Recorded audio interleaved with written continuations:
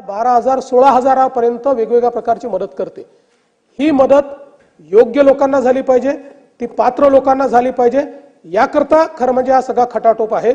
आणि म्हणून निश्चितपणे आपण जी काही या ठिकाणी शंका व्यक्त केलेली आहे, ही शक्यता आहे की सगळे लोक त्याच्यामध्ये आलेले नसतील, पण जे आले नसतील त्यांनाही मदत करणं हा शासन त्या संदर्भात प्रयत्न करेल।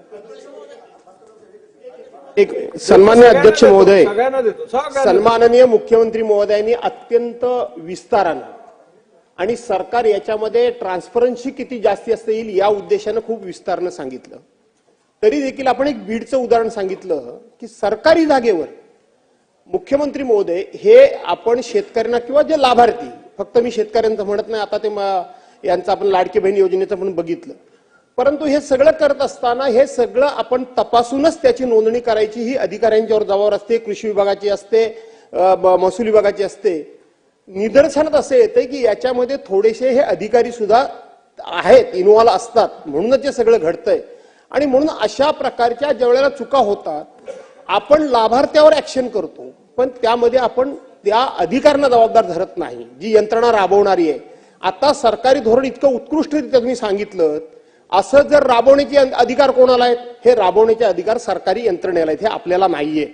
आणि म्हणून अशा चुका ज्या ठिकाणी होतात त्या ठिकाणी सरकारी यंत्रणेला जोपर्यंत आपण कठोरपणे जबाबदारी घेत नाही, केवळ ह्याच विभागातलं नव्हे, तोपर्यंत खऱ्या अर्थानं सरकारनं राबवलेल्या चांगल्या योजनांचा जनतेला फायदा होईल असं वाटत नाही। सरकार कुठलंही असू दे सातत्याने ते बदनाम होत राहतं, टीकेचं धनी होत राहतं। आणि म्हणून याच्यामध्ये सरकारी यंत्रणेला जबाबदार धरण्याची आपण प्रोव्हिजन कराल का? निश्चितपणे अध्यक्ष महोदय, हे खरंच आहे की काही ठिकाणी आपल्या यंत्रणा देखील या संदर्भात दोषी आहेत।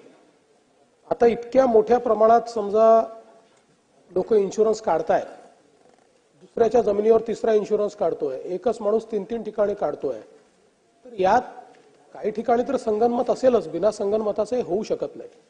हे खरं आहे की आता या इन्शुरन्सच्या संदर्भात आपले जे सीएफसी सेंटर्स आहेत त्यांनी काही घोटाळे केलेले आहेत, त्यामुळे या संपूर्ण यंत्रणेत जे जे दोषी निघतील त्या सर्वांवर कारवाई ही केलीच जाईल।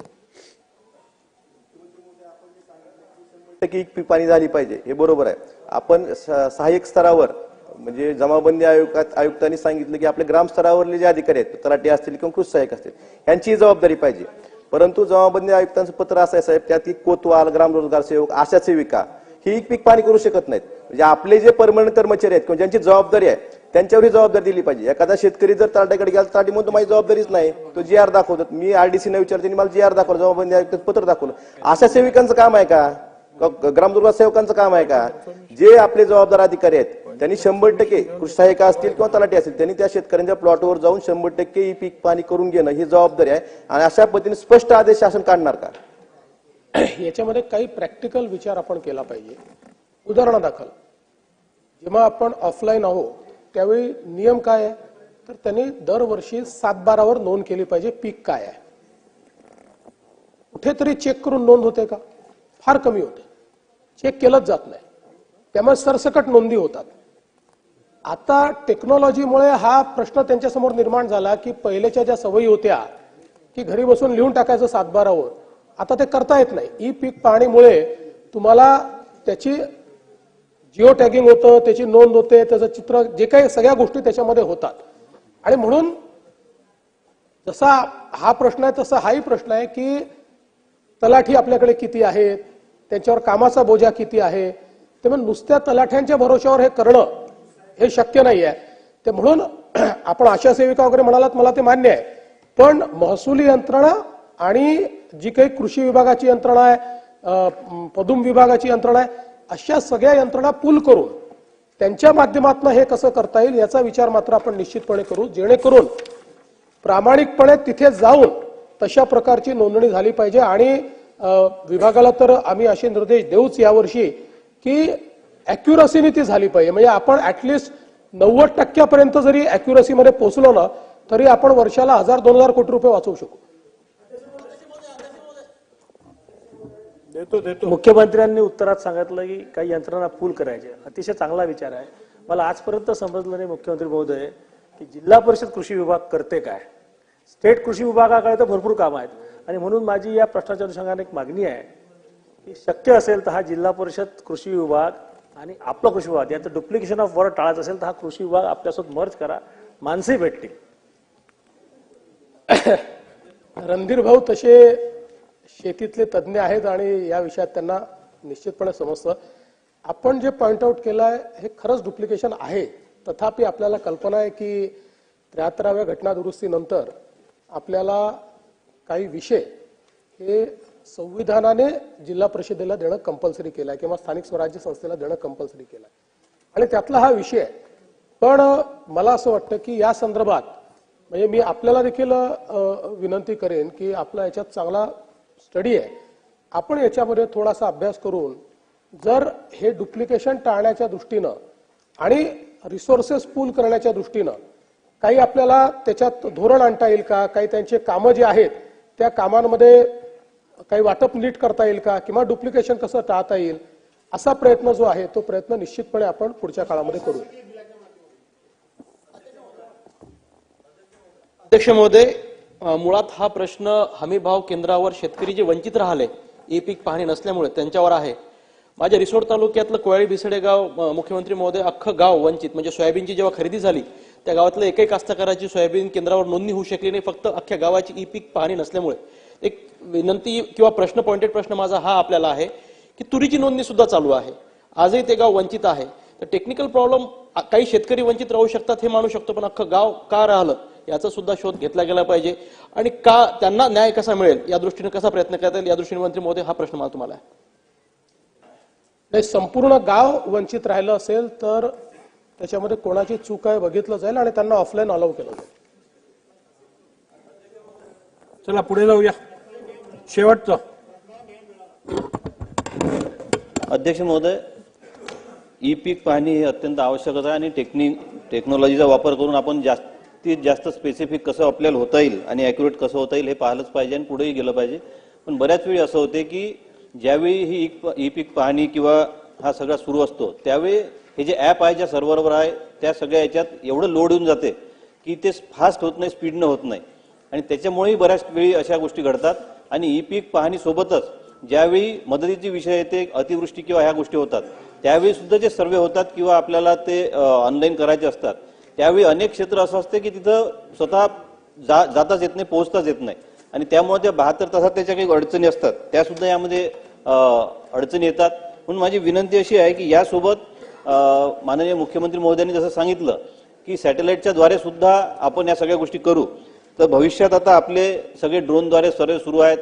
आपल्याला भविष्यात आता शेतीच्या संदर्भातही आपण सगळं करणार आहोत की शेतीचे सर्वे नंबर वगैरे एकत्रित करून सॅटेलाइटद्वारे मॅपिंग करणार आहोत. तर माझी अशी विनंती आहे की त्याच्यातही जरा ॲडव्हान्स पुढे जाऊन आपण या नोंदी त्याद्वारे तर कशा करता येतील, कसं काही त्यामध्ये करता येईल आणि विशेष म्हणजे जेव्हा संकट येते शेतकऱ्यांवर, अतिवृष्टी होते, वादळं येतात त्यावेळी त्या नुकसानीचं मॅपिंग जर सॅटेलाइटद्वारे झालं तर 72 तासाची अट रद्द करून त्या विम्याचंही आपण हे करू शकू आणि शासकीय मदत सुद्धा अत्यंत चांगल्या पद्धतीने देता येऊ शकते. आपण टेक्नॉलॉजीमध्ये एवढ्या पुढे जात असताना या गोष्टी जेव्हा सहज शक्य आहे तेव्हा त्या प्रत्येक शेतकऱ्यांनी ते वैयक्तिक करावं हा आग्रह आपण केलाच पाहिजे. प्रत्येकजण करूनही राहिलाय आणि मोठ्या प्रमाणात शेतकरी अवेअरही होऊन राहिले आणि करूनही राहिल्या.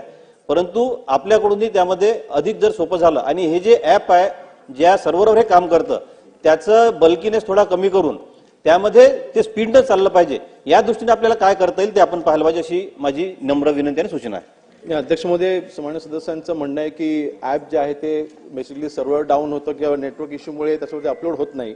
तर ज्या ज्या ठिकाणी नेटवर्कचे इश्यू येतात त्या ठिकाणी आपण तलाठ्यांना आपण मुभा आपण दिलेली आहे की फोटो त्यांनी जागेवर जाऊन काढायचा आणि त्यांनी दुसरीकडे जाऊन त्यांनी त्याची नोंदणी करून घ्यायची. त्यामुळे असे प्रश्न उद्भवणार नाहीत. तर तथापि मुख्यमंत्री महोदयांनी सांगितल्याप्रमाणे आपल्याला सॅटेलाइटद्वारे किंवा ड्रोनद्वारे सर्वे करून आपल्याला ई पीक पाणी करता येईल याची आपण चाचपणी आपण करतोय आणि जगात ते भविष्यात करता नक्कीच आपण त्याच्या अंमलबजावणी आपण लवकरात लवकर करू. अध्यक्ष महोदय, आपल्या या ई पीक पाणी योजनेच्या माध्यमातून निश्चितपणे आपला विज्ञानाचा असणारा जो नवीन टप्पा आहे तो टप्पा आपण गाठायचा प्रयत्न करतोय. पण माझी आपल्याला विनंती आहे की आमच्या भागामध्ये डोंगरी जो भाग आहे त्या डोंगरी भागामध्ये अनेक गावं अशी आहेत, जसं सावंतवाडी गाव घ्या किंवा आमच्या इकडं सोनोडे गाव घ्या, खुल्लापूर गाव घ्या की जिथं अजूनही मोबाईल नेटवर्क नाही आहे अशा ठिकाणी आता सोयाबीनची खरेदी झाली, भाताची खरेदी होती, त्यामध्ये आपल्या ह्या पीक पाणी योजनेचा तसा बघितला तर आपण अंतर्भाव करू शकत नाही. तर आपण काय अपवाद करणार का अशा काही आपल्या अशा अपवादात्मक अशा डोंगरी भागातल्या असणाऱ्या गावांसाठी? हा माझा मूळ प्रश्न आहे. दुसरं, आता अडसट साहेबांनी बोलले त्या पद्धतीनं आपल्याकडं स्टाफचं मोबिलायझेशन कमी असल्यामुळं आपल्याला ही एक मोहीम म्हणून आपल्याला करणं अवघड होत असेल तर ज्याला आपण गुगलच्या मार्फत त्या संदर्भातलं मॅपिंग म्हणतो तसं जर मॅपिंग केलं तर आपल्या शेतकऱ्यांना दुर्दैवानं काय झाले, त्यांच्याकडे हा स्मार्टफोनचा जो सॅव्हिनेस आहे तो सॅव्हिनेस नाही आहे. त्यामुळे आपल्याकडे तलाठी असेल, पदुमा असेल, कृषी असेल याची एक संयुक्त मोहीम काढून प्रत्येक शेतकऱ्याच्याकडे जाऊन त्याच्या संदर्भातली नोंदणी करणं हा एक पर्याय. आणि दुसरं म्हणजे गुगल मॅपिंग. आणि ज्या ज्या ठिकाणी डोंगरी आणि दुर्गम भाग आहेत त्या त्या ठिकाणी अपवादात्मक परिस्थितीमध्ये ऑफलाईन करता येईल का? अध्यक्ष महोदय, आपण ऑलरेडी आपण ऑफलाईन करत आहोतच, परंतु ठराविक जर का आपले अशी कुठली गावं असेल ज्या ठिकाणी आपल्या अडचणीला सामोरं जावं लागते त्याची नावं आपण माझ्याकडे द्या. आपण नक्कीच अपवादात्मक परिस्थितीमध्ये जिथे नेटवर्क नाही अशा ठिकाणी तलाठ्यांमार्फत नोंदणी करून घेऊन त्यांना आपण योजनेचा लाभ आपण देऊ. प्रश्न महोदय, माझ्या मतदारसंघामध्ये जिवती तालुका आहे जो अत्यंत शेवटचा तालुका आहे आणि त्या तालुक्यामध्ये डोंगराळ आणि दुर्गम तालुका आहे. त्या ठिकाणी मोबाईलचं कव्हरेजच नाही आहे पूर्ण तालुक्यामध्ये. तर माझी मंत्री महोदयांना विनंती आहे की जिवती तालुक्याला यामधून आम्हाला सूट दिली पाहिजे आणि ऑफलाईनची आम्हाला परवानगी दिली पाहिजे. पूर्ण तालुक्यामध्ये कुठंच कव्हरेज नाही आहे. अध्यक्ष महोदय, पूर्ण तालुक्यामध्ये नेटवर्क नसणं अशी परिस्थिती साधारण नसते. ज्या केंद्रांवरती आपल्याला अडचण येत आहे अशा केंद्रांची आपण मला नावं द्या किंवा त्याची आपण लेखी स्वरूपात मला आपण माहिती द्या. नक्कीच मी मगाशी म्हटल्याप्रमाणे जिथे नेटवर्क नाही अशा ठिकाणी तलाठ्यांच्या मार्फत नोंदणी करून घेऊन त्या शेतकऱ्यांना योजनांचा लाभ देण्यात येईल. प्रश्न क्रमांक 2. प्रश्न क्रमांक 2. अध्यक्ष महोदय, छापल्याप्रमाणे अध्यक्ष महोदय, या क्षणाला या कांद्याचे भाव पडलेत म्हणून लासलगावमध्ये काही शेतकरी पाण्याच्या टाकीवरून चढले आहेत आत्महत्या करण्यासाठी. पोलीस तिथले ऑफिसर्स त्यांना समजवण्याचा प्रयत्न करतात. अध्यक्ष महोदय, मंत्र्यांबरोबर माझी उपमुख्यमंत्री आणि आताचे म्हणजे एकनाथराव शिंदे यांचं मी लक्ष मला वेधायचं आहे. या देशातील कांद्याच्या उत्पादनापैकी 60% कांदा या राज्यात आणि या राज्यातील जो कांदा उत्पादन होतो त्यातला 60% कांदा हा नाशिक जिल्ह्यातला आहे. अध्यक्ष महोदय, आज एकदम भाव पडलेले आहेत. झालंय काय की खर्च वाढलेला आहे अध्यक्ष महोदय, आणि या खर्चामुळे जे आहे आज प्रति क्विंटल 1500 रुपये खर्च येतो आहे प्रति क्विंटल. सन्माननीय प्रधानमंत्र्यांनी सांगितलं होतं की दुगुणा आपल्याला प्राइस मिळालं पाहिजे, कॉस्ट मिळाली पाहिजे शेतकऱ्यांना. माझं काय म्हणणं आहे की 1500 जाऊ द्या, त्यातला 750 रुपये जरी दिले, 2250, तरी मला असं वाटतं की ते त्याच्यामध्ये काहीतरी अर्थ निर्माण होईल. परंतु आज झाले काय, बांगलादेशामध्ये कांदा निर्यात होत होता, त्याने 10% आयात कर लावलं, यांनी 20% निर्यात कर. आता हे 30% झाल्यानंतर आपला शेतकरी आणि व्यापारी हा आंतरराष्ट्रीय बाजारपेठेत टिकत नाही. त्यामुळे तिथले जे आहे जे व्यापारी खरेदी आंतरराष्ट्रीय जे व्यापारी आहेत खरेदी करणारे ते सुद्धा जे आहेत आपल्यापासून तुटतात आणि पाकिस्तान, इराण वगैरे इतर ठिकाणी जातात. माझं आपल्याला सांगणं आहे एकनाथराव शिंदे आणि मंत्री महोदय दोघांना, आपण त्वरित जे आहे भारत सरकारला सांगितलं पाहिजे की तुमचं 20% निदान जो काही निर्यात मूल्य आहे ते ताबडतोब हटवण्याची गरज आहे आणि ते होऊ शकतंय. फक्त तुम्ही जाऊन त्यांना ते सांगितलं पाहिजे. अध्यक्ष महोदय, याच्यात काय करता येईल आपल्याला? अध्यक्ष महोदय, याच्यामध्ये आपल्याला एक करता येईल की हा नेहमी जो आहे उत्पन्न होणारा हा जो प्रश्न जो आहे त्याच्यामध्ये जर आपण कांद्याचा खर्च 1500 रुपये, 50% नफा, 2250 रुपये आधारभूत किंमत ठेवावी असं राज्य सरकार आपल्या भारत सरकारला सांगेल काय? दुसरं असं आहे की 3000 रुपये भावापर्यंत कुठलाही निर्बंध लावू नये. 3000 ते जर 4000 झाले तर मग एमईपी लागू करावी आणि 4 ते 5000 रुपये भाव गेल्यास मग एक्सपोर्ट ड्युटी तुम्ही लागू करा. 6000 रुपयाच्या वरती गेलं तर निर्यात बंदी करा. परंतु आता आज शेतकऱ्यांना खर्च सुद्धा मिळत नाहीये. अध्यक्ष महोदय, राज्य सरकार या बाबतीमध्ये केंद्र सरकारकडे त्वरित जाऊन हा कायमचा एक फॉर्म्युला आपण त्यांच्याकडून मान्य करून घेणार काय? 2250 रुपये आधार मूल्य किंमत त्याची ठरवली जाईल का कांद्याची? हा एक भाग. आणि त्याच्यानंतर जर कांद्याचा भाव वाढत गेला तर टप्प्याटप्प्यानं कशा रीतीनं त्याच्यावर आपल्याला टॅक्सेस लावता येतील हे सुद्धा मी सांगितलं. दुसरा आणखी एक प्रश्न आहे की कदाचित मंत्री महोदय सांगतील की नाफेड, आम्ही त्यांना नाफेडना उतरवतो आहोत आणि त्यांच्या मार्फत खरेदी करतो. अध्यक्ष महोदय, मी आपल्या निदर्शनात आणतोय तिथे जे काहीतरी शेतकरी काही कंपन्या वगैरे स्थापन करतात, हे नाफेडवाले जे त्या कंपन्यांना अधिकार देतात. गरीब शेतकऱ्याकडून जाऊन अतिशय खालच्या दर्जामध्ये ह्या कंपन्या तो कांदा विकत घेतात, आपल्याकडे स्टोअर करतात आणि नंतर भाव वाढल्यानंतर मात्र जे आहे तो बाहेर काढतात. त्याच्यामुळे शेतकरी तर मरतो आणि मधले जे काही असतील, कदाचित राजकारणी असतील, काही पुढारी असतील, त्यांचं ते फावतं. म्हणून या नाफेडनं सुद्धा जे आहे 2250च्या खाली जो आहे तर त्याच्यावरतीच कांदा खरेदी केला पाहिजे किंवा त्याने मार्केटमध्ये उतरलं पाहिजे. अध्यक्ष महोदय, मी जे काही आपला प्रश्न निर्माण उभे केलेले आहेत हे सातत्यानं निर्माण होणारा हा प्रश्न आहे आणि म्हणून जे आता सूचना मी केलेल्या आहेत त्या घेऊन त्वरित राज्य सरकार भारत सरकारकडे जाईल आणि त्याच्यावर हा उपाय शोधेल काय?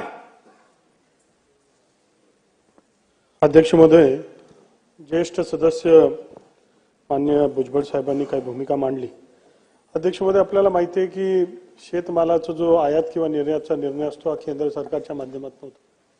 मागच्या काळामध्ये आपल्याकडे ही जी दोन भूमिका आहे, एकीकडे शेतकऱ्याच्या शेतीमालाला चांगला भाव मिळणं आणि दुसरीकडे आपला सामान्य माणूस, सामान्य ग्राहकाला योग्य किमतीमध्ये ज्या काही मूलभूत गरजा आहे त्या पूर्ण होणं, या दोघांमधला बॅलन्स आपल्याला साधावा लागतो. अध्यक्ष महोदय, मागच्या काळामध्ये केंद्र सरकारने 40% ऑगस्ट 23 मध्ये 40% निर्यात मूल्य हे शुल्क हे कांद्यावर लावलं होतं. आपल्या राज्याच्या माध्यमातून आपल्याला माहिती आहे की या देशामध्ये 50 ते 60% कांदा हा आपल्या देशामधला हा आपल्या राज्यामध्ये पिकतो. आणि राज्याचे तत्कालीन मुख्यमंत्री यांनी सातत्याने पाठपुरावा करून, उपमुख्यमंत्र्यांनी सगळ्यांनी आपल्या आपल्या स्तरावर पाठपुरावा करून मागच्या काळामध्ये तो 40%वरनं 20% आणण्याचं काम कोणी केलं असेल तर आपल्या महाराष्ट्र सरकारने केलं. अध्यक्ष महोदय, आता जर आम्ही मार्केटची किंमत बघितली तर आपण जर सहज एक माहिती मी काढली तर 2021-22 मध्ये साधारणतः सरासरी दर प्रति क्विंटल 1155 होते. 22-23ला 806 होते, फार घसरले होते त्या काळामध्ये. 23-24ला 1380 होते आणि मागच्या 4 वर्षामध्ये सर्वात जास्ती किंमत आता 2070 ही साधारणतः 50% मागच्या पेक्षा अधिक ही किंमत आता सध्या बाजारामध्ये आहे. या मागच्या रब्बीमध्ये 5 लाख टन हा कांदा आपण प्राइस स्टेबिलायझेशन फंड मधनं नाफेडच्या माध्यमातून विकत घेतला होता आणि आपला अजूनही पाठपुरावा चालू आहे की 20% जो शुल्क आहे हा सुद्धा कसा रद्द व्हावा आणि आपल्या शेतकऱ्यांना भाव मिळावा. आहेत हे जे म्हणतात 2000 हे जे आहे सर्रास नाही आहेत. काही ठिकाणी जे क्वचित 2000 मिळतात, नाही तर 600, 700, 800, 900 रुपये भावाने जात आहेत. 1500 रुपये तर खर्च आहे क्विंटल मागे आणि तो त्याच्या खाली आता भाव 1500 रुपये क्विंटलला तुम्ही फायदा देणार की नाही? माझा खर्च झालेला एखाद्या वस्तूवर खर्च 1500 रुपये तर मला 2 पैसे तुम्ही फायदा देणार की नाही? म्हणून तो 2250चा मिनिमम असला पाहिजे, ती जी आहे ती आधारभूत किंमत ही कायमस्वरूपी ठरवली पाहिजे. तुम्ही जो म्हणता मला मान्य आहे की शहर आणि ग्रामीण याचा जो आहे आपल्याला समतोल साधायचा, म्हणून मी तुम्हाला एक गोष्ट दिलं की जो आहे 3,000 रुपयेपर्यंत जे आहे तुम्ही निर्बंध लावू नका, त्याच्यावरती 3 ते 4 पर्यंत गेला तुम्ही एक्सपोर्ट प्राइस काय तो आहे मिनिमम तो लावा, 4,000 ते 5,000 ड्युटी लावा, पुढे काय लावा ना, नंतर बंद करा. 6,000 झाले तर बंद करा, निर्यात नाही. परंतु एकदम 700 ना 800 रुपये तुम्ही जे म्हणता ना नाफेड ते नाफेड स्वतः खरेदी करत नाही, ते कंपन्यांच्या ज्या आहेत त्यांना नेतात आणि ते कंपन्या ठरलेल्या लोक आहेत आणि त्या कंपन्या तिकडे शेतात जाऊन 700 800 900 रुपयाने कसे तरी घेतात, पण सोडून जाईल म्हणून लोक विकतात आणि नंतर ते ठेवतात आणि मग भाव वाढल्यानंतर आणि तोच कांदा जो आहे नंतर नाफेड सुद्धा विकत घेतो. अध्यक्ष महोदय खाली फार अंधाधुंद चाललेले आहे अध्यक्ष महोदय, आणि म्हणून आज शेतकरी जे आहेत पाण्याच्या टाकीवर चढले. माझी जे आहेत उपमुख्यमंत्री जे बसलेले आहेत त्यांना मी विनंती करतोय की आपण अनेक वेळेला अनेक प्रश्न घेऊन जे आहेत भारत सरकारकडे जाता आणि प्रश्न सोडवता, ही आनंदाची गोष्ट आहे. पण मग या कांद्याचा प्रश्न सुद्धा कायमचा मार्गी लावण्यासाठी मी जे काही सांगितलं त्याप्रमाणे आधारभूत किंमत 2250 रुपये आणि त्याच्यानंतर जर वाढत गेली तर टप्प्याटप्प्यानं जे आहे तुम्हाला जे इतर निर्बंध लावता येतील. एक लक्षात घ्या, खर्चाच्या पेक्षा तुम्ही अर्धा आम्हाला फायदा देणार की नाही शेतकऱ्याला? काय 2,000 रुपये म्हणून तुम्ही सांगणार? 2,000 रुपये नाही येतो, 700 800 1000 1,500 पर्यंत चालतो. खर्चच माझा 1,500 रुपये आहे, त्याच्यामध्ये अवकाळी पाऊस, त्याच्यामध्ये आणखीन काहीतरी भानगडी आणि त्याच्यामुळे जे आहे आणखी नुकसान. अध्यक्ष महोदय, भारत सरकारकडे जाऊन ताबडतोब याचा तुम्ही जो आहे निपटारा करणार की नाही या प्रश्नाचा कायमस्वरूपी हा प्रश्न आहे आमच्या मतदारसंघातमुळे राज्यातले 4-5 जिल्हे जे आहेत ग्रासलेले आहेत या सगळ्या प्रश्नांना. अध्यक्ष महोदय, ज्येष्ठ सदस्य भुजबळ साहेब जे मांडतात ते पोट तिडकीने मांडतात, ते खऱ्या अर्थाने आपला हा जो कांद्याचा प्रश्न आहे याच्यामधनं कायमस्वरूपी मार्ग निघाला पाहिजे. अध्यक्ष महोदय, मी मान्य भुजबळ साहेबांनी जी मागणी केली, आपण पुढच्या काळामध्ये लवकरात लवकर केंद्राकडे जाऊन आपले जे कांदे उत्पादक शेतकरी यांचे जे लोकप्रतिनिधी यायला तयार असतील यांना सगळ्यांना घेऊन पहिले आपल्या महाराष्ट्रामध्ये आपण एक त्याच्यामधला एक स्ट्रॅटेजी तयार करू, एक प्लॅन तयार करू आणि केंद्र सरकारकडे जाऊन आपल्याला कायमस्वरूपी याच्यामधनं मार्ग काढण्यासाठी एक बैठक घेऊन मार्ग काढण्यात येईल. हा ताबडतोबीनं सोडवण्याचा प्रश्न आहे अध्यक्ष महोदय. उपमुख्यमंत्री बोलतात, ऐकून घ्या. उपमुख्यमंत्री बोलतायत, ऐकून घ्या. उपमुख्यमंत्री बोलतात. भुजबळ साहेबांनी मांडलेला प्रश्न जो आहे अतिशय महत्वाचा आहे आणि कांदा शेतकऱ्यांच्या दृष्टीने जिव्हाळ्याचाही आहे. आपण त्याचा अनुभव मध्ये मध्ये घेत असतो. जेव्हा अगदीच भाव खाली येतात आणि तेव्हाही परिस्थिती आपल्याला शेतकऱ्यांची असते आणि जेव्हा भाव वर येतात त्यावेळेस ते एक्सपोर्ट ड्युटीचा जो विषय असतो तो यामध्ये खरं म्हणजे आपला एकूण भारताची कांदा पिकवण्याची क्षमता 60% आहे पूर्ण आणि त्याच्यामध्ये 40% महाराष्ट्राचा वाटा आहे. त्यामुळे मोठा वाटा आपला 40% महाराष्ट्राचा आहे. आणि यामध्ये मध्ये जेव्हा असा प्रसंग आला होता त्यावेळेस देखील आम्ही पियुष गोयल आणि यांना सांगितलं की बाबा ही अशी अशी परिस्थिती आहे, आपल्याला याच्यामध्ये मार्ग काढला पाहिजे. आणि त्यावेळेस भुजबळ साहेब 5 लाख मेट्रिक टन कांदा केंद्र सरकारच्या माध्यमातून खरेदी केला गेला, ही वस्तुस्थिती आहे. त्यापूर्वी 40% एक्सपोर्ट ड्युटी होती. मग आपण जेव्हा विनंती केली त्यानंतर 20% एक्सपोर्ट ड्युटी झाली भुजबळ साहेब. आणि मला आठवत आहे की मुख्यमंत्री असताना 31 डिसेंबर 2023 या रोजी आम्ही ही बंदी उठवण्याबाबत लेखी पत्र दिलं होतं पियुष गोयल यांना आणि त्याचबरोबर मी, अजितदादा आणि देवेंद्रजी आम्ही तिघांनी मिळून अमित शाह साहेबांना देखील या बाबतीमध्ये सांगितलं की परिस्थिती अशी आमच्या राज्यातली आहे आणि कांदा पिकवणारे शेतकरी अडचणीत आहे. आणि त्यामुळे आपल्याला मी एवढंच सांगतो, जास्त आता याच्यामध्ये चर्चा करून उपयोग नाही, हा केंद्र शासनाशी निगडीत आहे आणि म्हणून यामध्ये एकच आहे. दुसरा देखील आपण एक उपाय त्यामध्ये एक काकोडकर समिती आहे याच्यामध्ये कांदा नाशवंत पीक असल्यामुळे ते जास्त टिकलं पाहिजे म्हणून इरॅडिशन केंद्र देखील आपण समृद्धीच्या आजूबाजूला देखील करण्याचं त्यांनी सुचवलं. त्याच्यावर देखील भुजबळ साहेब आम्ही काम करतोय, जेणेकरून जेव्हा भाव कमी असतील तेव्हा त्याला आपण स्टोअर करून ठेवायचं आणि जेव्हा भाव आले की आपण ते बाजारात, हाही एक आपण पर्याय आपण करतोय. परंतु मी मुख्यमंत्री महोदय आणि मी आणि अजितदादा आम्ही स्वतः या बाबतीमध्ये केंद्र सरकारची पाठपुरावा करू, त्यांच्याकडे जाऊ, त्यांना भेटू, तुम्हाला सोबत आम्ही अमित शाह साहेबांकडे जाऊ आपण, आणि हा गंभीर जो विषय आहे हा कायमस्वरूपी निकालात निघाला पाहिजे. या बाबतीत तुमचं मत जे आहे ते सरकारचंही मत आहे, कारण हा शेतकऱ्याच्या पाठीशी उभं राहणार सरकार आहे.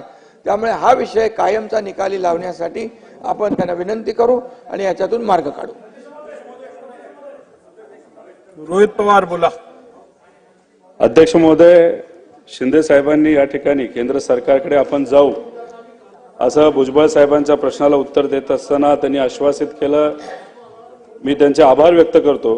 पण अध्यक्ष महोदय, आता जो कांदा शेतकऱ्याच्या शेतामध्ये तो जेव्हा आता मार्केटमध्ये येईल तेव्हा महाराष्ट्राचं रब्बी हंगामाचं जे उत्पादन होणार आहे ते 106 लाख टन होणार आहे अध्यक्ष महोदय, आणि आपल्या महाराष्ट्रामध्ये 31 लाख टनाची फक्त स्टोरेज कॅपॅसिटी आहे. त्यामुळे अध्यक्ष महोदय याच्यावर लवकरात लवकर काम करण्याची जरूरत आहे. होतं असं की नाफेडचं नाव आपण पुढे करतो, पण नाफेड जेव्हा खरेदी करतं अध्यक्ष महोदय तेव्हा कांदा खरेदी आज करतं आणि उद्या जाऊन तोच कांदा परत मार्केटमध्ये तिथं विकला जातो. त्याच्यामुळे मार्केट अध्यक्ष महोदय पडत जातं. त्यामुळे अध्यक्ष महोदय आमचं असं मत आहे की इलेक्शनच्या काळामध्ये सुद्धा आपण भावांतर योजनेबद्दल बोलला होता मंत्री महोदय, म्हणजे शिंदे साहेब, मुख्यमंत्री साहेब त्या बाबतीत भाष्य केलं होतं. भावांतर योजना म्हणजे काय? Price स्टेबलायझेशन fund. पण प्राइस स्टेबलायझेशन फंड मंत्री महोदय तुम्ही जसं म्हणालात तसा जर तुम्ही लागू केला, नाफेडकडनं दिला, तो घेतला, त्याला काय होणार नाही. आपण प्राइस स्टेबलायझेशन फंड जसं भुजबळ साहेब म्हणाले की तुम्ही 2200 रुपये आपली कॉस्ट तिथं फायनल केली की शेतकऱ्याला 2200च्या पुढं असेल तर परवडतं. तर मग मार्केट जेव्हा 2200च्या खाली येईल तेव्हा सरकारकडनं भावांतर योजनेच्या अंतर्गत तुम्ही आश्वासन केलं पाहिजे. आज बजेट आहे ते मोठं मन दाखवून आज बजेटमध्ये तुम्ही आश्वासित करा. जर कॉस्ट जी काय आम्ही ठरवली असेल 2200 ठरवली कांद्याच्या बाबतीत, इतर पिकाची वेगळी, त्याच्यापेक्षा मार्केट खाली आलं तो जो फरक आहे डायरेक्ट शेतकऱ्याच्या अकाउंटमध्ये आम्ही योजनेच्या माध्यमातून प्राइस स्टेबलायझेशनच्या फंड नाही तर भावांतर योजनेच्या माध्यमातून डायरेक्ट देऊ असं कुठेतरी. पण ही घंट्याची धोक्याची घंटा आहे. प्रोडक्शन खूप जास्त होणार आहे, मार्केट 100% पडणार आहे. त्यामुळे लवकरात लवकर वेळ न घालवता केंद्र सरकार राज्य सरकार करून आपल्या शेतकऱ्याला मात्र आपल्याला तिथं वाचवायचंय. विरोधी पक्ष म्हणून आम्ही तुमच्या बरोबर आहे, पण आजच ऍक्ट करावं लागेल. आणि जर हाताबाहेर सिच्युएशन गेली तर बिचारा शेतकरी तिथं मिळेल. त्यामुळे भावांतर योजना ही या बजेटमध्ये आज बजेट आहे, आज तुम्ही जाहीर करून पहिल्यांदा ती आपल्या कांद्याच्या पिकावर तुम्ही लागू करणार का असं स्टेट प्रश्न त्या ठिकाणी आम्ही करत आहोत. अध्यक्ष महोदय, कांद्याचा प्रश्न जो आहे अत्यंत सेन्सिटिव्ह विषय आहे आणि त्याच्यामध्ये एक लॉंग टर्म स्ट्रॅटेजी आपल्याला विचार करावा लागेल. हा जो विषय होतो की दरवेळेस आपण नाफेडच्या माध्यमातून आपण सांगतो, मग नाफेड काय एफपीओना सांगते आणि मग त्याच्यामध्ये काय गडबडी देखील होतं. ही सारी प्रणाली ही आम्ही तपासून याच्यावर करेक्टिव्ह मेजर सुद्धा आम्ही याच्या पुढच्या काळामध्ये करणार. कारण पुन्हा ते खरेदी करून मार्केटमध्ये टाकल्यावर पुन्हा मार्केट गडगडतं आणि मग त्याला लॉंग टर्म होल्ड करण्याचं त्यांच्याकडे व्यवस्था असली पाहिजे. माननीय उपमुख्यमंत्री महोदयांनी जे सांगितलं की इरिडिएशन सेंटर जे आहे त्यांना त्या माध्यमातून आपल्याला त्याची जे नाशवंत पदार्थ असल्यामुळे त्याची लाईफ काय आपल्याला शेल्फ लाईफ वाढवता येईल का, हा सुद्धा महाराष्ट्राच्या पणन मंडळाने स्वतःचं केंद्र उभं केलंय. ते अत्यंत यशस्वी आहे, पण त्याचे अजून प्रोटोटाईप सगळीकडे लागू करता येईल का हा प्रयत्न आहे. आणि कांदा आता आपल्याकडे येणार आहे, त्याच्यामुळे तात्काळ या संदर्भातली इमर्जन्सी समजून याच्यामधलं उपाययोजना हे 100% करण्यात येतील. कांद्यासारखाच अध्यक्ष महोदय कांद्यासारखाच सोयाबीनचा प्रश्न अतिशय गहन आहे. उपमुख्यमंत्री महोदयांनी ते सांगितलं की ते अमित भाई शहाकडे जाऊन कांद्याचा प्रश्न मांडतील. माननीय पणन मंत्री महोदय, 50 लाख टन सोयाबीनचं उत्पादन आज रोजी झालं. आपण नाफेड मार्फत फक्त 15 लाख टन आपण सोयाबीन खरेदी केली. याविषयी आपण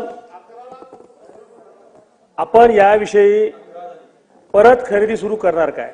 आणि दुसरा अध्यक्ष महोदय, एक आमदारांचा प्रश्न आहे, आपण अधिकाऱ्यांना फोन लावा, त्याचं सोयाबीन तुम्ही खरेदी करणार का, प्रस्ताव पाठवला काय.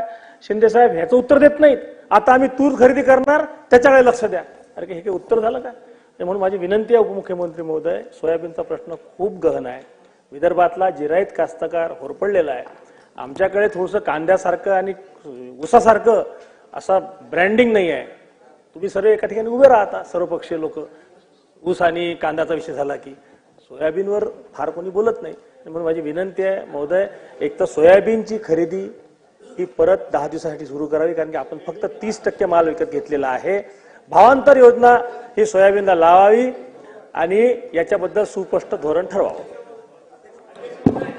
अध्यक्ष महोदय, प्रश्न कांद्याचा चालू होता तरी देखील मान्य सदस्य महोदयांनी सोयाबीन संदर्भात प्रश्न उपस्थित केला. अध्यक्ष महोदय, आपण सातत्याने सोयाबीन खरेदी केली, जवळपास 11.25 लाख टन ही सोयाबीन आपण खरेदी केलेली. अध्यक्ष महोदय, अजून शेतकऱ्यांकडे सोयाबीन आहे. आपण 3 वेळा त्याला एक्सटेन्शन केंद्र सरकारकडनं मागवलंय. अजून देखील आपली मागणी प्रलंबित आहे आणि पुढच्या काळामध्ये अजून त्याला एक्सटेन्शन मिळेल का याच्यासाठी प्रयत्न करू.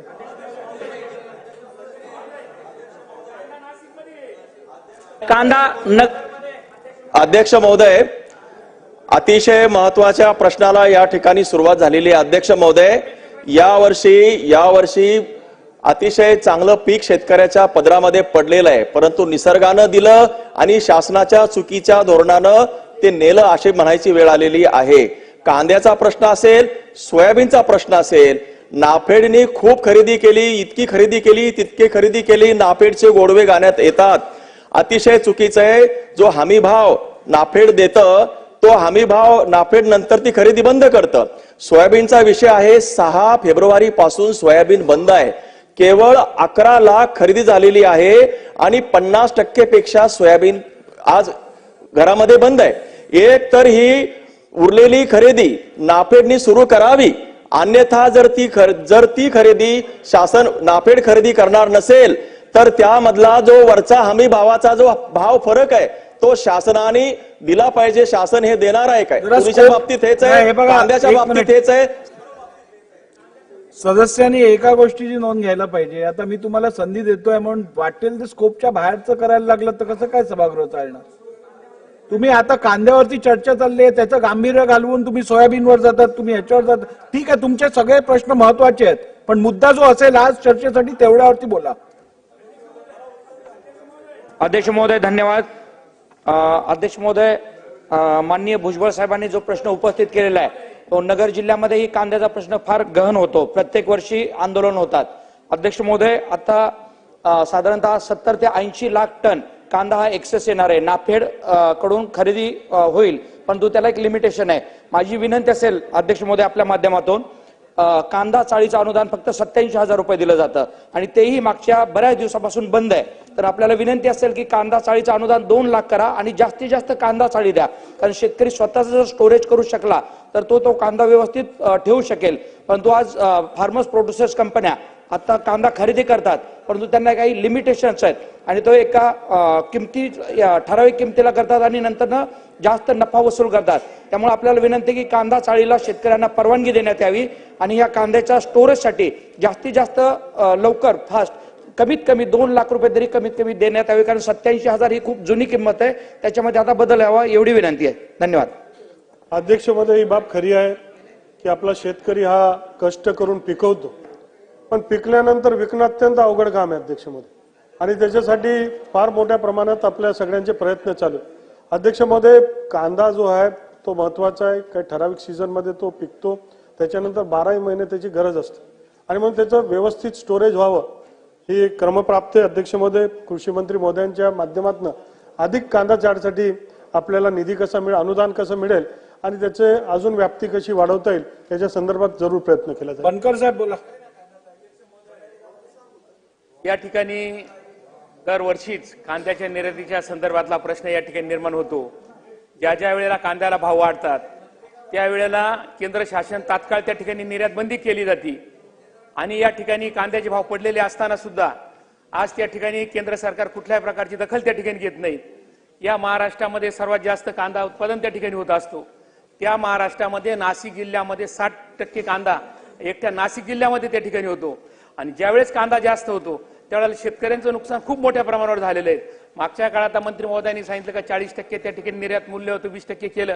3-4 महिन्यापासून मुख्यमंत्री असतील, उपमुख्यमंत्री असतील, नागपूरच्या अधिवेशनामध्ये आपण त्या ठिकाणी सांगितलं की निर्यात मूल्य कमी करावं, पण ते 40% 20% केले. त्यावेळेला भाव 3,500-4 हजार रुपये क्विंटलला होते. एका दिवसाला नाशिक जिल्ह्यामध्ये 2 लाख क्विंटल ते 2.5 लाख क्विंटल आवक त्या ठिकाणी नाशिक जिल्ह्यामध्ये होती. कांद्याची लागवड खूप मोठ्या प्रमाणावर त्या ठिकाणी झालेली आहे.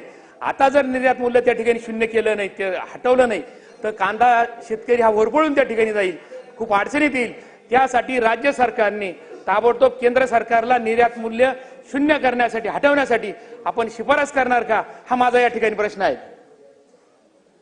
अध्यक्ष महोदय, मी मागे सांगितलं की आपल्या या कांदा संदर्भात अत्यंत संवेदनशील विषय, मागच्या काळामध्ये त्याची निर्यात मूल्य कमी व्हावं याच्या संदर्भात मान्य भुजबळ साहेब असतील, मंत्री दादाजी भुसे असतील, सदस्य दिलीपराव बनकर असतील, आमदार नितीन पवार असतील, मान्य दिलीप बोरसे असतील, पाशा पटेल असतील, अशा अनेक सदस्यांनी सातत्याने प्रयत्न केला.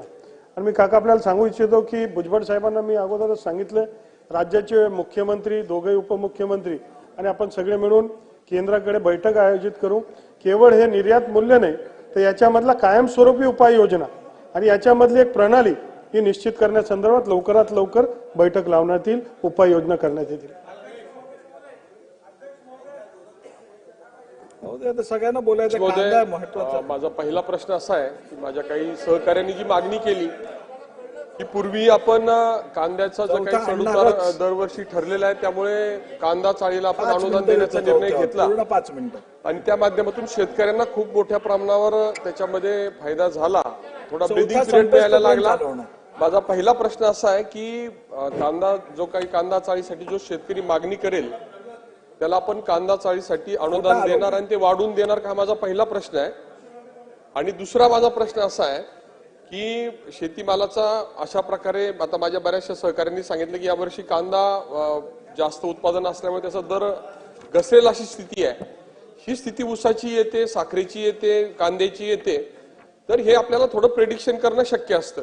पण मी यापूर्वी सभागृहामध्ये वारंवार मागणी केलेली आहे की शेतीमालाचे दर ठरवण्यासंदर्भात किंवा त्याच्या संदर्भातलं भविष्यकाळातील पुढच्या 3-6 महिन्यातील धोरण ठरवण्यासंदर्भातलं एक स्वतंत्र व्यवस्था आपण निर्माण करणार का, जेणेकरून आवश्यक असेल तर राज्य त्याच्यामध्ये काही अनुदान देणं, काही निर्यातीला परवानगी देण्यासाठी केंद्राकडे आग्रही राहणं, अशा प्रकारचं धोरण आपण राज्य पातळीवर ठरवण्यासाठी काही व्यवस्था निर्माण करणार का, हा माझा दुसरा प्रश्न आहे. अध्यक्ष महोदय, श्री राहुल कुल साहेबांनी महत्वाचे मुद्दे मांडले. अध्यक्ष महोदय, कांदा चाळी या जास्तीत जास्त निर्माण व्हावं, याची क्षमता वाढावी, सामान्य माणसाला त्याचा लाभ मिळावा, याच्यासाठी जरूर महाराष्ट्र सरकार हा विचार करणार आहे. माननीय कृषी मंत्रीच्या माध्यमातून जरूर याच्यामधनं एक आराखडा तयार करण्यात येईल. अध्यक्ष महोदय, आमचा प्रयत्न आहे की पणन मंडळाच्या माध्यमातून जो रिअल टाइम डेटा आहे की आज आपल्याकडे काय पिकतं महाराष्ट्रामध्ये, किती त्याचं पीक निर्माण होणार आहे, जागतिक बाजारमध्ये त्याचा भाव काय आणि पुढच्या काळामध्ये काय उपाययोजना करावं, या संदर्भातली एक व्यवस्थित प्रणाली निर्माण करण्याचा आमचा प्रयत्न आहे. त्यांची अत्यंत चांगली सूचना आहे, त्यावर काम करण्यात येईल. सरोजताई बोला. सन्माननीय अध्यक्ष महोदय, कांद्याचा प्रश्न हा आमच्या नाशिक जिल्ह्यासाठी अत्यंत जिव्हाळ्याचा विषय आहे आणि आज या विषयाला धरून सन्माननीय भुजबळ साहेब यांनी जो हा प्रश्न उपस्थित केलेला आहे आणि त्याला उत्तर देताना सन्माननीय एकनाथ शिंदे साहेब असतील, रावल साहेब असतील यांनी केंद्र शासनाकडे बैठक लावून सर्व उपाययोजना करण्याचा जो काही विषय आहे अत्यंत चांगलं उत्तर त्यांनी दिले आणि ते 100% प्रयत्न करतील, कारण हे महायुतीचं सरकार, हे शेतकऱ्यांचं सरकार आहे आणि या पद्धतीचा विश्वास आम्हाला सरकारवर आहे.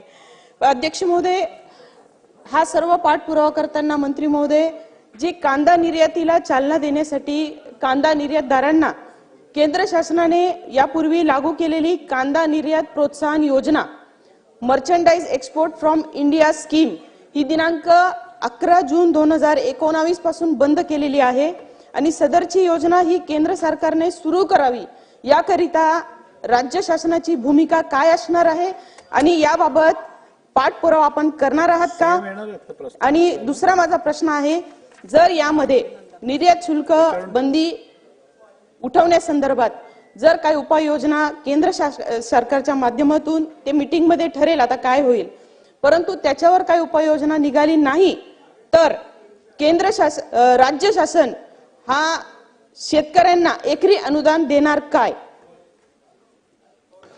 अध्यक्ष महोदय, सरोजताईंनी काही भूमिका मांडली.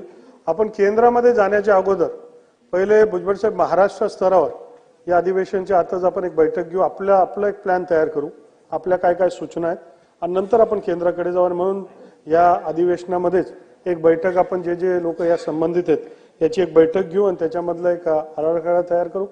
की कधी कधी काय होतं, आता परवा तामिळनाडूमधनं एक शिष्टमंडळ आलं होतं आणि त्यांचं म्हणणं होतं की आमची मागणी आम्हाला महाराष्ट्रातलाच कांदा पाहिजे आणि नाशिकचा कांदा जर असला तर अधिकची किंमत आम्ही देऊ शकतो.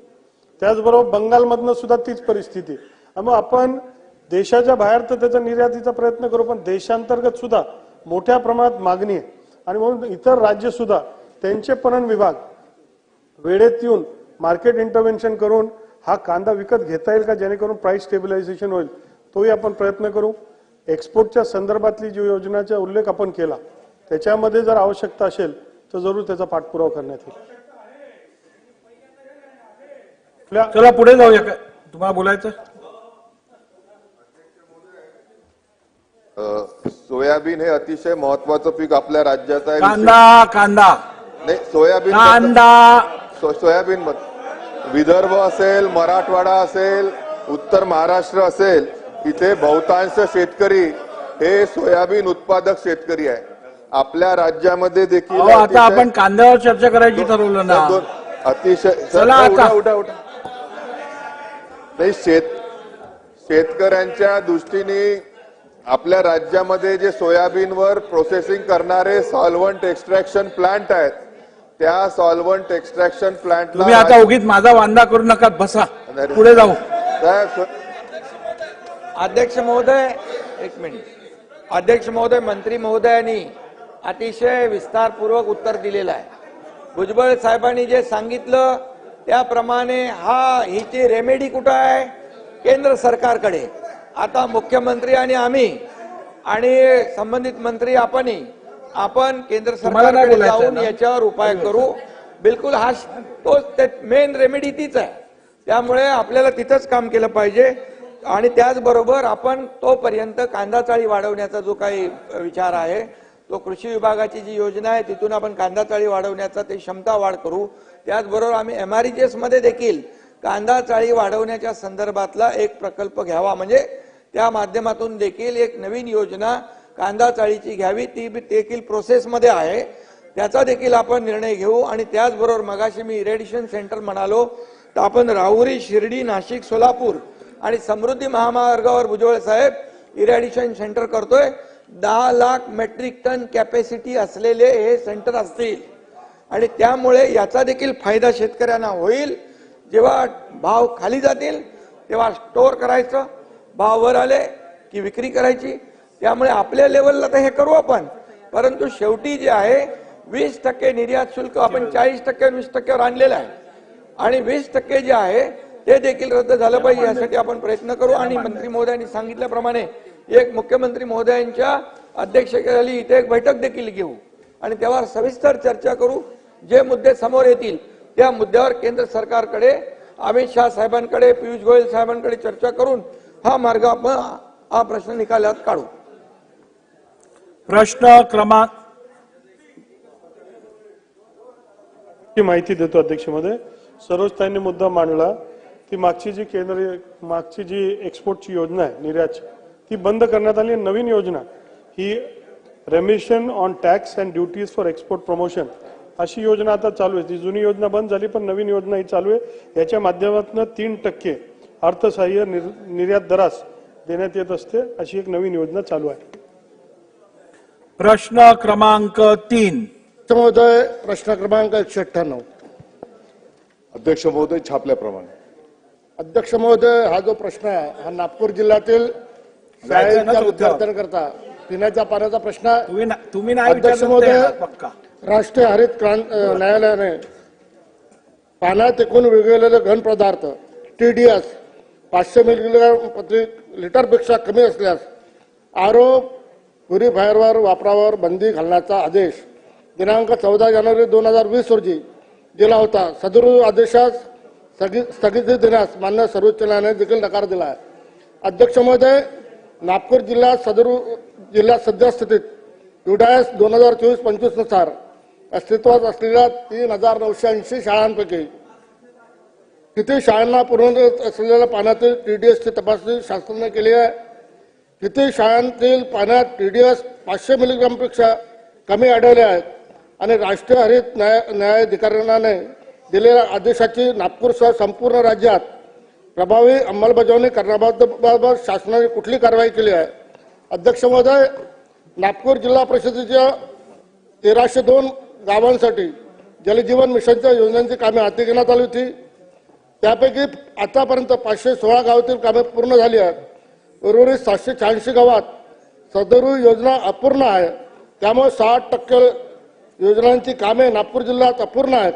असे असताना माननीय मंत्री महोदयांनी प्रश्नाच्या लिखित उत्तरात जिल्हा परिषदेच्या सर्व शाळात जल जीवन मिशन अंतर्गत नळाद्वारे पाण्याची सुविधा करण्याचं त्यांनी सांगितलेलं आहे.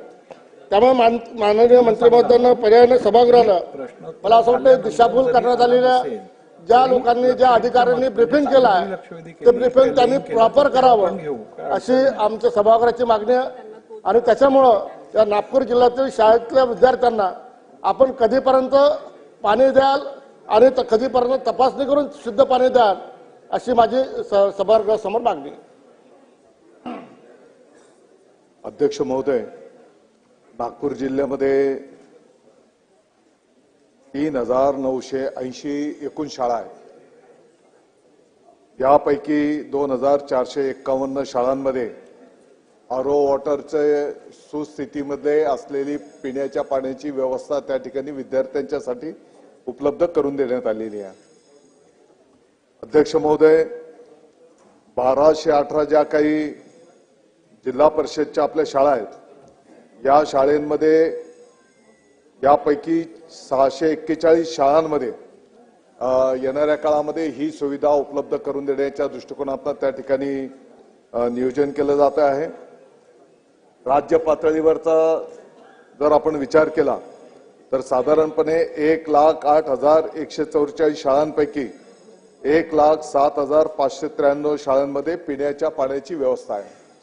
अध्यक्ष महोदय, ही जरी वस्तुस्थिती असली किंबहुना युडायस सिस्टमच्या माध्यमातून शिक्षक किंबहुना मुख्याध्यापक महोदय ही माहिती त्या ठिकाणी पोर्टलवर देत असतात, परंतु येणाऱ्या काळामध्ये या महाराष्ट्राच्या प्रत्येक शाळेच्या विद्यार्थ्यांना शुद्ध पिण्याचं पाणी मिळालं पाहिजे. त्या ठिकाणी स्वच्छतागृह चांगली असली पाहिजे आणि इतरही भौतिक सुविधांच्या संदर्भामध्ये शासनाने त्या ठिकाणी त्याचा एक आराखडा तयार करण्याचं काम प्रगतीपथावर आहे. आणि येणाऱ्या काळामध्ये युडायस सिस्टम आणि MRSACच्या माध्यमातून ज्या ज्या सुविधांची ज्या ज्या शाळेमध्ये आवश्यकता आहे त्या पद्धतीने त्या सुविधा देण्याचं एक कार्यक्रम आराखडा तयार केलेला आहे आणि येणाऱ्या काळामध्ये त्याच्यावर अंमलबजावणी केली जाईल. भास्कर जाधव साहेब बोला. सन्मान्य अध्यक्ष महोदय, खरं तर मी या प्रश्नावर त्याच वेळेला हरकतीच्या मुद्द्यावर उभा राहणार होतो, पण आपण म्हणाल हरकत घेतली. मंत्री महोदय सभागृहाची दिशाभूल करतात. अध्यक्ष महोदय, आपण 2 नंबरचं उत्तर वाचा, मी पूर्ण वाचून दाखवत नाही. आरो वॉटरची सुविधा नादुरुस्त आहे व 1218 शाळांमध्ये आरो वॉटरची सुविधा उपलब्ध नसून त्यापैकी जिल्हा परिषदेच्या 641 शाळांमध्ये सदर सुविधा उपलब्ध नाहीत. हे आपलं लेखी उत्तर आहे. आणि त्यानंतर 3 नंबरच्या प्रश्नाच्या उत्तराला आपण उत्तर असं दिलेलं आहे की नागपूर जिल्हा परिषदेच्या सर्व शाळांना जलजीवन मिशन अंतर्गत नळाद्वारे पिण्याच्या पाण्याची सुविधा उपलब्ध करून दिली असल्याने सर्व शाळांना आरो वॉटरची सुविधा तातडीने उपलब्ध करून देण्याची गरज दिसून येत नाही असं आपण म्हटले. आता आपण उत्तरामध्ये सांगितलं की 641 शाळांना आम्ही त्याची सोय करून देतो आहोत. आपण याच ठिकाणी 3 प्रकारची उत्तर देत आहे. त्यामुळे नक्की उत्तर काय? 641 शाळा जिल्हा परिषदेच्या आरो वॉटर पासून वंचित आहेत त्यात का नाहीत किंवा असतील तर आपण त्यांची कधीपर्यंत सोय करताय हे स्पेसिफिक उत्तर द्या. अध्यक्ष महोदय, एकूण शाळांची जी संख्या सांगण्यात आलेली आहे त्याच्यापैकी काही नागपूर शहरातल्या शाळा आहेत आणि नागपूर शहरामध्ये ज्या काही पाणी पुरवठा केला जातो तो महापालिकेचा ऑलरेडी ट्रीटेड पाणी त्या ठिकाणी त्या शाळेंना उपलब्ध करून दिलं जाते आणि म्हणून जिल्हा परिषदच्याही शाळांच्या ज्या ठिकाणी पाणी पुरवठा केला जातो त्या गावांच्या पाणी पुरवठा योजनेतनंच त्या शाळेला पण त्या ठिकाणी पाणी पुरवठा उपलब्ध करून दिला जातो आणि म्हणून मी उत्तरामध्ये असं सांगितलं की ज्या ठिकाणी आरोची आवश्यकता असेल त्या ठिकाणी आरोची व्यवस्था त्या ठिकाणी करण्याचं येणाऱ्या काळामध्ये शासनाने नियोजन केलेलं आहे आणि म्हणून युडायस आणि MRSAC या यंत्रणेच्या माध्यमातून ज्या ज्या शाळेच्या ठिकाणी ट्रीटेड पाणी विद्यार्थ्यांना उपलब्ध होत नाही अशा ठिकाणी ही सुविधा शासनाच्या वतीने उपलब्ध करून दिली जाईल. नितीन राऊत साहेब. या ठिकाणी सन्मान्य मुख्यमंत्री महोदय बसलेले आहेत. नागपूर लवकर विचारा, जिल्ह्याची 40 सेकंद राहिलेत. प्रश्न माझा असा आहे अध्यक्ष महोदय, एक तर नागपूरमध्ये टेम्परेचर खूप जास्त असतं आणि पाण्याचं स्रोत हे लिमिटेड आहे. या ठिकाणी यांनी सांगितलं की आरोची सुविधा अनेक ठिकाणी नाही आणि गरज असेल तर आम्ही त्या ठिकाणी देऊ. मला अध्यक्ष महोदय जी मागणी आमच्याकडे होत आहे त्या ठिकाणी लोकप्रतिनिधींकडे थंड पाण्याची मागणी आणि फिल्टर सहित पाण्याची मागणी होत आहे. आता ती मागणी आपण या ठिकाणी पूर्ण करणार का आणि त्या शाळांना ती सुविधा देणार का? कारण आपण असं बोललात की आम्ही सगळ्या शाळांना ते देऊ. उत्तर किमान अपेक्षित आहे. अध्यक्ष महोदय, मी यापूर्वीच उत्तरामध्ये सांगितलेलं आहे की प्रश्न उत्तराचा तास संपलेला आहे. मंत्र्यांचं उत्तर होईल तोपर्यंत ज्या ठिकाणी विद्यार्थ्यांना आपलं सर्वांचं उद्दिष्ट आहे की विद्यार्थ्यांना शुद्ध पिण्याचं पाणी मिळायला पाहिजे आणि म्हणून नागपूर महानगरपालिकेच्या माध्यमातून ज्या ठिकाणी पाणी पुरवठा होतोय तर सरळ गोष्ट आहे ते ऑलरेडी ट्रीटेडच पाणी आहे आणि म्हणून अगदी ग्रामीण भागामध्ये जिथे शुद्ध पिण्याच्या पाण्याची आवश्यकता असेल त्या ठिकाणी महाराष्ट्राच्या सर्व विद्यार्थ्यांना शुद्ध पाणी देण्याचं नियोजन त्या ठिकाणी करण्यात आलेलं आहे. चला, प्रश्न उत्तराचा तास संपलेला आहे. सन्मान्य मुख्यमंत्री महोदय. अमरे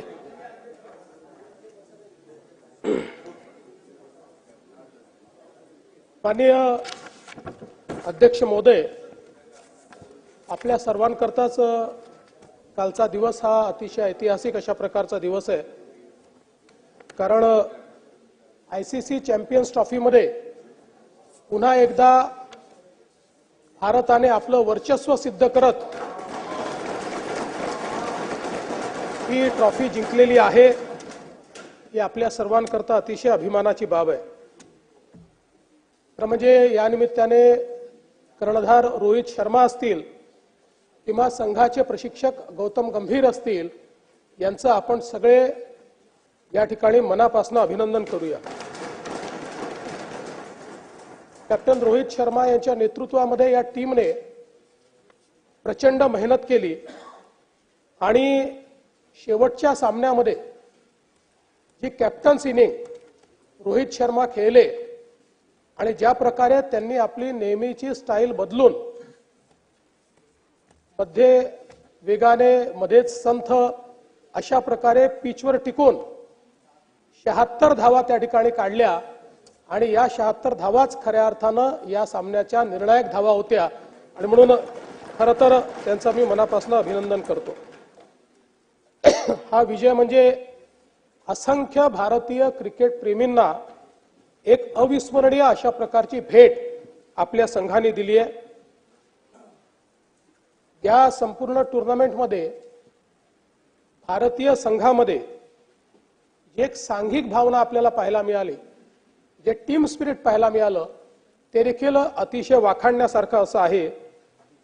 आणि विशेष आनंद याकरता आहे की चॅम्पियन्स ट्रॉफी सातत्याने आपल्याला हुलकावणी देत होती आणि मागच्या वेळेसचं एक शल्य देखील आपल्या मनामध्ये होतं, पण ते शल्य आपण या ठिकाणी काल पूर्ण करू शकलो आणि लागोपाठ 2 ICC चॅम्पियनशिप, एक मागच्या वर्षी आणि एक या वर्षी, मागच्या वर्षी T20ची, या वर्षी 50 ओव्हर्सची, अशा दोन्ही जिंकणारा भारत हा एकमेव देश या ठिकाणी झालेला आहे. खरं म्हणजे या चॅम्पियन्स ट्रॉफीच्या सुरुवातीच्या काळामध्ये अनेक टीकाकार हे त्या ठिकाणी रोहित शर्मा, विराट कोहली यांच्याबद्दल बोलत होते, ते फॉर्म मध्ये आहेत नाही आहेत अशा प्रकारची चर्चा त्या ठिकाणी होत होती. पण फॉर्म हा टेम्पररी असतो, जो क्लास असतो तो परमनंट असतो, हे या दोघांनी या ठिकाणी दाखवून दिलं. आणि ज्या प्रकारची क्लासी बॅटिंग आपल्याला रोहित शर्मांकडनं आणि त्याच्या आधीच्या सामन्यांमध्ये विराट कोहलींकडनं पाहायला मिळाली, मला असं वाटतं की त्यांनी दाखवून दिलं की अनुभवी पण यंग अशा प्रकारचेच खेळाडू हे दोघं त्या ठिकाणी आहेत. वरुण चक्रवर्ती या खेळाडूचं मला विशेष कौतुक करावं असं वाटतं. आपल्या शालेय जीवनामध्ये ते क्रिकेट खेळले, परंतु त्यानंतर ते आर्किटेक्ट झाले. दुर्दैवाने थोडं क्रिकेटशी नातं तुटलं, त्यांनी आर्किटेक्ट म्हणून नोकरी केली, पण त्यांच्या रक्तात क्रिकेट होतं, पुन्हा क्रिकेटकडे वळले आणि आज त्यांच्या फिरकीपुढे सगळेच्या सगळे त्या ठिकाणी नेस्तनाबूत झाले आणि त्यांनी आपण काय आहोत हे या निमित्ताने निश्चितपणे आपल्याला दाखवून दिलं. आपल्याला कल्पना आहे की वरुण चक्रवर्ती असतील किंवा कुलदीप यादव असतील, यांनी ज्या प्रकारची गोलंदाजी केलेली आहे, अतिशय महत्वाच्या क्षणी त्यांनी महत्वाच्या विकेट्स काढत समोरचे जे संघ आहेत त्या संघांना मोठ्या प्रमाणात अडचणीत आणलं. आणि काल तर आपण सगळ्यांनी बघितलं की 4 फिरकीपटू घेऊन आपण खेळलो आणि चौघांनीही एक प्रकारे संघाला त्या ठिकाणी न्यूझीलंडच्या बांधण्याचं काम हे मोठ्या प्रमाणात या ठिकाणी केलेलं आपण बघितलं. आणि म्हणूनच काही युवा तर काही अनुभवी अशा खेळाडूंचा हा जो संघ होता हा अतिशय उत्तम अशा प्रकारचा संघ होता. आपल्याला कल्पना आहे की 1983 साली पहिल्यांदा आपण जेव्हा वर्ल्ड कप जिंकलो, कपिल देव यांच्या नेतृत्वाखाली तो क्षण हा खरं म्हणजे भारतीय क्रिकेटचा वॉटरशेड मुवमेंट होता. आणि त्यानंतर भारतीय क्रिकेटने कधी वळून बघितलं नाही. 83 सालची भारताची टीम जी त्या ठिकाणी इंग्लंडला गेली होती आणि लंडनमध्ये त्या ठिकाणी खेळणार होती, त्यावेळी त्या टीम बद्दल असं बोललं गेलं की हे पर्यटनाकरता चालले आहेत, एखाद दुसरी मॅच खेळतील, हारतील आणि परत येतील. पण त्या टीमने जो काही विजय त्या ठिकाणी मिळवला आणि मग त्यानंतर 2002 साली आपल्याला श्रीलंकेसोबत संयुक्त विजय मिळाला, त्यानंतर हा आज विजय आपल्याला चॅम्पियन्स ट्रॉफीचा थेट या ठिकाणी मिळतो आहे. दरम्यानच्या काळामध्ये 2007 मध्ये आपण T20 वर्ल्ड कप जिंकलो, 2011 मध्ये एक दिवसीय विश्वचषक आपल्या नावावर केला, 13 मध्ये चॅम्पियन्स ट्रॉफी आपण जिंकलो आणि अर्थातच मागच्या वर्षी 2024 साली T20 आपण अतिशय चांगल्या प्रकारे त्या ठिकाणी जिंकलो. त्यामुळे चॅम्पियन्स ट्रॉफीवर 3 वेळा नाव कोरणारा भारत आता एकमेव देश झालेला आहे. आपल्याला खरं म्हणजे ही जी काही आपली चॅम्पियन टीम आहे, या टीमचं निश्चितपणे स्वागत करायची इच्छा आहे. ते जसं जमेल तसं आपण त्या ठिकाणी स्वागत करू. पण आज क्रिकेटच्या जगतामध्ये भारत हा एक प्रकारे संपूर्ण विश्वाचं नेतृत्व करतो आहे आणि भारतीय टीम इतकी अभेद्य टीम आहे की काल आपल्यापैकी अनेकांनी ऐकलं असेल की जे फॉरेनचे एक्सपर्ट कॉमेंटेटर्स होते ते देखील म्हणत होते की आता भारताची अवस्था अशी आहे की भारताने ए टीम बनवली आणि बी टीम बनवली तर कदाचित याच 2 टीम फायनलमध्ये येतील. अशा प्रकारे भारत आज क्रिकेटमध्ये या ठिकाणी खेळतो आहे. आणि म्हणूनच मी आज या सभागृहाच्या अनुमतीने एक ठराव या ठिकाणी अभिनंदनाचा मागतो आहे. हा ठराव आपण या ठिकाणी पास करूया आणि माझी अध्यक्षांना विनंती असेल की हा ठराव एक प्रशस्तीपत्र रूपाने त्यात काही सुधारणा असतील तर ते आपल्या अधिकाऱ्यात सुधारणा करून आपण टीमच्या प्रत्येक प्लेयरला पाठवले पाहिजे की महाराष्ट्र विधानसभेने केलेला हा ठराव आहे आणि हा आपल्या अभिनंदनाचा अशा प्रकारचा ठराव या ठिकाणी आला पाहिजे. पाकिस्तान व दुबई येथे पार पडलेल्या ICC चॅम्पियन्स करंडक 2025 या स्पर्धेत भारतीय क्रिकेट संघाने अजिंक्यपद पटकावले आहे. त्याबद्दल भारतीय क्रिकेट संघाचे अभिनंदन करण्याचा प्रस्ताव मी या ठिकाणी मांडतो. पाकिस्तान व दुबई येथे पार पडलेल्या ICC चॅम्पियन्स करंडक क्रिकेट स्पर्धेत विश्वविजेता ठरल्याबद्दल भारतीय क्रिकेट संघाचे हे सभागृह अभिनंदन करीत आहे. 9व्या ICC चॅम्पियन्स करंडक स्पर्धेत कॅप्टन रोहित शर्मा यांच्या नेतृत्वाखाली भारतीय क्रिकेट संघाने दैदिप्यमान यश संपादन करून स्पर्धेचे अजिंक्यपद पटकावले आहे. हे आपणा सर्वांकरता अत्यंत अभिमानास्पद अशा प्रकारची बाब आहे. ICC चॅम्पियन्स करंडक क्रिकेट स्पर्धेतील भारताने मिळवलेले हे तिसरे अजिंक्यपद असून असे करणारा भारत हा एकमेव देश आहे. ही देखील अतिशय आनंदाची गोष्ट आहे. तब्बल 12 वर्षाच्या प्रतीक्षेनंतर काल दिनांक 9 मार्च 2025 रोजी या करंडकाला गवसणी घालण्याची कामगिरी भारतीय संघाने केली.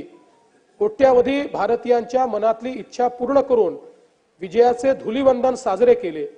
संघाचे प्रशिक्षक गौतम गंभीर यांच्या बरोबरच कर्णधार रोहित शर्मा, विराट कोहली, शुभमन गिल, श्रेयस अय्यर, अक्षर पटेल, KL राहुल, रवींद्र जडेजा, हार्दिक पंड्या, मोहम्मद शमी, कुलदीप यादव, वरुण चक्रवर्ती आदी भारतीय संघातील सर्वच खेळाडूंनी केलेल्या दिमागदार कामगिरीचे भरभरून कौतुक करावे असा हा अत्यंत सुखद आणि स्फूर्तिदायक क्षण आहे. या स्पर्धेत भारतीय संघाने एकही सामना न गमावता अजिंक्य राहण्याचा पराक्रम केला आहे. T20 विश्वचषक स्पर्धेचे विश्वविजेतेपद प्राप्त केल्यानंतर केवळ 8 महिन्यांच्या अंतराने सलग दुसरी आंतरराष्ट्रीय स्पर्धा जिंकण्याची किमया भारतीय क्रिकेट संघाने साधली आहे. देशाच्या क्रीडा क्षेत्रात नवे युग आल्याचे हे प्रतीक आहे. भारतीय संघातील सर्व क्रिकेटपटूंचे तसेच प्रशिक्षक, मार्गदर्शक, खेळाडूंचे कुटुंबीय, पाठीराखे व चाहते या सर्वांचे मी या सभागृहाच्या वतीने अभिनंदन करतो. त्यांनी भविष्यातही अशीच उज्ज्वल कामगिरी करावी अशी शुभेच्छा व्यक्त करतो. धन्यवाद.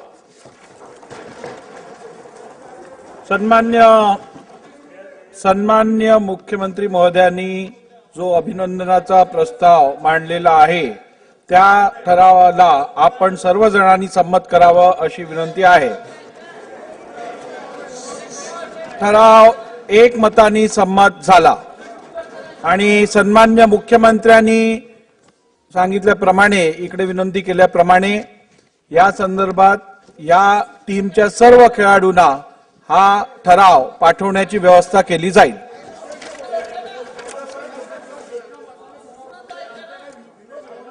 नाही ते ऐकून तर घ्या ना. एक लक्षात घ्या, असं चालणार नाही. बसून घ्या, बसून घ्या, बसून घ्या, बसून घ्या, बसून घ्या, बसून घ्या. नाही नाही, बसून घ्या. चला पुढे चला. शोक प्रस्ताव. हे असं चालत नाही. प्रत्येक वेळेला छोटीची सूचना चालत नाही. आपण बसून घ्या.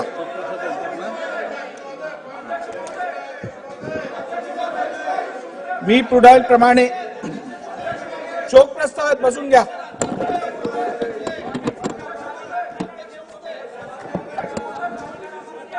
मी पुढील प्रमाणे शोक प्रस्ताव मांडतो.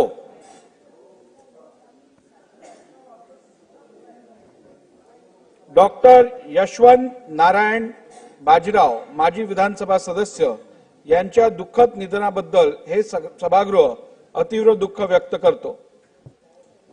कैलासवासी यशवंत नारायण बाजीराव यांचा जन्म 1 मे 1946 रोजी नागपूर येथे झाला.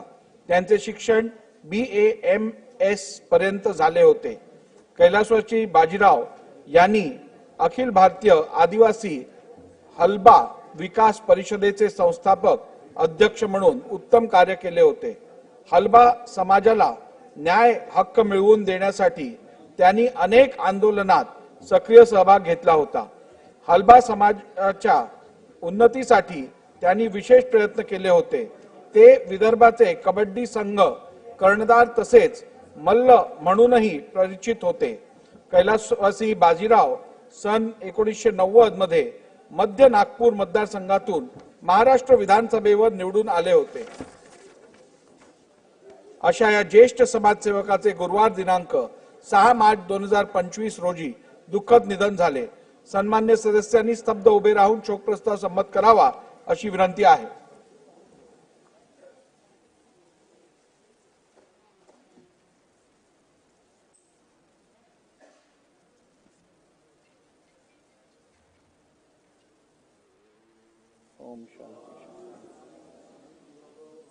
शोक प्रस्ताव संमत करण्यात आला आहे. प्रस्तावाची एक प्रत व विधिमंडळाचे स्मृतिपत्र शोकाकुल कुटुंबियांकडे पाठवण्यात येईल. कागदपत्र सभागृहाच्या पटलावर ठेवणे. माननीय पशुसंवर्धन मंत्री. मी आपल्या अनुमतीने पॉइंट ऑफ इन्फॉर्मेशन लेख नंतर 2013 मधील कलम 395 कलम 1 पोट कलम ब अन्वये पुण्यश्लोक अहिल्यादेवी महाराष्ट्र मेंढी व शेळी विकास महामंडळ पुणे यांचा सन 21-22 व सन 22-23 या वर्षाचा अनुक्रमे 43वा व 44वा वार्षिक अहवाल सभागृहासमोर ठेवते.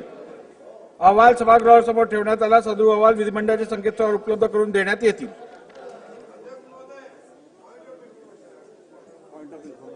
बोला कोळंबकर साहेब बोला. अध्यक्ष महोदय, एक मिनिट. यानंतर मी फक्त 4 पॉइंट ऑफ इन्फॉर्मेशन घेणार आहेत. श्री मुरजी पटेल, श्री किशोर जोरगेवार, श्री हेमंत रसाने आणि श्री प्रवीण दटके.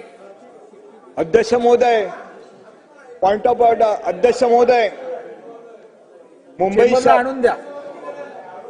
अध्यक्ष महोदय, मुंबई कॉर्पोरेशनच्या G south, F south, F north, G north budget आहे. हो बजेट आहे या भागामध्ये बजेट आहे. 1982 सर माझा महत्वाचा विषय. हो बोला बोला ऐकतोय. 1982 ला गिरणी संप झाल्यानंतर मुंबईतील एकूण 64 गिरण्या बंद झाल्या आणि हा बंद झाल्यानंतर आज नाही म्हणता 2.5 लाख गिरणी कामगार उद्ध्वस्त झाले आणि हे गिरणी कामगार मुंबई शहरामध्ये नंतर फेरीवाल्यांचा धंदा करत आहेत. साहेब अशा परिस्थितीमध्ये आज 4-5 दिवस आज ह्या विभागामध्ये कामगार विभागामध्ये त्या अश्विनी जोशी म्हणून MC आले आहेत नवीन आणि ज्या पद्धतीने अधिकाऱ्यांना नोटीस पाठवत आहे साहेब तुमच्या भागामध्ये पुन्हा हा प्रसंग आलाय आणि अशा परिस्थितीमध्ये संपूर्ण फेरीवाले आज रस्त्यावरती लढत बसले आहेत साहेब. त्यांना का त्रास दिला जातोय? त्यांना कायदेशीर सुरुवातीला लायसन देण्याचा प्रयत्न होत होता पण तो लायसन का देत नाहीये तेही समजत नाहीये आणि अशा ह्या गिरणी कामगारांचा ह्या कामगारांना ह्या लोकांना ह्या फेरीवाल्याचा धंदा केला नसता तर मुंबईमध्ये दुसरं काहीतरी गुन्हेगारी वाढली असती आणि अशा परिस्थितीमध्ये साहेब आपण न्याय द्यावा ही माझी आपणाला विनंती आहे. सन्मान्य सदस्य कालिदास कोळंबकर साहेबांनी जो विषय मांडलेला आहे तो अत्यंत गंभीर विषय आहे. मुंबईतल्या फेरीवाल्यांचा प्रश्न हा अत्यंत महत्वाचा आहे. इकडे आपण सरकारकडनं त्यांना 10-20 हजार रुपये कर्ज देतोय आणि त्यानंतर परत त्यांना प्रोटेक्शन असतानाही त्यांना हटवण्याचं काम केलं जात आहे. या संदर्भात शासनाने योग्य ती माहिती घेऊन मुख्यमंत्री महोदय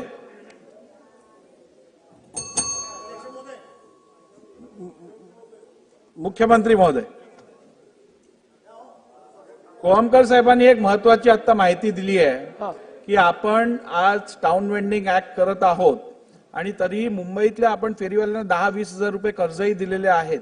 तसं असतानाही जे सर्वेट फेरीवाले आहेत त्यांना पण हटवण्याचं काम केलं जात आहे. याच्याबद्दलची माहिती घेऊन उपाययोजना करावी.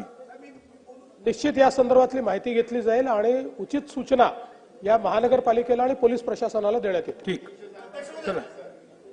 यानंतर एक मिनिट मुरजी पटेल. अध्यक्ष महोदय, माझा पॉइंट ऑफ इन्फॉर्मेशन आहे.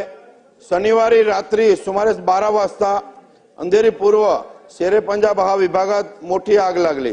अध्यक्ष महोदय, महानगर गॅस पाईपलाईन लिकेज झाल्यामुळे मोठी आग लागली. अध्यक्ष महोदय, त्याच्यात जवळजवळ 4 वाहनं जळून खाक झाले. अध्यक्ष महोदय, आणि 3 लोकांना 2 डिलिव्हरी बॉय होते अध्यक्ष महोदय आणि एक रिक्षा चालक होता अध्यक्ष महोदय.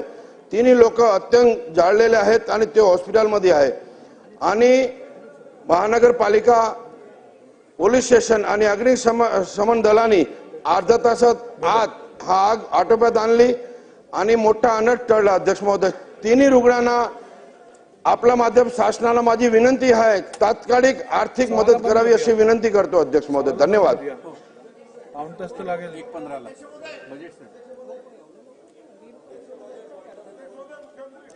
किशोर जोरगेवार जी. अध्यक्ष महोदय, 2 मिनिटं अगोदर जर बोलण्याची परवानगी दिली असती तर माननीय मुख्यमंत्री महोदय ज्यांच्याकडे गृह विभाग आहे ते आज ठिकाणी होते. अध्यक्ष महोदय, अत्यंत महत्वाच्या विषयासाठी म्हणून या ठिकाणी पॉइंट ऑफ इन्फॉर्मेशन मध्ये या ठिकाणी उभा आहे. अध्यक्ष महोदय, 7 मार्चला चंद्रपूरमध्ये सायंकाळी एका बिअर बार मध्ये झगडा झाला आणि त्या झगड्याचं रूपांतर एका आमच्या पोलीस कॉन्स्टेबलच्या कर्मचाऱ्याच्या हत्येच्या मध्ये परिवर्तन झालेलं आहे. अध्यक्ष महोदय, जरा 1 मिनिट जरा बोलू द्या ना. हो, विरोधी पक्ष, सन्माननीय विरोधी पक्ष सदस्य, विरोधी पक्षाच्या सर्व सन्माननीय सदस्यांना विनंती आहे की आम्हाला बोलू द्यावं. अरे तर या ठिकाणी अध्यक्ष महोदय, 7 मार्चला एका पोलीस कर्मचारी दिलीप चव्हाण यांची निर्घुणपणे अत्यंत वर्दळीच्या ठिकाणी त्या ठिकाणी त्यांची हत्या झालेली आहे म्हणून, आणि एक पोलीस कर्मचारी त्या ठिकाणी जखमी झालेला आहे. ज्या गांधी चौकाच्या मागच्या भागामध्ये चंद्रपूर शहरामध्ये बिअर बार नव्हते, त्या एका गांधी चौक ते पठाणपुरा या रोडवर 3 बिअर बार ओपन झाले आणि त्या बिअर बारच्या झगड्याचं रूपांतरण एका आमच्या पोलीस कर्मचाऱ्याला, जो अत्यंत चांगला होता, लोकाभिमुख काम करणारा, लोकांच्या मदतीला धावून जाणारा कर्मचारी त्या ठिकाणी मृत्यू पावलेला आहे. म्हणून आता सन्माननीय मुख्यमंत्री या ठिकाणी होते, त्यांना माझी विनंती असणार आहे की काही फेरबदल पोलीस प्रशासनामध्ये करण्याची आवश्यकता आहे. चंद्रपूरमध्ये गुन्हेगारी खूप मोठ्या प्रमाणामध्ये वाढत आहे. या ठिकाणी दारूबंदीच्या नंतर, दारूबंदी असतानाच्या काळामध्ये अनेक गुन्हेगारांना, असामाजिक तत्वाच्या लोकांना दारू विकण्यामध्ये बंदीच्या काळामध्ये मोठा लाभ होत होता. आता ती बंद झाल्यामुळे ते इतर गुन्हेगारीकडे वळलेले आहे. त्यामुळे ड्रग्ज वाढलेला आहे, गुन्हेगारी वाढलेला आहे. आता क्रिकेटवरचा सट्टा मोठ्या प्रमाणामध्ये त्या ठिकाणी सुरू झालेला आहे. आणि एवढंच नाही अध्यक्ष महाराज, तर काल सायंकाळी घुग्गुसच्या एका नेत्यांनी सांगितलं आहे, तक्रार दिलेली आहे की त्याच्यावर गोळीबार सुद्धा झालेला. असाच एक प्रकार मूलमध्ये पूर्वी घडला होता, काल घुग्गुसमध्ये घडलेला होता. म्हणून चंद्रपूरची वाढती गुन्हेगारी कमी होण्याच्या दृष्टिकोनातून काही बदल केले. मागे LCB चंद्रपूरला बदलवण्यात आलं, चांगला बदल झालेला आहे. याच्या पुढच्या काळामध्ये सुद्धा पोलीस प्रशासनामध्ये बदल करण्याची आवश्यकता आहे. आणि चंद्रपूर हा औद्योगिक जिल्हा आहे, त्या ठिकाणी इंडस्ट्रियल पीस, शांती असणं आवश्यक आहे. आणि म्हणून काही फेरबदल करत कठोर शासन गुन्हेगारांवर करण्याची आवश्यकता आहे. एवढंच मला त्यातून सांगायचं. धन्यवाद. हेमंत रासने. माननीय अध्यक्ष महोदय, काल पुणे शहरात घडलेल्या एका गंभीर आणि धक्कादायक गोष्टीकडे मी सभागृहाचं लक्ष वेधू इच्छितो. आधी हे जे दिले ते थांबत येणार आहे. आधी जे 4 नावं आलेली आहेत ती द्यायला नको का? ही जी 4 नावं आहेत ती पहिले देणार ना. माननीय अध्यक्ष महोदय, काल पुणे शहरात घडलेल्या एका गंभीर आणि धक्कादायक गोष्टीकडे मी आपलं लक्ष वेधू इच्छितो. काल महापालिकेतील मेट्रो स्थानकावर आंदोलन करायला शरदचंद्र पवार गटातील काही कार्यकर्ते व पदाधिकारी गेले होते आणि त्या आंदोलनाच्या नावाखाली त्यांनी काल हैदोस घातला. मेट्रो 2 ते 2.5 तास बंद केली आणि त्याहून गंभीर प्रकार म्हणजे पुणे पोलीस आयुक्त यांच्या अंगावर पेट्रोल टाकलं, महिला पोलीस अधिकाऱ्याला मारहाण केली आणि हैदोस घातला. पुणे पोलीस आयुक्त अतिशय कर्तव्यदक्ष संदीपसिंह गिल यांचा गळा दाबण्याचा प्रयत्न केला आणि काल अतिशय निंदनीय प्रकार पुणे मेट्रो स्थानकावर घातला. 2.5 तास ते मेट्रो बंद केली आणि पोलीस आयुक्त गिल साहेबांचा गळा दाबण्याचा प्रयत्न त्या ठिकाणी आंदोलकांनी केला. राष्ट्रवादी शरदचंद्र पवार गटाचे ते कार्यकर्ते होते, परंतु त्या शहराच्या अध्यक्षांनी काल त्यांचं निलंबन केलं. परंतु मला असं सांगायचंय की जे गतिमान सरकार राज्याचे मुख्यमंत्री देवेंद्र फडणवीसांच्या नेतृत्वाखाली काम करतंय त्याला बदनाम करण्याचा प्रकार या लोकांनी केलेला आहे. याची या ठिकाणी त्याची सखोल चौकशी होऊन शासनाने त्याची गंभीर दखल घ्यावी आणि याचं सभागृहात निवेदन करावं. शासनाने नोंद घ्यावी. चला पाटील. परभणीमध्ये अतिशय दुर्दैवी घटना घडलेली आहे. 23 फेब्रुवारीला एक अल्पवयीन मुलीवर बलात्कार घडलेला आहे आणि आज प्रचंड मोर्चा परभणीमध्ये निघालेला आहे. पब्लिकमध्ये प्रचंड प्रमाणामध्ये अनरेस्ट आहे, असंतोष आहे. लोकांची मागणी आहे की ही केस फास्ट ट्रॅक कोर्टामध्ये चालवली पाहिजे, जलदगती न्यायालयामध्ये चालवली पाहिजे. आरोपीला नार्को टेस्ट झाली पाहिजे आरोपीची. आणि जी पीडित मुलगी आहे, अल्पवयीन मुलगी आहे, एक कचरा वेचणारी मुलगी आहे, तिचं पुनर्वसन झालं पाहिजे अशी माझी मागणी शासनाकडे आहे. अध्यक्ष महाराज, 2 महिन्यापूर्वी पारवा या माझ्या मतदारसंघातील ग्रामीण भागामध्ये असंच बलात्काराचं प्रकरण घडलं होतं. शासन कुठं ना कुठेतरी कठोर कारवाई करणार आहे का? नवीन कायदे काय तयार होणार आहेत का? एक अल्पवयीन मुलीवर जर परभणीमध्ये कचरा वेचणारा जर बलात्कार होत असेल आणि तो आरोपी, आज मी तुम्हाला एवढे सांगू इच्छितो की प्रचंड मोर्चा परभणीमध्ये निघालेला आहे, त्याची नोंद शासनाने घ्यावी आणि आरोपीला फाशीची शिक्षा द्यावी अशा प्रकारची मागणी अन्वितान करतो. शासनाने नोंद घ्यावी. चला दटके. अध्यक्ष महोदय, माननीय अध्यक्ष महोदय, काल नागपूर शहरात रात्री 5 सिलेंडरचा स्फोट होऊन पूर्ण झोपडपट्टीला आग लागली आहे. इथे बेबीताई वराडे, सूर्यकांत वरखडे, मोरेश्वर गावकर, अंकुश वाल्ले, मनोज वरवडे या कुंभारपुरा, खैरीपुरा या भागातल्या पाचपावली भागात पूर्ण झोपडपट्टी जळली आहे. या 5ही लोकांचं घर बेचिराग झालंय. माझी आपल्या माध्यमातून सरकारला विनंती आहे की या 5ही कुटुंबांना किमान 20 लाख रुपयाची प्रत्येकी मदत करावी. त्याचप्रमाणे या भागात मोठ्या प्रमाणात अतिक्रमण आहे. हा स्लम भाग आहे, सेंट्रल नागपूर आहे, मोठ्या प्रमाणात अतिक्रमण आहे. एकही अग्निशामकाची गाडी तिथपर्यंत पोहोचू शकली नाही, एक अँब्युलन्स पोहोचू शकली नाही. लोकांनी ही रिक्षात 10-10, 20-20 पेशंट IGMC हॉस्पिटल पर्यंत पोहोचवले आहेत. माझी आपल्या माध्यमातून या सरकारला विनंती आहे की एक तर या 5 कुटुंबांना 20 लाखापर्यंत प्रत्येकी मदत करावी व सरकारने नागपूर महानगरपालिकेच्या आयुक्तांना आदेश देऊन या ठिकाणची पाहणी करून जे अतिक्रमण असेल ते तात्काळ तोडण्याचा आदेश करावा अशी आपल्या माध्यमातून सरकारला विनंती आहे. सरकारने यावर निवेदन करावं. चला नाना भाऊ. अध्यक्ष महाराज, भंडारा जिल्ह्यातील वेंगेंगेच्या खोऱ्यातील मोठ्या प्रमाणात रेतीचा उपसा होणं आणि अध्यक्ष महाराज, माजी महसूल मंत्री इथं बसलेले आहेत. ओ विखे पाटील साहेब, माजी महसूल मंत्री इथं बसलेले आहेत. त्यांनी जे डेपो पद्धती आणली होती अध्यक्ष महाराज, त्यांनी त्यांच्या काळात सांगितलं की हे चुकीचं झालेलं होतं, हे फेल झालेली आहे, आमचं शासनाचं धोरण आम्ही बदलावायला लागणार, आम्ही करतोय असं आश्वासन मागच्या सरकारमध्ये त्यांनी सांगितलेलं होतं. अध्यक्ष महाराज, या डेपोच्या माध्यमातूनच मोठ्या प्रमाणात हे रेती माफिया जो आहे सरकारच्या सोबतीमध्ये आहेत काही लोक, यांच्या माध्यमातून मोठ्या प्रमाणात या पद्धतीचं या माफियांचं काम चाललेलं आहे. अध्यक्ष महाराज, आपल्या सरकारचेच आमदारांनी एक पत्र लिहिलं. त्या पत्रामध्ये असं लिहिलं आहे की ही मोठ्या प्रमाणात माफिया ज्या ठिकाणी येते पर्यावरणाचं नुकसान होते आहे, याचे तिथले स्थानिक सरकारातलेच लोक, काही आमदार पण त्याच्यामध्ये सहभागी आहे असं पत्र त्यांनी लिहिलं.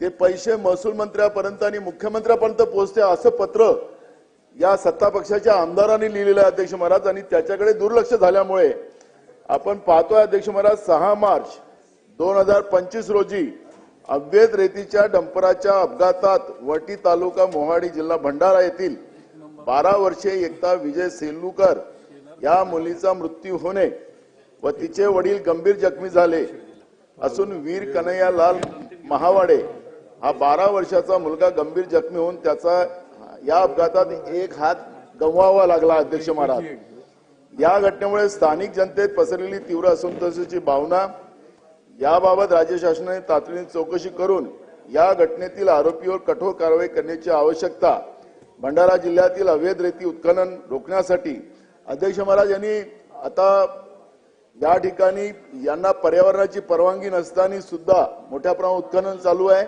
आणि मध्य प्रदेशमधून झिरो रॉयल्टीच्या नावाने अध्यक्ष महाराज मोटरसायकलवर रेती मोटरसायकलचं त्याला जिओ टॅग लावला जातो ते मध्य प्रदेशमध्ये जाते आणि तेही मध्य प्रदेशमधून मोटरसायकल येते आणि मग भंडारा जिल्ह्यातल्या रेतीच्या घाटावरून ते रेती भरली जाते आणि ते ट्रक नागपूरकडे रवाना होतात अध्यक्ष महाराज या पद्धतीने लूट चालू आहे। एकीकडे गरीब लोकांच्या घरकुलासाठी रेती मिळत नाही आणि एकीकडे रेती माफिया मोठ्या प्रमाणात साम्राज्य फलताना आपण पाहतोय। अध्यक्ष महाराज ज्या 12 वर्षाच्या मुलीचा जीव गेला, एक 17 वर्षाच्या मुलाचा हात त्या ऍक्सिडेंटमुळे हात तोडला गेला। अध्यक्ष महाराज काय चाललंय या महाराष्ट्रामध्ये? पोलीस विभाग, महसूल विभाग त्याच्यामध्ये सहभागी आहे। अध्यक्ष महाराज एकीकडे मुख्यमंत्री सांगतात की ओएसडी असेल, पीए असेल हे करप्टेड आहेत, भ्रष्टाचारी आहेत। ते कोण करप्टेड होते, कोण भ्रष्टाचारी होते? पीए त्यांची नावं तरी जाहीर करा। एकीकडे आपण सांगता की आम्ही भ्रष्टाचार मुक्त महाराष्ट्र करायला निघालो, आम्ही आमचं समर्थन आहे तुम्हाला, ते केलं पाहिजे। पण अध्यक्ष महाराज ज्या पद्धतीनं सर्वसामान्याला जगणं मुश्किल केलं या रेती माफियांनी, बीडच्या घटनेमध्ये जे काही आलं ते रेती माफियामुळेच आलं। अध्यक्ष महाराज काय महाराष्ट्रातले प्रत्येक जिल्हे रेती माफिया तयार करतात आपण? अध्यक्ष महाराज माझी आपल्याला नम्र विनंती आहे अध्यक्ष महाराज, मी खरं तर आज बजेट असल्यामुळे याला मी तर याच्यावर चर्चा व्हावी अशी माझी भूमिका होती अध्यक्ष महाराज, म्हणून मी स्थगन मांडला होता, पण आज ते स्थगन बसत नाही। पण अध्यक्ष महाराज याचं सखोल आम्हाला निवेदन सरकारने द्यावं आणि या रेती माफियाला थांबवण्यासाठी आणि गोरगरीब लोकांना, सुधीर भाऊ तुमचं पण मत त्याचं आहे ना? एक मत आहे आमचं आणि म्हणून मी आपल्याला सांगतो की सरकारने याचं सखोल निवेदन करावं आणि या रेती माफियाचा बंदोबस्त नुसतं भंडाराच नाही तर महाराष्ट्रामध्ये लागलेल्या किडीला कसं थांबवाल याचं एक निवेदन आपण करावं आणि त्या सूचना आपण माननीय अध्यक्ष महोदय द्याव्यात अशी मी आपल्याला विनंती करतो अध्यक्ष महाराज। शासनाने निवेदन करावं। होय अध्यक्ष महोदय। चला परागळवडी। अध्यक्ष महोदय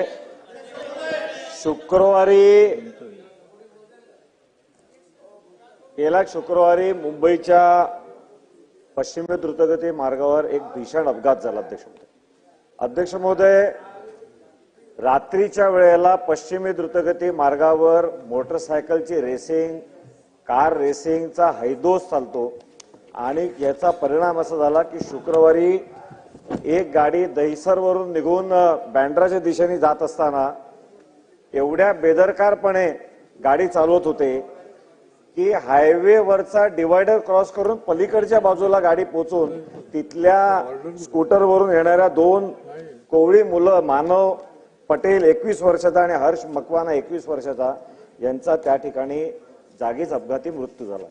अध्यक्ष महोदय यामध्ये FIR फाईल करताना केवळ जो गाडी चालवत होता त्या ड्रायव्हरवर केस घेतलेली आहे, परंतु सर्व मंडळींची मागणी ही आहे की गाडीमध्ये जे बसले होते ते सर्वजण त्या बेजबाबदार वृत्तीला जबाबदार असल्यामुळे CRPC 105च्या अंतर्गत गाडीतील प्रत्येकावर तो FIR व्हायला पाहिजे, चौघांनाही अटक व्हायला पाहिजे ही मागणी। अध्यक्ष महोदय ही एक स्वतंत्र केस नाही, रोज रात्री पश्चिमी द्रुतगती मार्गावर हा कार रेसिंग, मोटरसायकल रेसिंगचा हैदोस चालतो।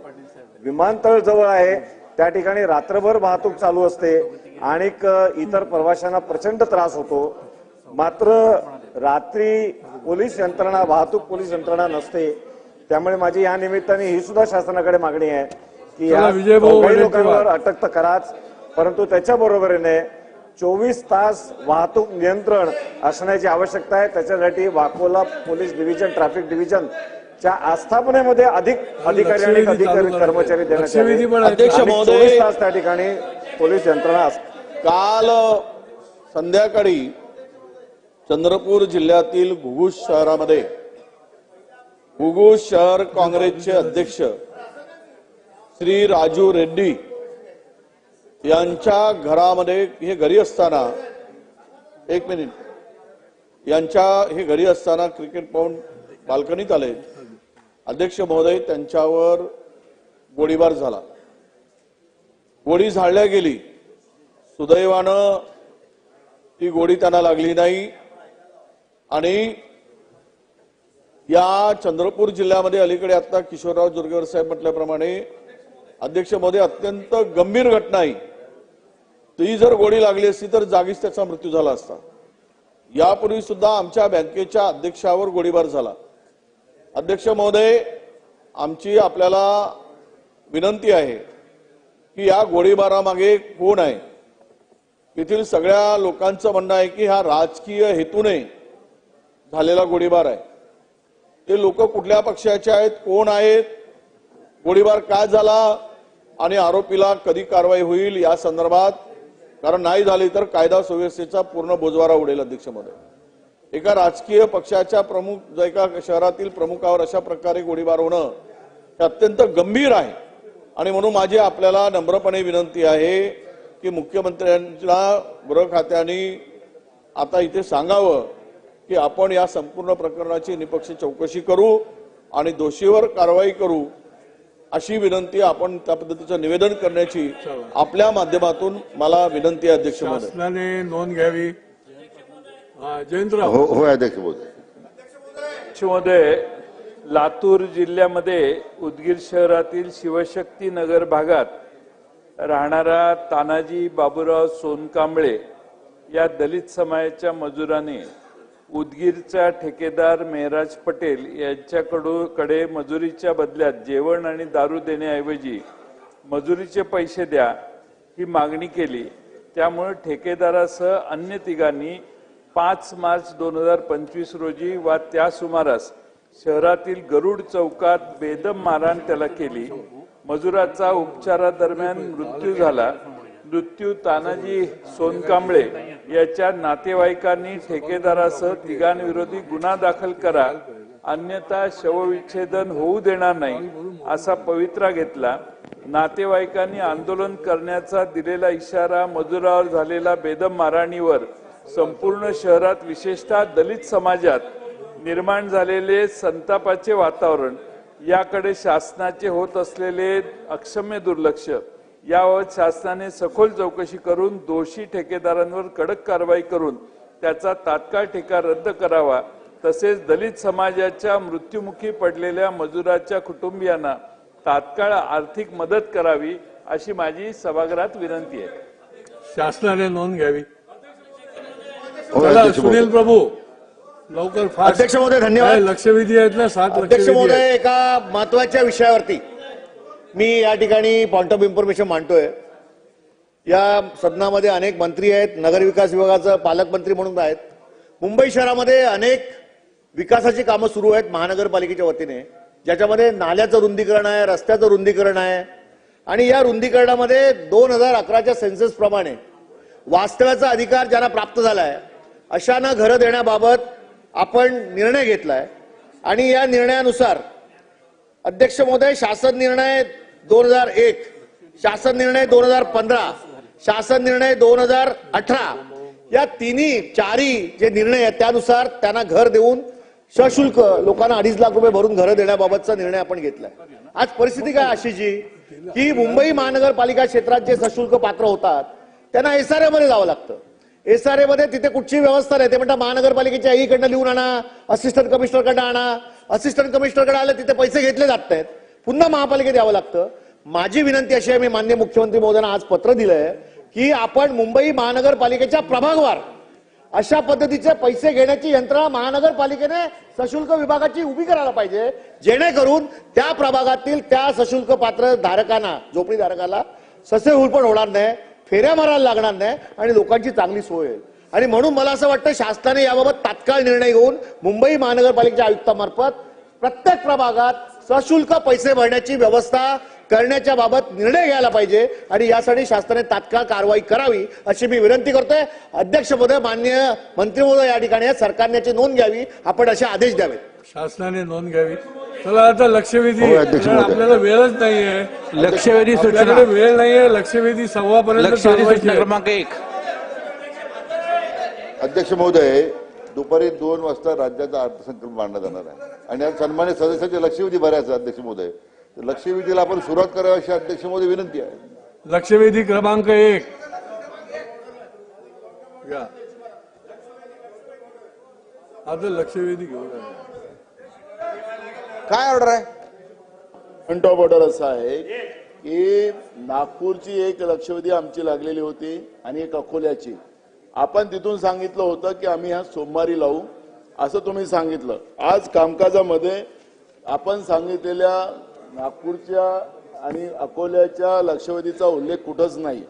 त्यामुळे आपण आदेश दिलेले होते, आपण ज्या सूचना केलेल्या होत्या त्याची अंमलबजावणी का झाली नाही? म्हणजे आपल्या आदेशाचंही पालन होत नसेल मग काय होतं? दुसऱ्याच लक्षवेधी आल्यात अध्यक्षपदात इथं. आपणच सांगितलं होतं की आम्ही सोमवारी लावू म्हणून. सरकारी अध्यक्ष महोदयांशी चर्चा करून उद्या घ्यायला आपण त्यांना सांगू. त्यांच्याशी चर्चा केली जाईल आणि उद्या माझा मुद्दा एकदम साधा आहे. माझा मुद्दा एकदम साधा आहे अध्यक्ष महाराज. आपण सूचना दिल्या होत्या, आपण मान्य केलं होतं की सोमवारी आम्ही लावू. मंत्री नव्हते. आखरी काय तुमच्या आदेशाचंही पालन या सभागृहात होत नाही. आमचं रक्षण कोण करणार? मंगळवारी याच्या संबंधीमध्ये ही लक्षवेधी घेतली जाईल. चला लक्षवेधी 1. अध्यक्ष महोदय लक्षवेधी क्रमांक 1. अध्यक्ष महोदय वितरित केल्याप्रमाणे. अध्यक्ष महोदय अत्यंत महत्वाच्या विषयावरची ही लक्षवेधी माननीय आमच्या भगिनी श्वेताताई महाल यांनी मांडली आहे. अध्यक्ष महोदय इतिहासातली सर्वात मोठी जाहिरात गेल्या वर्षी 2 वर्षापूर्वी आली. 623 जागा अध्यक्ष महोदय आपण या निमित्तानं एमपीसीला दिल्या. अध्यक्ष महोदय 4 वेळेस अधिकाऱ्याकडे चक्रा मारून, मुख्यमंत्र्याकडे, उपमुख्यमंत्र्याकडे चक्रा मारून मी स्वतः पाठपुरावा करून ह्या जागा वाढवल्या अध्यक्ष महोदय. दुर्दैव अध्यक्ष याच्यामध्ये असं आहे की काही विद्यार्थ्यांना सामाजिक भानच नाही अध्यक्ष महोदय. त्या अध्यक्ष महोदय डेप्युटी कलेक्टर असलेल्या म्हणजे तहसीलदार असलेल्या एखाद्या अधिकाऱ्यानं डेप्युटी कलेक्टर प्राधान्यक्रम घ्यावा हे मला मान्य आहे, पण त्यांनी बीडीओ पण घेतात, खाली एसटीआय पण घेतात. त्याच्यामुळे जागा इतक्या अडल्या अध्यक्ष महोदय. मुलाखतीनंतर अध्यक्ष महोदय 3 टप्प्यात पुढे 5 टप्पे असतात अध्यक्ष महोदय. जनरल मेरिट लागते, उमेदवारांना प्रेफरन्स भरावा लागतो, तात्पुरती निवड यादी होते, ऑप्ट आउटची संधी असते अध्यक्ष महोदय आणि मग अंतिम यादी लागते. 2 संधी यायला मिळतात अध्यक्ष महोदय. तरी या जागा विद्यार्थ्यांनी वाढून ठरवल्या अध्यक्ष महोदय. माझी मागणी या निमित्तानं अशी अध्यक्ष महोदय, असे जे विद्यार्थी आहेत की जे आज काय नुकसान झालं बघा अध्यक्ष महोदय आपलं महाराष्ट्राचं.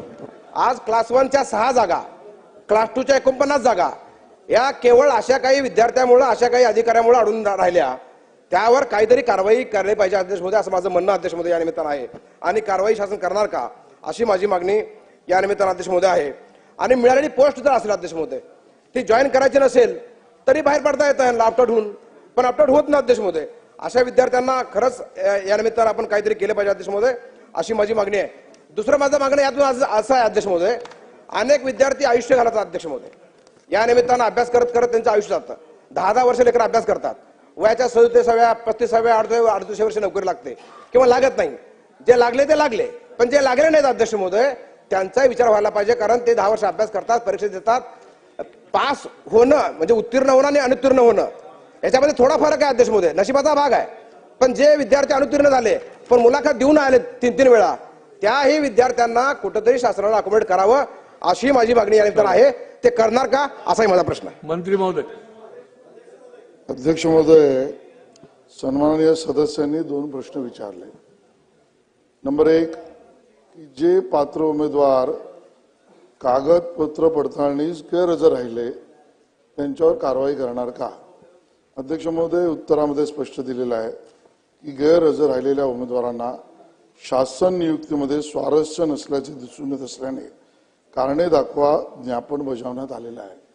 अध्यक्ष महोदय, ही जी मुलं असतात ही 55 मुलं या केसमध्ये, अन्य केसमध्ये जितकी असतील तितकी ही कागद पडताळणीस येत नाही. त्याचा अर्थ सन्माननीय सदस्यांच्या प्रश्नामधला रोख त्यांच्यामुळे पद अडली जातात असा असला तरी काही केसेसमध्ये हे विद्यार्थी UPSC पास होतात, अन्य कुठेतरी जातात. अशा वेळेला त्यांना ऑप्ट आउटची संधी पण असते. बरोबरीने कधी कधी ते पडताळणीस हजर न राहता त्यांच्या व्यक्तिगत कारणास्तव दुसऱ्या ठिकाणी सुद्धा जाऊ शकतात. अशा विद्यार्थ्यांवर सरसकट कारवाई करून त्यांचं भविष्य अंधकारमय करणं हे संयुक्तिक होणार नाही, त्यामुळे त्यांना आपण नोटीस जरूर देतो. हा त्यातला पहिलं उत्तर आहे. दुसऱ्या प्रश्नाचं उत्तर अध्यक्ष महोदय, त्यांनी असं म्हटलंय की बाबा जी पात्र होतात त्या यादीमध्ये सिलेक्ट झाल्यानंतरच्या मेरिटनुसारच्या अन्य विद्यार्थ्यांना तुम्ही या पदावर घेण्याच्यासाठी काय करणार, बरोबर आहे ना, असा दुसरा प्रश्न विचारलाय. अध्यक्ष महोदय, आपल्याला या विषयात समजून घ्यावं लागेल की आपल्याकडे दोन प्रकारच्या परीक्षा पद्धती एमपीएससी घेते. एक मल्टी केडर असते आणि एक सिंगल केडर असते. आपल्याकडे मल्टी केडर मध्ये अध्यक्ष महोदय या पर्टिक्युलर लक्षवेधीमध्ये 22 संवर्गामध्ये या परीक्षा झाल्या आणि 22 संवर्गामधल्या मल्टी केडरच्या परीक्षा एकत्रित झाल्यामुळे त्या ठिकाणी एमपीएससीच्या स्वायत्त संस्थेच्या अधिकारात त्यांनी कार्यनियमावली क्रमांक 10 मधील 8 नुसार हा निर्णय केलाय की 2011 पासून पुढे मल्टी केडर मधल्या परीक्षातल्या विद्यार्थ्यांमध्ये वेटिंग लिस्ट करताच येणार नाही, करणार नाही. हा निर्णय एमपीएससीने केल्याचं कारण तेही स्वयंस्पष्ट आहे की 2011 पर्यंत मल्टी केडर मध्ये अशा पद्धतीने वेटिंग लिस्ट मधल्या मुलांना समाविष्ट करण्याच्या धोरणामुळे प्रचंड प्रमाणात कोर्ट केसेस झाल्या आणि त्या कोर्ट केसेस मध्ये स्वाभाविकता मॅट असेल, न्यायालय असेल, यातना येणारे स्टे आणि मग त्यातना जे पात्र झालेले विद्यार्थी आहेत, जे या कागदपत्र पडताळणीत उत्तीर्ण झाले आहेत, त्यांच्या सुद्धा सेवा रुजू होण्यामध्ये अडचणी निर्माण होतात आणि त्यामुळे एमपीएससी स्वायत्त आहे. त्यांनी कलम 10(8) नुसार अशी प्रतीक्षा आधी करायची नाही हा निर्णय केलेला आहे. यूपीएससी जी या देशातली सगळ्यात मोठी संस्था आहे, त्यांनी सुद्धा मल्टी कॅडरमध्ये अशा पद्धतीने वेटिंग लिस्ट न करण्याचा निर्णय केला आहे. तोच राज्य सरकारने केलेला आहे. पण ज्या ठिकाणी सिंगल कॅडर एक्झाम असते तिथे मात्र अशा पद्धतीची वेटिंग लिस्ट आपण करतो आणि मग त्या वेटिंग लिस्ट मधल्या मुलांना वर सरकवण्याचं काम करतो. रोहित पवार. अध्यक्ष महोदय, मंत्री महोदय बोलत असताना काही टेक्निकल अडचणी ज्या एमपीएससी आणि त्या विभागाला तिथं सोसाव्या लागतात, नाही तर बघाव्या लागतात, ते तिथं सांगितलंय. अध्यक्ष महोदय, प्रॉब्लेम काय होतो की परीक्षा आपण घेतो, त्याचे निकाल लावतो, पण त्याची भरती होत नाही. अध्यक्ष महोदय, मंत्री महोदयांना एक पॉइंटेड प्रश्न आहे. कंबाईंड गट ब परीक्षा 2022 मधील पोलीस उपनिरीक्षक PSI यांचा अंतिम निकाल लागूनही, याच्या रिलेटेड आहे, तर यांचा निकाल लागूनही अध्यक्ष महोदय 603 PSI उमेदवारांना नियुक्ती अजून दिली नाही. अध्यक्ष महोदय, हा प्रश्न एका विषयाचा असला तरी जसं तिथं प्रॉब्लेम आहे तसा इथंच प्रॉब्लेम आहे. त्यामुळे या सरकारचं लक्ष वेधतो अध्यक्ष महोदय लक्षवेधीच्या माध्यमातून की या PSIंचा 2022 पासून जो निकाल लागून सुद्धा त्यांची नियुक्ती झाली नाही, तर सरकारच्या माध्यमातून अध्यक्ष महोदय ही नियुक्ती केली जाईल का? योगायोगाने लक्षवेधी अशा मोक्यावर लागले की आता बजेट आहे.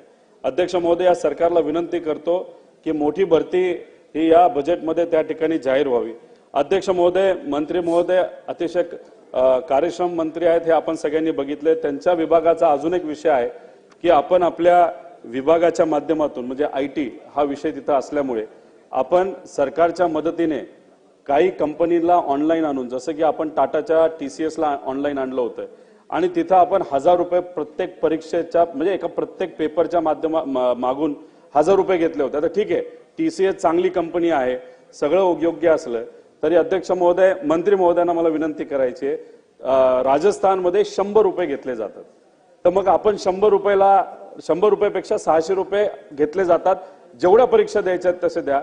आपण चांगले अभ्यासू मंत्री असल्यामुळे याच्यामध्ये थोडंसं लक्ष घालून याचा एक विषय आपण कायमस्वरूपी राजस्थान पद्धतीने मार्गी लावणार का? आणि शेवटचा प्रश्न अध्यक्ष महोदय की कंबाईनच्या काही रिक्त पद आहेत, जसं PSIच्या कंबाईनचं 1000 जागा करण्यात यावा अशी त्यांची विनंती आहे. STI SR अशा अनेक भरतीचे प्रस्ताव प्रलंबित आहेत, त्यात तुम्ही लक्ष घालून तिथं मोठ्या प्रमाणात सरकारच्या माध्यमातून भरती केली जाईल का? असा प्रश्न या ठिकाणी मी करतो आपल्याला. अध्यक्ष महोदय, सन्माननीय सदस्यांनी 3 प्रश्न विचारले. त्यातला दुसरा प्रश्न जो आहे तो माहिती तंत्रज्ञान विभागाच्या संदर्भातला आहे. आजची लक्षवेधी ही सामान्य प्रशासन या विभागाच्या संदर्भातली आहे. त्यामुळे आपला प्रश्न आउट ऑफ स्कोप असला तरी आपली मागणी ही विद्यार्थ्यांच्या हिताची असल्यामुळे IT मिनिस्टर म्हणून मी सन्माननीय अध्यक्षांच्या परवानगीने असं म्हणतो की या विषयामध्ये मी बैठक घेईन आणि आपल्याशी त्या विषयावर चर्चा करेन. आता राहिले प्रश्न क्रमांक 1 आणि प्रश्न क्रमांक 2. यामध्ये गृह विभागातर्फे PSI पॉइंट ऑफ इन्फॉर्मेशन च्या 2022 आयोगाने शिफारसी केल्या होत्या त्या उमेदवारांना नियुक्त देण्याची कारवाई गृह विभागातर्फे सुरू आहे. त्यांना डायरेक्ट जॉईनिंगला होण्यामध्ये वेळेच्या बाबतीत आपण प्रश्न उपस्थित केला. त्यामध्ये आपल्याला हे समजून घ्यावं लागेल, MPSC कडून पात्र उमेदवार झाल्यानंतर GAD कडे त्याची एक प्रक्रिया आहे. त्या प्रक्रियेमध्ये त्यांच्या सर्टिफिकेटचं व्हेरिफिकेशन हा त्यातला महत्वाचा विभाग प्रक्रियेचा भाग आहे, ज्यामध्ये विशेषतः ते स्पोर्ट्स कोटातनं असतील तर sports certificate verification, caste certificate verification, degree verification, character certificate verification, creamy layer आणि मेडिकल या सगळ्या सर्टिफिकेटचं व्हेरिफिकेशन त्यांनी सन्माननीय अध्यक्ष महोदय, मला संरक्षण द्या, मी डिटेल उत्तर त्यांच्या प्रश्नाला देतो आहे. आणि नाना पटोले साहेब, तुम्ही वरिष्ठ सदस्य आहात, त्यांनी उशीर का होतोय याचं उत्तर मी देतोय. आणि म्हणून या सगळ्या विषयामध्ये लागणारी प्रक्रिया ही 6-7 महिन्याची असते. ती पूर्ण झाल्यावर ट्रेनिंग असते आणि ट्रेनिंग नंतर ते जॉईंट होतात. याच प्रक्रियेने ते PSI जॉईंट होतील. तिसरा प्रश्न तुम्ही जो विचारला तो यामध्ये रिक्त असलेल्या पदांबद्दल आणि अन्य विभागामध्ये अशी रिक्त पदं असतील तर त्याबाबत शासन तातडीने सकारात्मक भूमिका घेणार का, तो होय. चला जयंतराव. अध्यक्ष महोदय, या लक्षवेधीतला जो मुद्दा आहे ज्याचं उत्तर आपण मगाशी दिलं त्यात आता काळ बदललेला आहे. या नियम आणि तरतुदी जुन्या आहेत ज्या UPSC आणि MPSCने स्वीकारलेल्या होत्या. पण आता सन्माननीय सदस्य अभिमन्यू पवार जे सांगतायत त्याप्रमाणे अध्यक्ष महोदय आता थोडीशी वेटलिस्ट मोठी ठेवली तर असे प्रसंग येणार नाहीत. त्यामुळं पहिला प्रश्न की आपण MPSCला सूचना द्याव्यात की जरी संमिश्र केडरचं एकच परीक्षा असेल तरी वेटलिस्ट 101 मुलांची जादा ठेवावी जेणेकरून असा प्रसंग येणार नाही. दुसरा प्रश्न माझा असा आहे की MPSCच्या सदस्यांची संख्या मर्यादित आहे, ती आपण थोडीशी वाढवाल का? आम्ही आमच्या जाहीरनाम्यात ते घातलेलं होतं की ही संख्या जर वाढवली तर परीक्षांचं प्रमाण वाढवता येईल, त्याच्या तपासणीचं प्रमाण वाढवता येईल आणि राज्य सरकार अनेक रिक्वेस्ट तिकडे पाठवतं, त्याच्या 2-2 वर्षाने परीक्षा लागतात आणि मग राज्य सरकारच्या रिक्त जागा फार मोठ्या प्रमाणात राहतात. ज्याचा श्रीयुत रोहित पवार यांनी आपल्याला जो मुद्दा मांडला की परीक्षा झाल्यात, सगळे सर्टिफिकेट वगैरे देऊन झालेले आहेत, तरी पोलिसांना हजर करून घेतलं जात नाही त्या अधिकाऱ्यांना. त्यामुळे अध्यक्ष महोदय, एकंदर कुठेतरी MPSCच्या कामामध्ये व्याप्ती वाढवण्याची गरज आहे. संख्या सदस्यांची वाढवा, निर्णय उशिरा होत आहेत आणि आपण ह्या ज्या पोलिसांचा जो त्यांनी मुद्दा मांडला ते हजर करण्यासाठी 1 महिन्याचा कालावधी द्या. आपण उत्तरात सांगावं, एक म्हणजे प्रतीक्षा यादी ठेवणं या याच्यात आणि दुसरं म्हणजे आपली व्याप्ती म्हणजे सदस्य संख्या वाढवणं आणि ती वाढवून याला गती देण्याचं काम आपण कराल काय? अध्यक्ष महोदय, सन्माननीय वरिष्ठ सदस्य जयंत पाटील साहेब यांनी जे 2 प्रश्न उपस्थित केले त्यामध्ये पहिला प्रश्न आपण असं म्हणालात की प्रतीक्षा यादी वाढवण्याचे निर्देश देणार का. माननीय जयंत पाटील साहेबांना माहिती आहे की MPSC एक स्वायत्त संस्था आहे आणि आपल्या कॉन्स्टिट्यूशनल पॉवरप्रमाणे त्यांना आपल्याला तसे निर्देश देता येणार नाहीत. आपली इच्छा असली तरी नंबर 1 ठीक आहे. त्याच्यामध्ये आज ज्याचा उल्लेख मी मगाशी केला त्यांनी ठरवलेल्या कार्यनियमावलीतील क्रमांक 10.8 नुसार मल्टी कॅडर परीक्षेमध्ये प्रतीक्षेआधी ठेवता येत नाही, सिंगल कॅडर परीक्षामध्ये ठेवता येते. तर सिंगल कॅडरमध्ये ती यादी जी आहे ती पुरेशी ठेवावी असं आपण त्यांच्याशी चर्चा करू. मल्टी कॅडरच्या बाबतीमध्ये आपल्याला समजून घ्यावं लागेल. 2011 पर्यंत ही पद्धत होती. अडचणी ज्या समोर आल्या त्यामध्ये आपल्या लक्षात येईल ज्यावेळेला 22 वर्गाची आपण मल्टी कॅडर परीक्षा घेतो त्यावेळेला त्या ठिकाणी असलेलं समांतर आरक्षण आणि जातीनिहाय आरक्षण, बरोबरीने पसंतीला दिलेला क्रमांक, गुणवत्ता क्रमांक, विद्यार्थ्यांनी दिलेला पसंती क्रमांक, संवर्गातील पसंती क्रमांक, या सगळ्या एक कॉम्प्लेक्स पद्धतीतनं ती यादी MPSC नियुक्त पात्र धारकांची सरकारला करते. सरकारला केल्यानंतर सरकार म्हणजे GAD यातली संपूर्ण प्रक्रिया ज्यामध्ये सर्टिफिकेट व्हेरिफिकेशन बाकी सगळं करून त्यांना ट्रेनिंगला देते. आणि त्यावेळेला लक्षात येतं की हे लोक कागदपत्र पुरवणी करायला आलेलेच नाहीत. बाय दॅट टाइम आपली MPSCने दिलेली यादी ही फायनल होऊन गेलेली असते आणि त्यातनं ती शासनाला शिफारस केलेली असते. त्यानंतर पुन्हा ही प्रक्रिया आपण जर प्रतीक्षा आधीची केली नंबर 1 तर आपल्याला न्यायालयामध्ये ती पूर्ण पात्र धारकांना सुद्धा जॉईनिंग मध्ये अडचण निर्माण करू शकते. हा पहिला मुद्दा आहे. दुसरा मुद्दा कायद्यामध्ये बदल करण्याबाबत जो 2011 पर्यंत मल्टी केडरच्या परीक्षेमध्ये प्रतीक्षा आधीचा होता तो बंद करण्याचं कारण UPSCने सुद्धा हे बंद केलं. बरोबरीने त्यावेळेला जर प्रतीक्षा आधी करायची झाली तर त्या विद्यार्थ्यांच्या पसंतीनुसार त्यांना मिळणारा संवर्ग, त्यानंतर न येणाऱ्या विद्यार्थ्यांच्या अपेक्षा यातनं पुन्हा लिटिगेशन निर्माण होतं. आणि म्हणून पात्रधारकांना तरी आपल्याला पुरेसं मनुष्यबळ मिळावं म्हणून त्यांना जॉईन करावं, उरलेल्यासाठी पुन्हा एकदा परीक्षा घ्याव्या, हा व्यावहारिक मार्ग आपण त्यातला घेतलेला आहे. चला पुढे अडसरजी. अध्यक्ष महोदय, अभिमन्यू पवार मंत्री महोदयांनी या संदर्भातलं सविस्तर उत्तर आणि व्यवस्थित उत्तर दिलेलं आहे.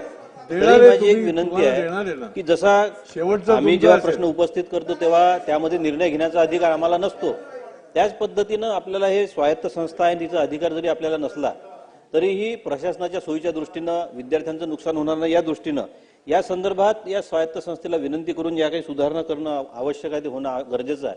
कारण एकतरी परीक्षा बऱ्याच वर्षांनी होते, तेवढे वर्ष हे पद रिक्त राहतात, त्यामुळे प्रशासकीय अडचण निर्माण होतात, लोकांनाही त्रास होतो. आणि जे विद्यार्थी या परीक्षेला बसतात त्यांचा अनावश्यक खर्च तो त्यांचे 2-2, 3-3 वर्ष वाया जातात. आधीचे 3 वर्ष गेलेले असतात, पुन्हा पुढचे 3 वर्ष जातात. त्याच्यामुळे प्रतीक्षा आधी असणं अत्यंत गरजेचं आहे. यामध्ये कायदेशीर काय अडचण येऊ शकतात याचाही अभ्यास करून त्याच्यावर काहीतरी मार्ग निघणं गरजेचं आहे. म्हणजे एकाच परीक्षेत आपण सगळे पद भरू शकतो, यामध्ये काही फार अडचणी असतील, कायदेशीर असतील तर निश्चितपणे सोडवल्या पाहिजे आणि त्या संदर्भात चर्चा करून मार्ग काढला पाहिजे, अशी माझी माननीय मंत्री महोदयांना विनंती आहे. अध्यक्ष महोदय, मगाचा एक प्रश्न माननीय जयंत पाटील साहेबांनी जो उपस्थित केला त्याचं उत्तर देणं राहून गेलं. त्यामध्ये आयोगाची रचना 1 अध्यक्ष आणि 5 सदस्याची आहे. आता आपल्याकडे 1 अध्यक्ष आणि 2 सदस्य कार्यरत आहे. आपण व्याप्ती वाढवण्याची सूचना केली. किमान आता 3 पदं जी रिक्त आहेत त्याबद्दलची सगळी कायदेशीर प्रक्रिया करून अंतिम टप्प्यामध्ये मुख्यमंत्री कार्यालयात गेली आहे. त्यामुळे त्याची 1+5 हे आपलं पूर्ण होईल. याच्यापेक्षा वाढीच्या विषयामध्ये सर्व अन्य राज्यात काय काय व्यवस्था आहे याचा अभ्यास करून आपण निर्णय घेऊ. त्यामुळे राहिलेलं उत्तर मी तुमचं स्वतःहून दिलं, त्यामुळे तुम्हाला ते पटलं असं तुम्ही म्हणा. हा झाला पहिला मुद्दा. अध्यक्ष महोदय, सन्माननीय सदस्य अडसड साहेबांचं उत्तर देतो मी आता. त्यांनी पुन्हा एकदा तोच प्रश्न उपस्थित केला की प्रतीक्षा आधी ठेवणं आवश्यक आहे. अध्यक्ष महोदय, या बाबतीमध्ये विद्यार्थ्यांचा हित बघून आपला प्रश्न या प्रत्यक्ष लक्षवेधीच्या बाबतीत म्हटला तर 55 विद्यार्थ्यांच्या किंवा 55 पदावर येणाऱ्या पात्र विद्यार्थ्यांच्या साठी ही यादी 527 लोकांची थांबवणं ही काही व्यावहारिक नाही आणि म्हणून त्यातनं जर चुकून लिटिगेशन झालं, त्यातनं आजपर्यंतचा अनुभव जो आहे, त्यातनं असलेल्या होणाऱ्या मॅचच्या ऑर्डर या आधारावर पुन्हा एकदा राज्य शासनाकडे आवश्यक असलेलं मनुष्यबळ पुरवण्यामध्ये सर्व प्रक्रिया पूर्ण केल्यानंतर सुद्धा पात्र विद्यार्थ्यांना त्यापासून वंचित ठेवणं हे संयुक्तिक होणार नाही. म्हणून अशा पद्धतीच्या वेटिंग लिस्टच्या बाबतीचा निर्णय हा सरसकट आता करता येणं शक्य नाही. तरी जी मागणी वारंवार सन्माननीय पवार साहेब करतायत, सन्माननीय अडसडजी करतायत, सन्माननीय रोहित पवार यांनी केली, म्हणून या बाबतीमध्ये अन्य राज्यात सुद्धा अशाच पद्धतीची प्रक्रिया असली तरी त्याचा अभ्यास करण्यासाठी एक अभ्यास समिती आपण नेमू आणि त्याच्यावर निर्णय करू.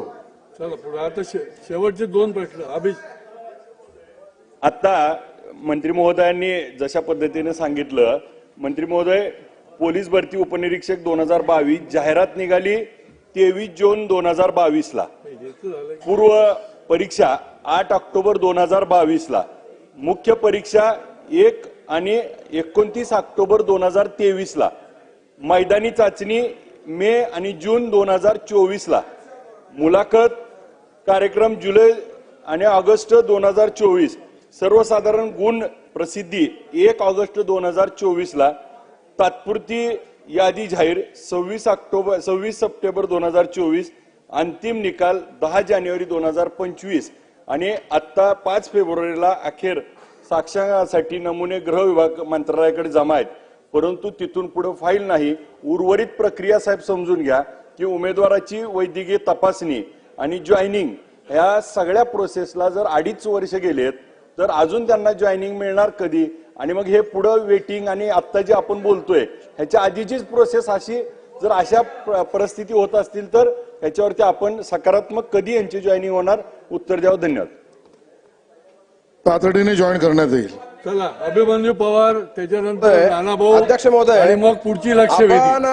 अध्यक्ष महोदय, आपण इज ऑफ डुईंग बिझनेसची भाषा करतो. अध्यक्ष महोदय, एमपीएससी स्वायत्त जरी असली अध्यक्ष महोदय तरी काय ब्रह्मदेव नाही आहे आणि एमपीएससीला आपण सूचना करू शकतो. माननीय मुख्यमंत्री सीजे सोबत बैठक करू शकतात तर एमपीएससी बैठक का नाही होऊ शकत? अध्यक्ष महोदय, एमपीएससी अतिशय क्लिष्ट विषय अध्यक्ष महोदय, इट्स सेल्फ प्रॉब्लेम आहे एमपीएससी. अध्यक्ष महोदय, माझी मागणी या निमित्तानं असं आहे अध्यक्ष महोदय, बघा एक विद्यार्थी 3-3 वर्ष झटतो अध्यक्ष महोदय, प्री दिल्यापासून निकाल लागेपर्यंत. अरे 3-3 वर्ष त्या विद्यार्थीने मुळात 35व्या वर्षी पास होणार, 38व्या वर्षी लग्न कधी करणार अध्यक्ष महोदय? पुढचा कार्यक्रम कधी होणार अध्यक्ष महोदय? या वेळेस अध्यक्ष महोदय माझी विनंती आहे, एक टाइम बॉन्ड प्रोग्राम असला पाहिजे. 1 वर्षाच्या आत प्री पासून मेन म्हणजे प्री मेन इंटरव्ह्यू व्हेरिफिकेशन सगळं होऊन विद्यार्थी 1 वर्षात नोकरी लागला पाहिजे अध्यक्ष महोदय, अशी माझी मागणी आहे. दुसरा विषय माझा हरकत आहे, उत्तरावर हरकत आहे अध्यक्ष महोदय. उत्तर म्हणजे अपेक्षित उत्तर दिलेलं नाही अध्यक्ष महोदय, मला अपेक्षित उत्तर मिळावं अशी अपेक्षा नाही, पण उत्तरामध्ये विसंगती आहे अध्यक्ष महोदय. माझं म्हणणं काय, एखादा व्हिडिओ तो परीक्षा देतो एमपीएससीची, त्यांनी मला मान्य आहे की त्यांनी प्राधान्यक्रम डेप्युटी कलेक्टर दिलं, तहसीलदार दिलं तर चालेल, परंतु या निमित्तानं तहसीलदार खालचं पण देतो, बीडीओची पण पोस्ट देतो, एसटीआयची पण देतो. त्यामुळे प्रॉब्लेम अध्यक्ष महोदय, युपीएससी यापैकी एकही विद्यार्थी युपीएससी पास झालेला नाही, हे अडवू नका अध्यक्ष महोदय. माझी विद्यार्थ्यांना सुद्धा विनंती आहे की सामाजिक भान ठेवलं पाहिजे अध्यक्ष महोदय या निमित्तानं, ही माझी मागणी आहे. दुसरा अध्यक्ष महोदय, 2 ट्रेनिंग असतात, फाउंडेशन ट्रेनिंग आणि टेक्निकल ट्रेनिंग. फाउंडेशन ट्रेनिंग झाल्यानंतर माझी मागणी आहे की रिक्त झालेले जे पद आहेत, जे काही जॉईन झालेले विद्यार्थी, त्यांना सगळ्यांना एकत्र घेऊन अजून सुद्धा अपग्रेडेशन करता येतं. अपग्रेडेशन करणार का हा माझा विषय आहे.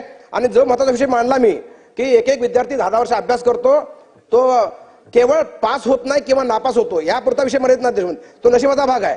पण 10 वर्ष अभ्यास केलेली पोरं, जी लेकरं आपले मुलाखत पास होऊन पुढे गेलेले आहेत, या लेकरांचा शासनाने विचार करावा अशी माझी विनंती आहे. चला पुढे मंत्री महोदय.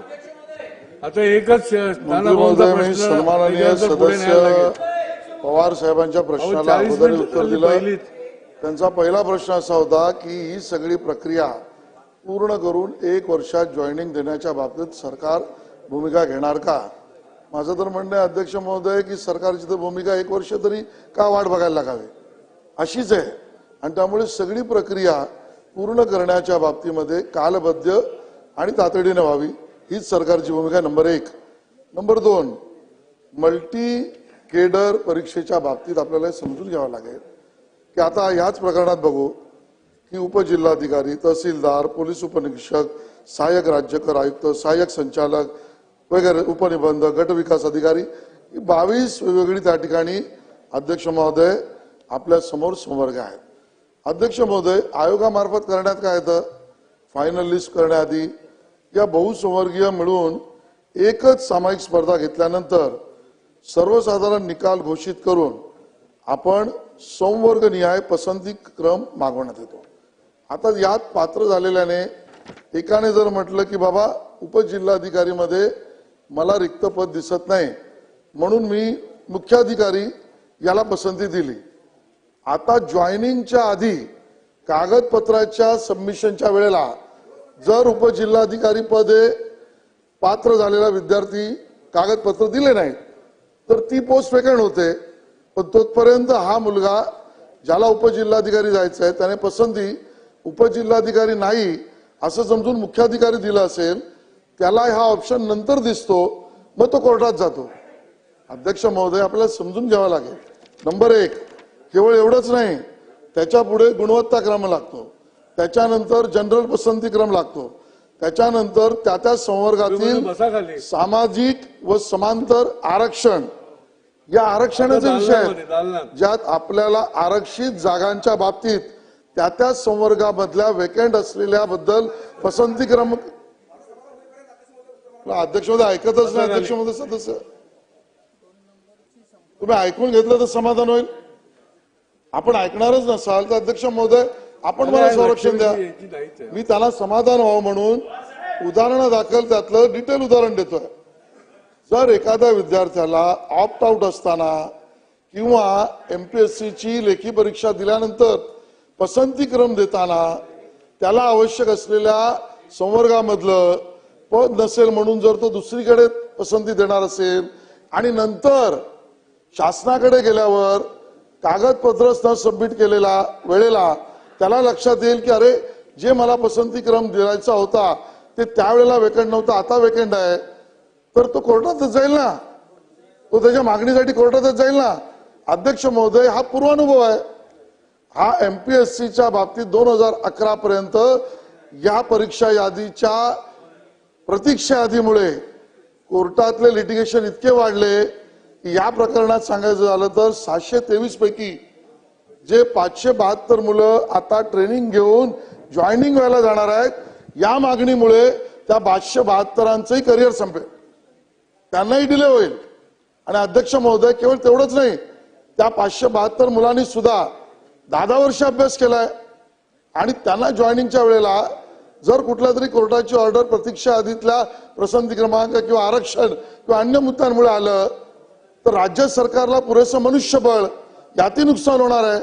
आणि त्यामुळे अध्यक्ष महोदय, जे युपीएससी करताय, तुमची भावना मला मान्य आहे, पण जे युपीएससी करताय, जो एमपीएससीचा पूर्वानुभव आहे, जो आपल्याला ज्या मुलांना आता जॉईनिंग पर्यंत आले आहेत त्यांचं आणि राज्य सरकारचं हित बघता आता प्रतीक्षा यादी करणं संयुक्तिक नाही असं स्वायत्त संस्थेने ठरवलंय.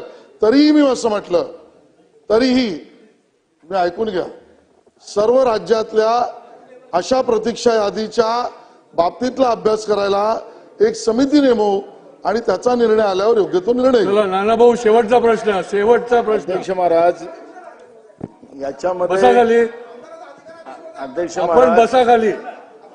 अध्यक्ष महाराज ते नानाभाऊ, हा अध्यक्ष महाराज, याच्यामध्ये आपण एक गोष्ट पाहतोय की महाराष्ट्रामध्ये आपण अलीकडच्या काळामध्ये पाहिलं की मोठ्या प्रमाणात एमपीएससीच्या परीक्षेमध्ये बसणाऱ्या मुला मुलींची मोठी मोठी आंदोलनं सुरू झालेली आहेत आणि होतात. हा प्रश्न त्या पद्धतीचाच निर्माण झालेला आहे आणि याचं मुख्य जळ जी आहे ती एमपीएससीची जी व्यवस्था आहे, रचना आपली जी आहे, आता तिथं आयपीएस अधिकारी टाकला, आपण कालपर्यंत आयएस अधिकारीच ठेवायचो, आता तुमचं कोणीतरी आयपीएस अधिकारी आहे आणि तुम्ही पूर्ण त्या ठिकाणी आता 5, 1 आणि 5 अशी जी तुमची रचना आहे, जयंतराव तर 10 मागतात आहेत, 15 मागतात आहेत, केलं पाहिजे. कारण की अखेरी त्या मुलांच्या आयुष्याशी खेळण्याचं काम त्या माध्यमातून सुरू झालेली आहे. अध्यक्ष महाराज, अनेक मुलं मुली ओव्हर एज होतात आहे पोलीस सब इन्स्पेक्टरच्या याच्यामध्ये आपण मगाशी प्रोसिजर सांगत होतो. आपलं उत्तर आपण बिलकुल आपण जे सांगतात जी काही प्रोसिजर आहे त्याच्यावरच आपलं उत्तर येतात आहे. पण आपल्याला सांगतो की सब इन्स्पेक्टरच्या पोस्टमध्ये ह्या सगळ्या फॉर्मॅलिटी पूर्ण केलेल्या मुलामुलींनी आणि त्यांना ट्रेनिंगला जायचं होतं. पण एमपीएससीनी ती ऑर्डर दिली नाही. सगळे तपासणी झाल्यानंतरही सुद्धा जेडीने जे ऑर्डर द्यायला पाहिजे ती दिली नाही आणि त्याच्यामुळे त्यांना ट्रेनिंगलाच जाता नाही आले. ते ओव्हरएज झाले. अध्यक्ष महाराज, असे अनेक एमपीएससीच्या परीक्षेमध्ये अनेक विभागामध्ये ह्या घटना घडलेल्या आहेत आणि म्हणून याला एकदम सिस्टमॅटिक व्यवस्थित करण्यासाठी मुलांच्या आयुष्याशी कुठेही खेळ होता कामा नये यासाठी आपण नेमकी उपाययोजना शासन म्हणून काय करणार आणि एमपीएससीला त्या पद्धतीची पूर्ण व्यवस्था निर्माण करून देण्यासाठी शासन काय करणार. कारण की आखरी नेमणुका आपल्याला करायच्या, ते स्वायत्त असेल पण नेमणुका आपल्याला करायच्या असतात आणि म्हणून आपण ह्या सगळ्या व्यवस्था चांगल्या कशा करणार आणि जे सब इन्स्पेक्टरच्या पदासाठी फक्त ट्रेनिंगला जाण्यासाठी थांबलेली मुलं मुली जे ओव्हरएज होतात आहेत त्यांच्यासाठी काय उपाययोजना करणार आहेत ते सांगा. अध्यक्ष महोदय, 2 प्रश्न सन्माननीय सदस्यांनी विचारले. एक तर आपले एमपीएससी जे आहे त्याला स्ट्रेंथनिंग करण्यासाठी आपण काय करणार आणि पीएसआयच्या पदामध्ये किंवा पोलिसांच्या भरतीच्या पदामध्ये जीएडीच्या इथे नियुक्तीपत्र किंवा नियुक्तीची प्रक्रिया न झाल्यामुळे ओव्हर एज झालेल्या मुलांसाठी काय करणार. अध्यक्ष महोदय, खऱ्या अर्थाने एमपीएससीच्या स्ट्रेंथिंगसाठी 3 टप्प्यामधला कार्यक्रम आपण ठरवलेला आहे. त्यामध्ये आयोगाची रचना पूर्ण करणं, याचा मी उल्लेख केला की आता इथे 1+2 आहेत. 1+2 मध्ये 3 जे बाकी आहेत त्याची प्रक्रिया आपण पूर्ण केली आणि पूर्ण पद्धतीने आयोगाची रचना पूर्ण करणं हा पहिला टप्पा त्या ठिकाणी आपण केला. दुसरा, या सगळ्या परीक्षा वेळेत होणं, त्या जे पात्र होतील ते, याचा निकष मला आता सांगता नाही येणार, पण जे पात्र होऊन इंटरव्ह्यू कॉल करून परीक्षा घेऊन जे आयोगावर सदस्यपदी पात्र आहेत त्यांना पात्रतेनुसार देण्यात येईल. नंबर 1. अध्यक्ष महोदय, एमपीएससी स्ट्रेंथन केली पाहिजे कारण एका संवर्गासाठी 2.5 लाख मुलं ही परीक्षेला बसतात. तो व्हॉल्यूम आपण बघितलात तर 33 संवर्गामध्ये एका संवर्गामध्ये 2.5 लाख मुलं बसणार असतील तर त्याचा व्हॉल्यूम बघून त्याचा आकृतीबंध हा नव्याने करण्याचा कार्यक्रम आपण घेतलाय, ज्यामध्ये काही रिक्त पद भरायला परमिशन दिली आहे, काही नवीन पदांची मागणी जी झालेली आहे, मी आकडे सांगत नाही, ते सगळे सुद्धा भरण्याच्या आकृतीबंधाचा कार्यक्रम चालू आहे. तिसरा, अध्यक्ष महोदय, घ्या मंत्री महोदय, अध्यक्ष महोदय, तिसरा मुद्दा जो आहे की आयोगाला स्वतःची इमारत आणि सुविधा यासाठी जवळजवळ 282.25 कोटी खर्च, त्यातला 86 कोटी वितरित करून आपण त्यांना एक वेगळी बिल्डिंग, वेगळी रचना, वेगळी व्यवस्था, वेगळं work culture, work norm, work space या सगळ्या गोष्टी आपण सुरू केलेल्या आहेत. आणि त्यामुळे आयोगाला पुन्हा एकदा मजबूत करण्यासाठी, आणि एक प्रश्न मगाशी बोलताना माननीय जयंत पाटील साहेब म्हणाले काही निकष जुने आहेत. होय, खरं आहे, 1972 सालच्या निकषांच्या आधारावर सुद्धा काही गोष्टी आपल्याला चालू आहेत. त्यामुळे रिफॉर्म या विषयावर माननीय मुख्यमंत्र्यांचं कार्यालय या विषयामध्ये स्वतंत्र गट स्थापन करून काम करता. एक दुसरा, पीएसआयच्या विषयामध्ये ज्यांना जॉईनिंग करण्यामध्ये डिले होऊन ओव्हरेज झाला असेल त्यांना न्याय दिला जाईल आणि त्यांना न्याय देण्याची भूमिका असलेला निर्णय माननीय मुख्यमंत्र्यांचं कार्यालय करेल. चला, लक्षवेधी 2. किती वेळ झाला? अध्यक्ष महोदय, लक्षवेधी क्रमांक 2. अध्यक्ष महोदय, छापल्याप्रमाणे. अध्यक्ष महोदय, माननीय मुख्यमंत्री देवेंद्र फडणवीस साहेब यांनी नवी मुंबईचा विमानतळ, पनवेलीतला विमानतळ व्हावा याच्यासाठी प्रचंड प्रयत्न केले. त्याच्यातून हा विमानतळ आता पुढच्या 2 महिन्यामध्ये सुरू होतोय. लोकनेते दिभा पाटील यांचं नाव त्या विमानतळाला देण्यासंदर्भामध्ये शासनाने प्रयत्न केला.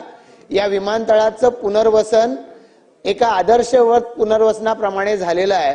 अशा वेळेला या विमानतळाच्या मुळे प्रभावित होणारं क्षेत्र नैना क्षेत्र, जे स्पेशल प्लॅनिंग अथॉरिटी आहे, या नैना क्षेत्रामध्ये मात्र जी टीपी स्कीम बनवल्या जात आहेत याच्यामुळे तिथल्या ग्रामस्थांमध्ये, शेतकऱ्यांच्यामुळे प्रचंड अस्वस्थता आहे. आणि वेळोवेळी वेगवेगळ्या पद्धतीच्या आंदोलनाच्या माध्यमातून ते शेतकरी ती अस्वस्थता व्यक्त करतायत. अध्यक्ष महोदय, इथं प्रश्न विचारण्याचं कारणच असं आलेलं आहे की वारंवार नैना प्राधिकरणाच्या कडून एखाद्या हुकुमशाह म्हणजे सिडको प्रशासनाकडून हुकुमशाहप्रमाणे निर्णय जाहीर केले जातात आणि ग्रामस्थांनी लोकप्रतिनिधींनी त्यांच्या मागे फरफटत जावं अशा पद्धतीची सिडको प्रशासनाची वागणूक आहे. अध्यक्ष महोदय, या ठिकाणी सिडकोनं मुळामध्ये या ठिकाणी जाहीर केलं की 60% जमीन सिडको घेणार, 40% जमीन शेतकऱ्याला देणार. याला पहिल्यांदा शेतकऱ्याचा विरोध आहे आणि त्याच्यामुळे या संदर्भामध्ये आपण या ठिकाणी सांगितलं की आम्ही 60%, 40% शेतकऱ्याला देणार, 60% सिडको ठेवणार. अध्यक्ष महोदय, जे उर्वरित जागा आहे त्याच्यामध्ये तुम्ही 2.5 FSI देणार आहे शासन. 2.5 FSI जर सिडको त्या ठिकाणी देणार आहे तो कंझ्युम तर करता यायला पाहिजे. अनेक शेतकऱ्यांची तक्रार आहे, ज्यांचे छोटे भूखंड मिळत आहेत ज्यांना, त्यांना त्यांचा 2.5 FSI कंझ्युम होत नाही. म्हणजे तुम्ही 60% जागा तुम्ही घेणार, त्याला 40% देणार, त्याच्यात FSI कंझ्युम जर होणार नसला तर अध्यक्ष महोदय या स्कीमचा त्या शेतकऱ्याला उपयोग काय? मग या समस्येचं निवारण शासन कसं करणार आहे हा माझा पहिला प्रश्न आहे.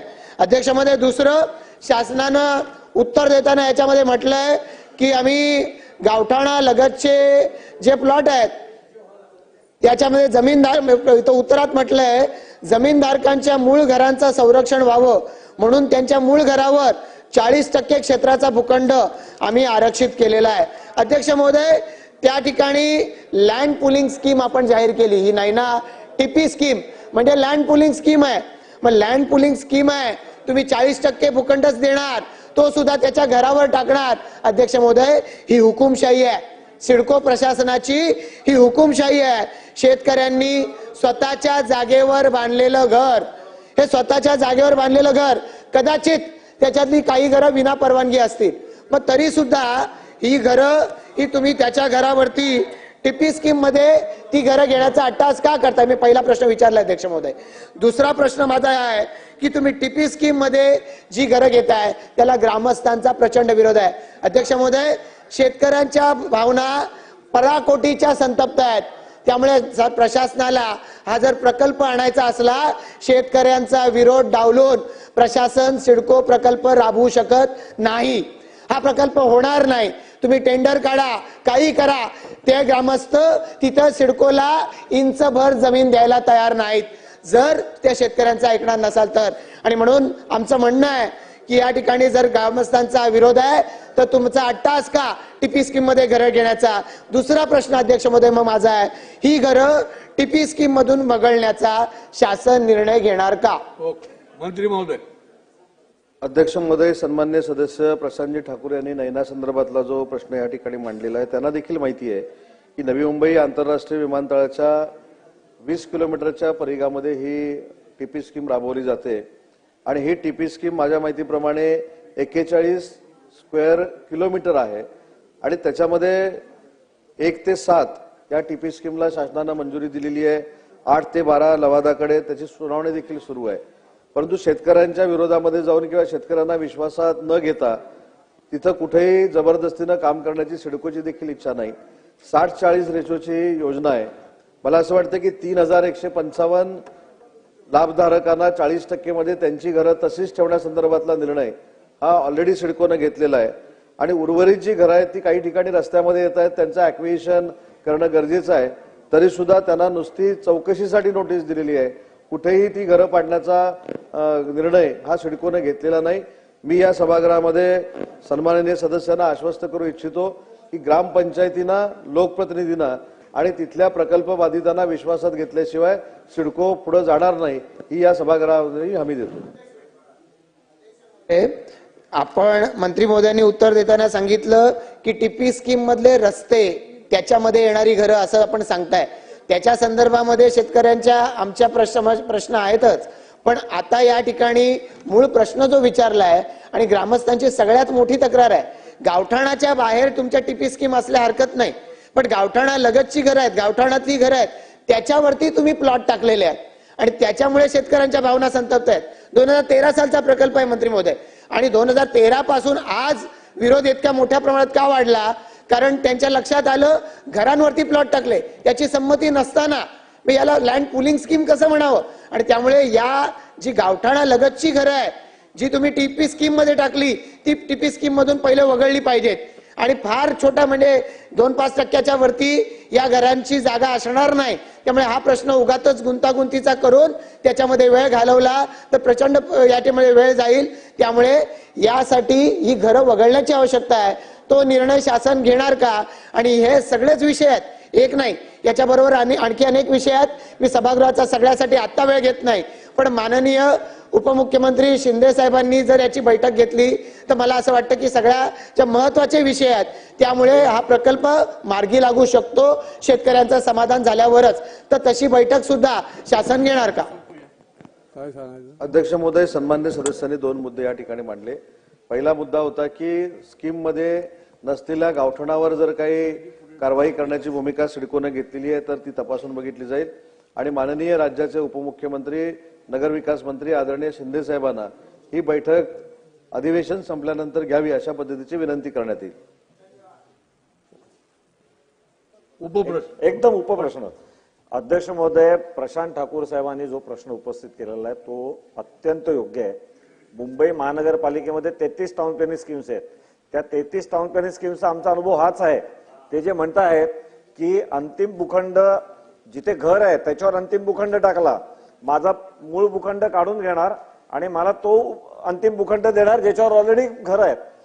ती घरं गावठाणमधली असल्यामुळे तिथले लोक खाली करणार नाहीत. आणि त्यामुळे हा अत्यंत गंभीर प्रश्न आहे, त्यांनी वेळीच काढलेला आहे.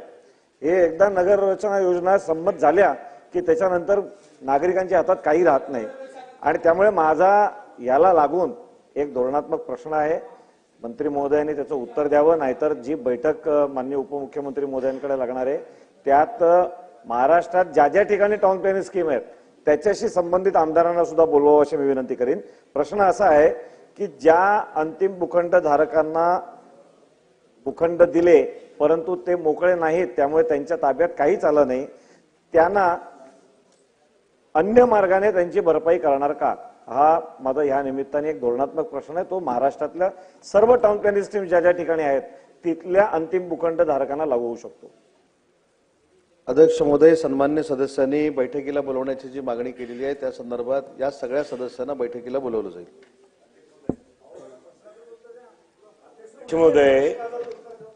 अध्यक्ष महोदय, मंत्री महोदय, आम्ही म्हणायला लागते की सकारात्मक उत्तर देतात, पण नंतर ती चर्चामध्ये असं येते की हातात काही मिळत नाही. ज्यांच्यासाठी आपण चर्चा करतो त्यांच्या समाधान करून आपण बसून राहतो, पण या सभागृहामध्ये असे समाधान खास करून अशा विषयामध्ये मिळत नाही. सिडकोची विश्वसनीयता अध्यक्ष महोदय, नवी मुंबईची स्थापना झाली तेव्हापासून त्याच्या विश्वसनीयतेवर लोकांना शंका आहे. कोणी सांगेल अध्यक्ष महोदय? 12% डेव्हलपमेंट केलेले प्लॉट त्यांना देण्याच्या संदर्भात आजही शेकडो दावे प्रलंबित आहेत. शेकडो नाही, पेक्षाही जास्त दावे प्रलंबित आहेत. काय अध्यक्ष महोदय आज परिस्थिती आहे? ज्या शेतकऱ्यांनी नवी मुंबईसाठी जागा दिली त्याची अवस्था आज काय आहे अध्यक्ष महाराज? काही लोकांना दिले नाही असं नाही म्हणत मी, पण जे बाकी आहे प्रश्न अध्यक्ष महोदय याच सभागृहात तेच येणार आहे. अध्यक्ष माझी 2 मागण्या आहे याच्या संदर्भामध्ये. अध्यक्ष महोदय, इथे म्हटलंय की अंतिम रस्त्याने बाधित होणारे घर आहे तशा गावठण आदिलगत नगररत्ना परियोजनेमधील अंतिम भूखंडामुळे बाधित होणाऱ्या घराबाबत सविस्तर जागेवरील सर्वेक्षण तसेच ग्रामपंचायत सदस्यांना सुनावणीची संधी देऊन वस्तुस्थिती तपासून पुढील निर्णय सिडकोकडून घेण्यात येणार आहे. म्हणजे सिडको निर्णय घेणार असेल अध्यक्ष महोदय तर अशा बैठकीचा काय अर्थ नाहीये, कारण सिडकोनी ठरवलंय त्यांना काय करायचं आहे. अध्यक्ष महोदय, जसं परागळवणी म्हणाले तसे ज्यांचे घर हे त्या काळी अध्यक्ष महोदय जर नैना गेलं नसतं, नवी मुंबईचं विमानतळ गेलं नसतं तर असे तर महाराष्ट्रभरात 45,000 गावामध्ये शेकडो नाही लाखो करोडोच्या संख्येने लोकांची घरं आहेत. अध्यक्ष महोदय, माझा स्पेसिफिक प्रश्न आहे, तो मोबदला तुम्ही जर त्यांना बाधित झालेल्या जागेवरती किंवा ते खाली करणार नसेल अशा घरांच्या जागेवरती तुम्ही अंतिम प्लॉट जाहीर करणार असाल तर त्यांना रोख रकमेचा मोबदला बाजार किंमत प्रमाणे देण्याचा प्रस्ताव हे आपण त्या बैठकीच्या एजेंडामध्ये घेणार का? एक अध्यक्ष महोदय, शेकडो नाही हजारो कोटीचा प्रकल्प आहे. काय फरक पडणार आहे 1,500-2,000 लोकांना घराचे पैसे द्यायला?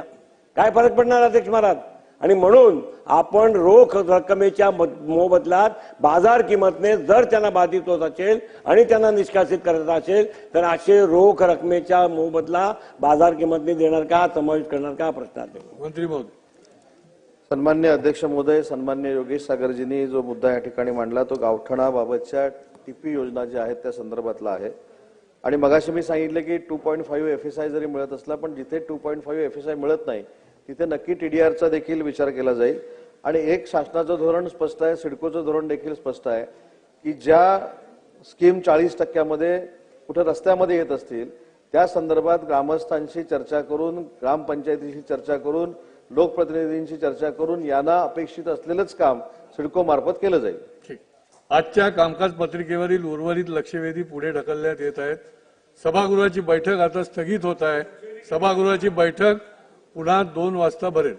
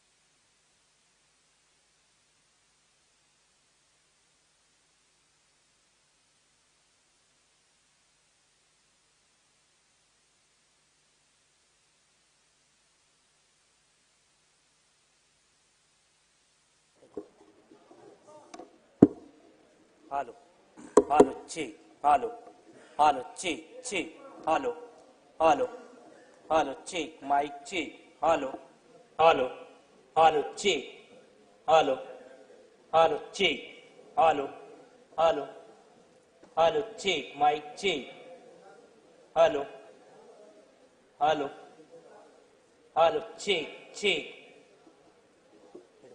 हेडफोन लाव सोने हेडफोन लाव hello check hello hello hello check hello hello check check check hello hello hello check hello check hello hello check check check hello hello check hello hello check hello hello check check check hello दरवाजाकडे जा दरवाजाकडे hello check hello hello hello check hello hello hello check check hello check नको hello check audio कोणी phone करून दिला ना विसरले ती हालो चेक चेक कमी ठेवायचं कमी hello check hello hello hello check hello hello hello check hello hello hello check hello hello hello check hello hello hello check hello hello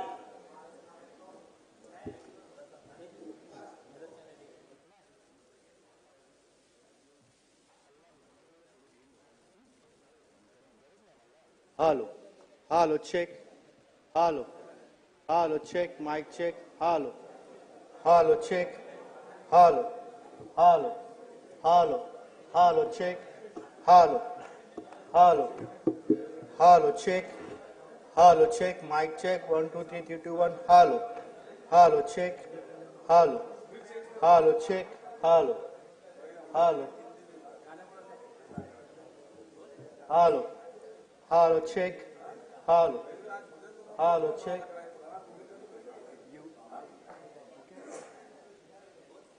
Hello. Hello, check. Hello. Hello.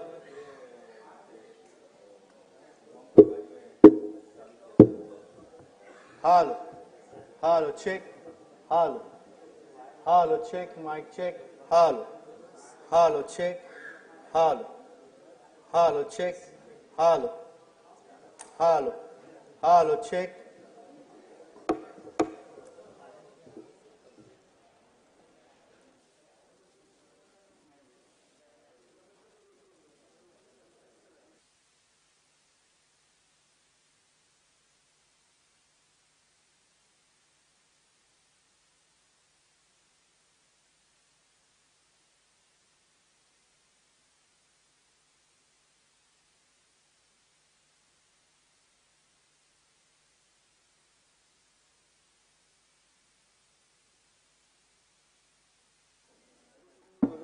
Hello.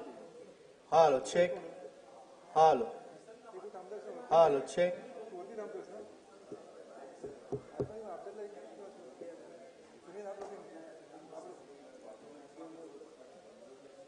Hello.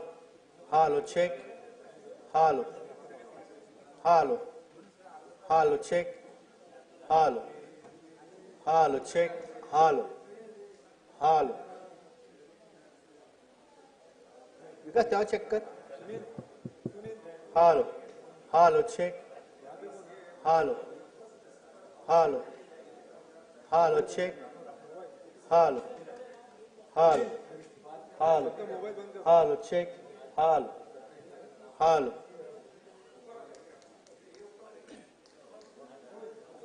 Hello hello check hello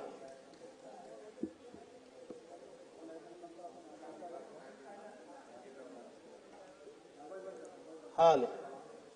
Hello, check. Hello. Hello, check. Hello. Hello, check.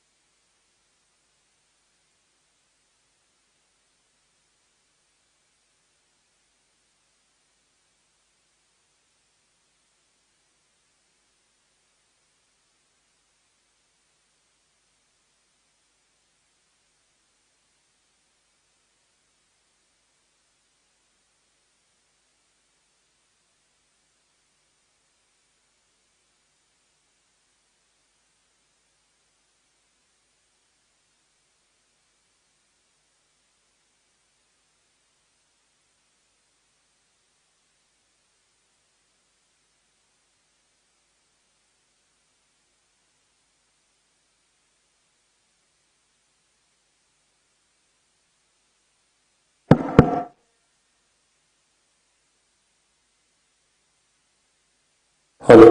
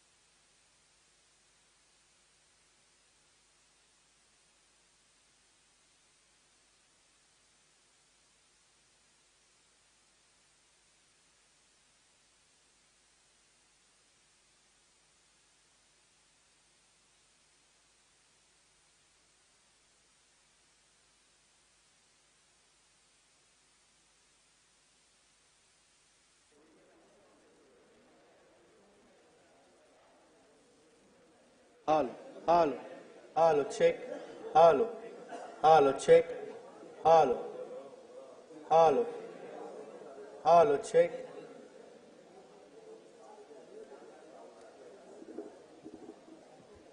halo.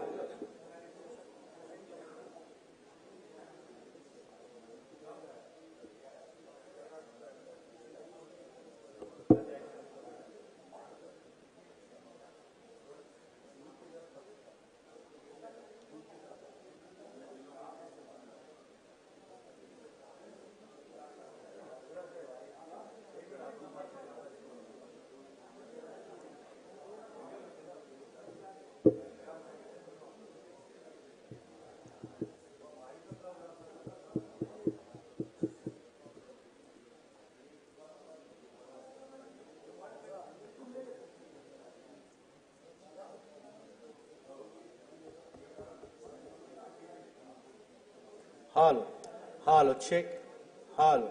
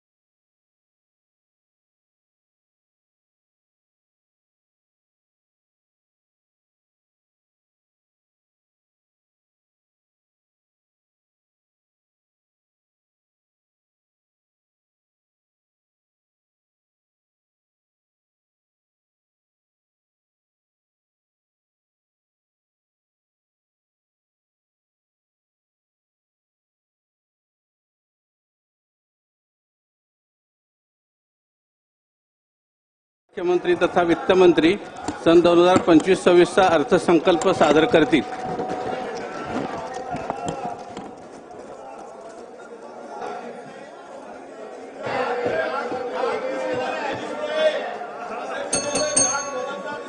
Budget ऐकायचं आहे ना?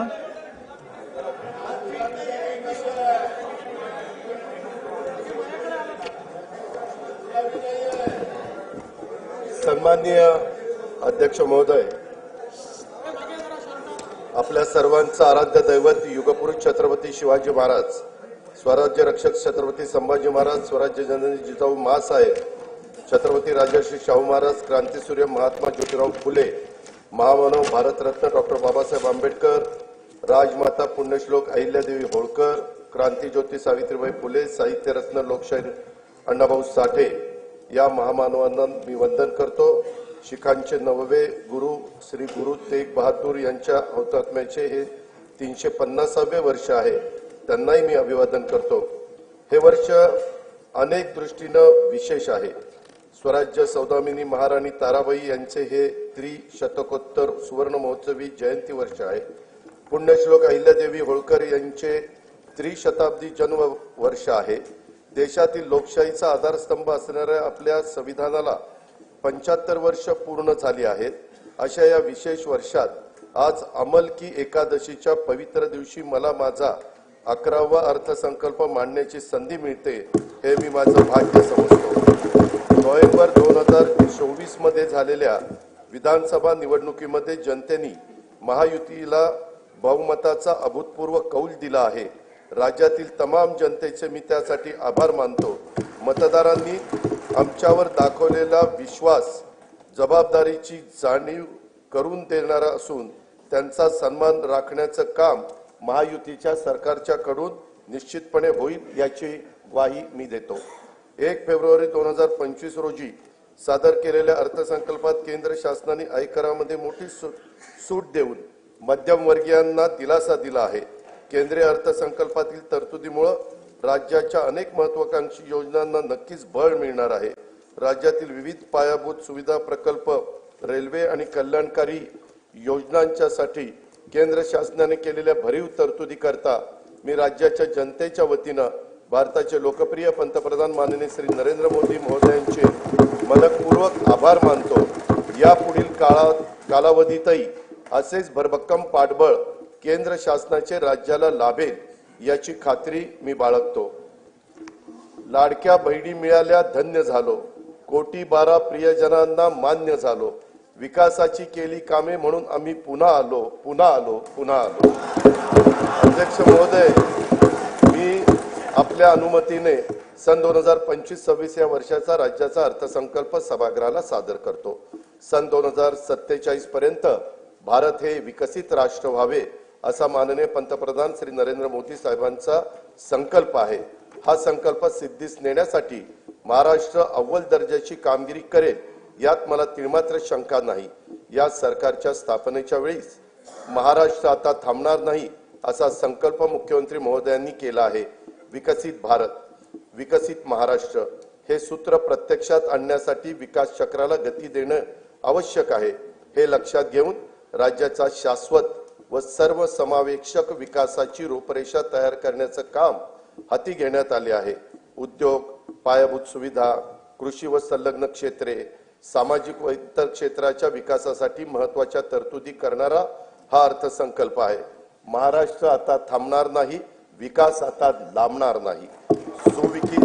सुविकसित पायाभूत सुविधा, मुबलक नैसर्गिक संसाधने आणि कुशल मनुष्यबळामुळे महाराष्ट्र हे नवीन उद्योग स्थापित करण्यासाठी आदर्श राज्य आहे.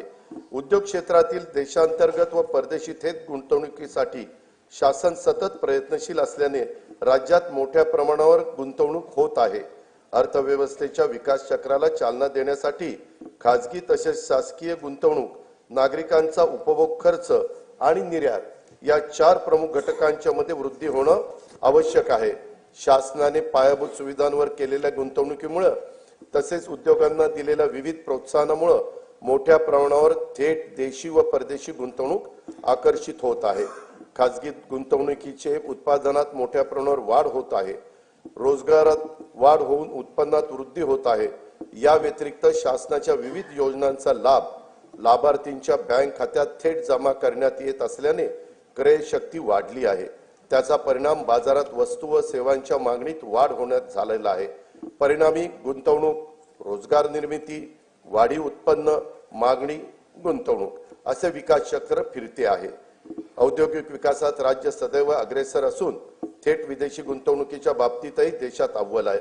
जानेवारी 2025 मध्ये दावोस येथे झालेल्या जागतिक आर्थिक परिषदेमध्ये राज्य शासनाद्वारे एकूण 56 कंपन्यांच्या सोबत सामंजस्य करार करण्यात आले. त्याद्वारे येत्या काळात 15,72,654 कोटी रुपयांची गुंतवणूक होणार आहे. त्यातून 16 लाख रोजगार निर्मिती होईल असा अंदाज आहे. महायुतीचे सरकार स्थापन झाल्यानंतर राज्याच्या सर्वांगीण प्रगतीसाठी मंत्रालयीन विभाग तसेच क्षेत्रीय कार्यालयासाठी 100 दिवसाचा 7 कलमी कृती आराखडा तयार करण्यात आला. या कृती आराखड्यात संकेतस्थळाचा विकास, सुलभ जीवनमान, स्वच्छता, जनतेच्या तक्रारीचे निवारण, कार्यालयातील सोयी सुविधा, गुंतवणुकीचा प्रसार, क्षेत्रीय कार्यालयांना भेटी आदींचा समावेश करण्यात आला आहे. या कार्यक्रमामुळे प्रशासन कार्यक्षम, पारदर्शक, गतिशील, लोकाभिमुख होऊन राज्य प्रगतीच्या शिखरावर जाईल याची आम्हाला खात्री आहे. या कार्यक्रमाच्या अंमलबजावणीचे मूल्यमापन त्रयस्थ संस्थांकडून करून घेऊन उत्कृष्ट काम करणाऱ्या कार्यालयांचा गौरव करण्यात येणार आहे आणि हा कार्यक्रम निरंतर ठेवण्याचा निर्णय हा देखील घेण्यात आलेला आहे. महाराष्ट्राचं नवीन औद्योगिक धोरण 2025 लवकरच जाहीर करण्यात येणार आहे. त्या धोरणांच्या 5 वर्षाच्या कालावधीत 40 लाख कोटी रुपयांची गुंतवणूक व 50 लाख रोजगार निर्मितीचं उद्दिष्ट असेल. नवीन औद्योगिक धोरणाबरोबरच आकाश व संरक्षण क्षेत्र उत्पादन धोरण, इलेक्ट्रॉनिक्स धोरण, जेम्स अँड ज्वेलरी धोरण, सूक्ष्म लघु व मध्यम उपक्रम धोरण, चक्रीय अर्थव्यवस्थेसाठी स्वतंत्र क्षेत्रीय धोरण जाहीर करण्यात येणार आहे. केंद्र शासनाच्या नवीन कामगार संहितेनुसार नवीन कामगार नियम तयार करण्यात येणार आहेत. निर्यातीमध्ये भरीव वाढ होण्यासाठी राज्याने महाराष्ट्र राज्य निर्यात प्रोत्साहन धोरण 2023 जाहीर केले असून राज्यात 37 विशेष आर्थिक क्षेत्रे, 8 कृषी निर्यात क्षेत्रे, निर्यात केंद्रित 27 औद्योगिक पार्क उभारण्यात आले आहेत. त्यामुळं देशाच्या एकूण निर्यातीत राज्याचं योगदान 15.4% झाले आहे. याशिवाय एक जिल्हा एक उत्पादन, जिल्ह्यांना निर्यात केंद्र म्हणून विकसित करणं, राज्य जिल्हा निर्यात प्रोत्साहन परिषद असे काही महत्वाचे उपक्रम राज्यात राबवण्यात येत आहेत. सन 2023-24 मध्ये 5,56,379 कोटी रुपयांची तर 24-25 मध्ये नोव्हेंबर 2024 पर्यंत 3,58,439 कोटी रुपयाची उत्पादने निर्यात करण्यात आली आहेत. राज्याचे लॉजिस्टिक धोरण 2024 जाहीर करण्यात आले असून त्याद्वारे 10,000 एकराहून अधिक क्षेत्रावर समर्पित लॉजिस्टिक पायाभूत सुविधा विकसित करण्यात येणार आहेत. प्रकल्पांना देऊ केलेल्या विशेष प्रोत्साहन व सुविधांमुळे सुमारे 5 लाख प्रत्यक्ष व अप्रत्यक्ष रोजगारांची निर्मिती होणार आहे. मुंबई महानगर प्रदेश हे आंतरराष्ट्रीय दर्जाचे आर्थिक विकास केंद्र म्हणजेच ग्रोथ हब म्हणून विकसित करण्याचा निर्णय घेण्यात आला आहे. वांद्रे कुर्ला संकुल, कुर्ला वरळी, वडाळा, गोरेगाव, नवी मुंबई, खारघर व विरार बोईसर या 7 ठिकाणी आंतरराष्ट्रीय दर्जाची व्यापारी केंद्र निर्माण केली जाणार आहेत. त्यामुळे मुंबई महानगर प्रदेशाची अर्थव्यवस्था सध्या $140 बिलियन वरून सन 2030 पर्यंत $300 बिलियन तर सन 2047 पर्यंत $1.5 ट्रिलियन पर्यंत नेण्याचं उद्दिष्ट आहे. एकेकाळी नक्षलग्रस्त म्हणून ओळखला जाणारा गडचिरोली जिल्हा आता स्टील हब म्हणून उदयास येत आहे. दावोस येथे झालेल्या जागतिक आर्थिक परिषदेमध्ये गडचिरोली जिल्ह्याकरता 21,830 कोटी रुपयांची गुंतवणुकीचे सामंजस्य करार करण्यात आले. त्यातून 7,500 रोजगार निर्मिती होणे अपेक्षित आहे. गडचिरोली जिल्ह्यातील दळणवळणासाठी खनिकर्म महामार्गाचे जाळी विकसित केले जात आहे. त्याकरता पहिल्या टप्प्यात सुमारे 500 कोटी रुपये किमतीची कामे हाती घेण्यात येणार आहेत. समतोल प्रादेशिक विकासाला प्रोत्साहन देण्यासाठी सामूहिक प्रोत्साहन योजना राबवण्यात येत आहे। यासाठी या योजनेअंतर्गत सन 2025-26 मध्ये 6,400 कोटी रुपये प्रोत्साहन अनुदान प्रस्तावित आहे। महावितरण कंपनीने येत्या 5 वर्षासाठी विजेचा दर निश्चित करण्याचा प्रस्ताव महाराष्ट्र विद्युत नियामक आयोगाकडे सादर केला आहे। ऊर्जा क्षेत्रातील नियोजन व कमी दराच्या हरित ऊर्जेच्या खरेदीमुळे येत्या 5 वर्षात वीज खरेदी खर्चामध्ये 1,13,000 कोटी रुपयांची बचत होईल असा अंदाज आहे। यामुळे राज्यातील औद्योगिक वीज दर इतर राज्यांच्या तुलनेने कमी होतील। बेंगळुरू मुंबई इंडस्ट्रियल कॉरिडॉरसाठी भूसंपादनाची कारवाई सुरू असून या प्रकल्पामुळे राज्यातील अवर्षण प्रवण भागात उद्योगाची स्थापना होऊन रोजगार निर्मितीला चालना मिळेल। राज्याला तांत्रिक वस्त्रोद्योगाचं जागतिक केंद्र म्हणून विकसित करण्याकरता महाराष्ट्र टेक्निकल टेक्सटाईल मिशन ची स्थापना करण्यात येणार आहे।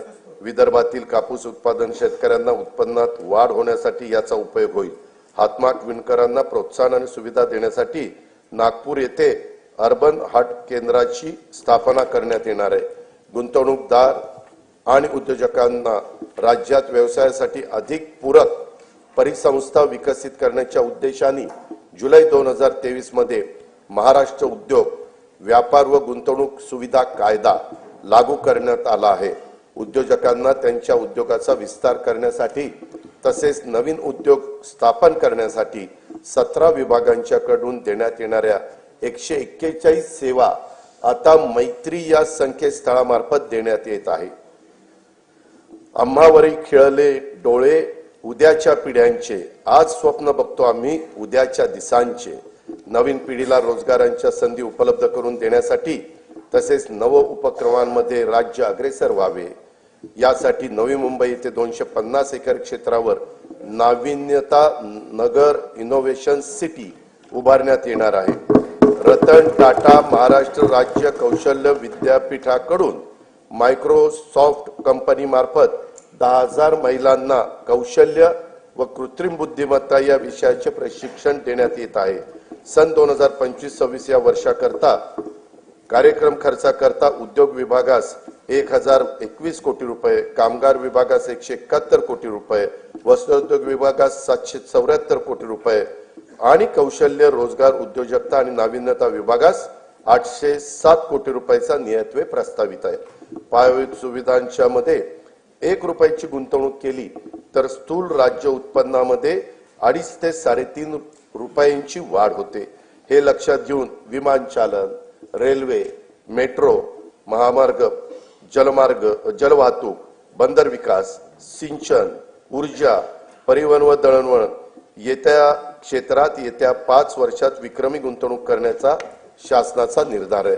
महाराष्ट्र सागरी विकास धोरण 2023 मध्ये बंदर विकासाकरता स्वामित्व धन, अकृषी कर, वीज शुल्क आणि मुद्रांक शुल्क यातून सूट देण्यात आली आहे। विजेसाठी औद्योगिक दर लागू करण्यात आला आहे।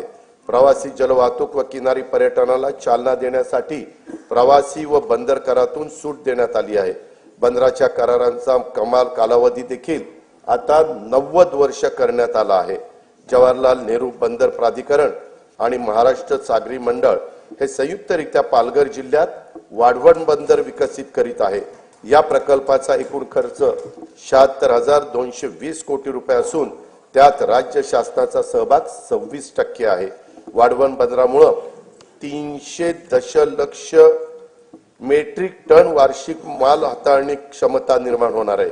जवाहरलाल नेहरू बंदराच्या सध्याच्या क्षमतेपेक्षा ती तिप्पट असणार आहे। सन 2030 पर्यंत नव्या बंदरातून माल वाहतूक सुरू होणे अपेक्षित आहे। या बंदराचा समावेश कंटेनर हाताळणी करणाऱ्या जगातील पहिल्या 10 बंदरामध्ये होणार असल्याने महाराष्ट्र राज्य भविष्यात सागरी दळणवळणातील महाशक्ती म्हणून उदयास येईल। वाढवण बंदराजवळ मुंबईतले 3रे विमानतळ प्रस्तावित असून मुंबई अहमदाबाद बुलेट ट्रेनचं स्थानकही या बंदराजवळ असणार आहे। हे बंदर समृद्धी महामार्गाला देखील जोडण्यात येणार आहे। पालघर जिल्ह्यात मौजे बुर्बे येथे बंदर निर्मितीच्या 4,259 कोटी रुपये किमतीच्या प्रकल्पास खासगी क्षेत्राच्या सहभागाने मंजुरी देण्यात आली आहे। गेटवे ऑफ इंडिया मुंबई येथून मांडवा एलिफंटापर्यंत सुरक्षित प्रवासाकरिता अत्याधुनिक सुविधायुक्त बोटींच्यासाठी आर्थिक प्रोत्साहन देण्याचं धोरण जाहीर करण्यात येणार आहे. मुंबईचे गेटवे ऑफ इंडिया लगत रेडिओ क्लब येथे प्रवासी वाहतुकीकरता सुसज्ज जेटीचे 229 कोटी 27 लाख रुपये किमतीचे काम सुरू आहे. दिघी जिल्हा रायगड, वेंगुर्ला जिल्हा सिंधुदुर्ग तसेच काल्हेर, डोंबिवली, कोलशेत, मीरा भाईंदर जिल्हा ठाणे येथील जेटींची कामे प्रगतीपथावर आहेत. काशीद जिल्हा रायगड येथे तरंगत्या जेटीचे काम लवकरच सुरू करण्यात येत आहे. हवामान बदल आणि समुद्राच्या पातळीत होत असलेल्या वाढीमुळे निर्माण होणाऱ्या नैसर्गिक आपत्तीपासून बचाव करण्यासाठी महाराष्ट्रातील किनारी जिल्ह्यांच्या मध्ये 8,400 कोटी रुपये किमतीचा बाह्य सहाय्यित प्रकल्प राबवण्यात येणार आहे. महाराष्ट्र शाश्वत पर्यावरणपूरक किनारा संरक्षण व व्यवस्थापन या 450 कोटी रुपये किमतीच्या प्रकल्पांतर्गत सिंधुदुर्ग जिल्ह्यातील देवबाग येथे 158 कोटी रुपये किमतीच्या कामांना मान्यता देण्यात आली आहे. या प्रकल्पामुळे समुद्रकिनारी वास्तव्यास असलेल्या नागरिकांच्या जीविताचे व मालमत्तेचे रक्षण होईल. केंद्र सरकारने सन 2020-21 पासून भांडवली खर्चाकरता 50 वर्ष मुदतीच्या बिनव्याजी कर्जाची राज्यांना भांडवली गुंतवणुकीसाठी विशेष सहाय्य योजना सुरू केली आहे. या योजनेतून राज्याला 2021 ते 23-24 या कालावधीत 13,807 कोटी रुपयाचा निधी प्राप्त झाला आहे. सन 2024-25 मध्ये या योजनेत सुमारे 12,000 कोटी रुपयाचे सहाय्य अपेक्षित आहे. पूर्व निर्धारित निकषावर आधारित राज्याच्या दीर्घकालीन व सर्वसमावेशक अमृतकाल राज्य रस्ते विकास आराखडा 2025 ते 2047 तयार करण्याचे प्रस्तावित आहे. या आराखड्यामध्ये पर्यटन केंद्रे, तीर्थक्षेत्रे, धार्मिक स्थळ, गड किल्ले, राष्ट्रीय उद्याने, अभयारण्य, 5,000 पेक्षा जास्त लोकसंख्येच्या वसाहती आणि सर्व जिल्हा मुख्यालय व तालुका मुख्यालय जोडण्याकरता रस्त्यांचा समावेश करण्यात येणार आहे. आशियाई विकास बँकेच्या सहाय्याने रस्ते विकास प्रकल्पाचा टप्पा 1 पूर्ण झाला आहे. टप्पा 2 मधील 3,939 कोटी रुपये किमतीची 468 किलोमीटर रस्ते सुधारण्याची कामे हाती घेण्यात आली आहेत. त्यापैकी 350 किलोमीटर लांबीची कामे पूर्ण झाली आहेत. टप्पा 3 अंतर्गत 755 किलोमीटर रस्ते लांबीची 6,589 कोटी रुपये किमतीची 23 कामे हाती घेण्यात आली आहेत. सुधारित हायब्रिड एन्युटी योजनेअंतर्गत 6,000 किलोमीटर लांबीच्या रस्त्यांची सिमेंट कॉन्क्रीट करण्याची कामे सुरू आहेत. या कामांची किंमत 36,964 कोटी रुपये आहे. प्रधानमंत्री ग्राम सडक योजना टप्पा 3 अंतर्गत 6,500 किलोमीटर लांबीची 5,670 कोटी रुपये किमतीची कामे मंजूर असून त्यापैकी 3,785 किलोमीटर लांबीची कामे ही पूर्ण झाली आहेत. सन 2025-26 साठी 1,500 किलोमीटर लांबीच्या रस्त्याचे उद्दिष्ट ठेवण्यात आले आहे. मुख्यमंत्री ग्राम सडक योजना टप्पा 1 ची कामे पूर्णत्वास आली असून टप्पा 2 अंतर्गत 9,610 किलोमीटर लांबीच्या रस्त्यांची दर्जनोत्तीची कामे मार्च 2026 अखेरपर्यंत पूर्ण करण्याचं नियोजन आहे. मुख्यमंत्री ग्राम सडक योजना टप्पा 2 अंतर्गत अतिरिक्त 7,000 किलोमीटर लांबीच्या रस्त्याचे कॉन्क्रिटीकरण करण्यात येणार आहे. मुख्यमंत्री ग्राम सडक योजना टप्पा 3 अंतर्गत 1,000 पेक्षा जास्त लोकसंख्या असलेली 3,582 गावं 14,000 किलोमीटर लांबीच्या सिमेंट कॉन्क्रीटच्या रस्त्याने प्रमुख जिल्हा मार्गांना, राज्य महामार्गांना आणि राष्ट्रीय महामार्गांना जोडली जातील. या प्रकल्पाची एकूण किंमत 30,100 कोटी रुपये आहे. पहिल्या टप्प्यात 8,000 कोटी रुपयाची कामे हाती घेण्यात येणार आहे. हिंदू हृदय सम्राट बाळासाहेब ठाकरे समृद्धी महामार्गाचं 99% काम पूर्ण झाले असून त्यासाठी 64,755 कोटी रुपये खर्च झाला आहे. इगतपुरी ते आमणे या 76 किलोमीटर लांबीचा टप्पा लवकरच वाहतुकीसाठी खुला होईल. या महामार्गालगत ॲग्रो लॉजिस्टिक हब विकसित केले जाणार असून त्यात कोल्ड स्टोरेज, ग्रेडिंग, पॅकिंग व निर्यात हाताळणी केंद्राच्या प्रमुख सुविधा पुरवण्यात येतील. याचा लाभ प्रामुख्याने विदर्भ व मराठवाड्यातील शेतकऱ्यांना होईल. वर्धा जिल्ह्यातील पवनार ते सिंधुदुर्ग जिल्ह्यातील पात्रादेवी हा 760 किलोमीटर लांबीच्या 86,300 कोटी रुपये किमतीच्या महाराष्ट्र शक्तीपीठ महामार्गाच्या भूसंपादनाची कारवाई प्रगतीपथावर आहे. मुंबई पुणे द्रुतगती मार्गावरील खोपोली ते खंडाळा या लांबीतील मिसिंग लिंक प्रकल्पाचं काम ऑगस्ट 2025 पर्यंत पूर्ण करण्यात येणार आहे. यामुळे प्रवासाचा वेळ आणि इंधन या दोन्हीत बचत होईल आणि वाहतूक कोंडीतून देखील नागरिकांची सुटका होईल.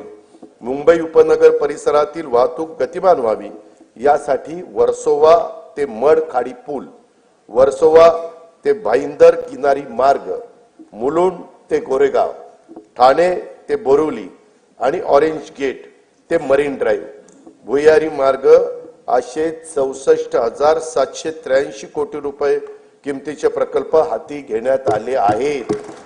ठाणे ते मुंबई नवी मुंबई आंतरराष्ट्रीय विमानतळ असा उन्नत मार्ग बांधण्याचं नियोजन असून त्याद्वारे ठाणे, डोंबिवली, कल्याण व अन्य महत्वाची मोठी शहरं आंतरराष्ट्रीय विमानतळाशी सुलभरित्या जोडली जाणार आहेत.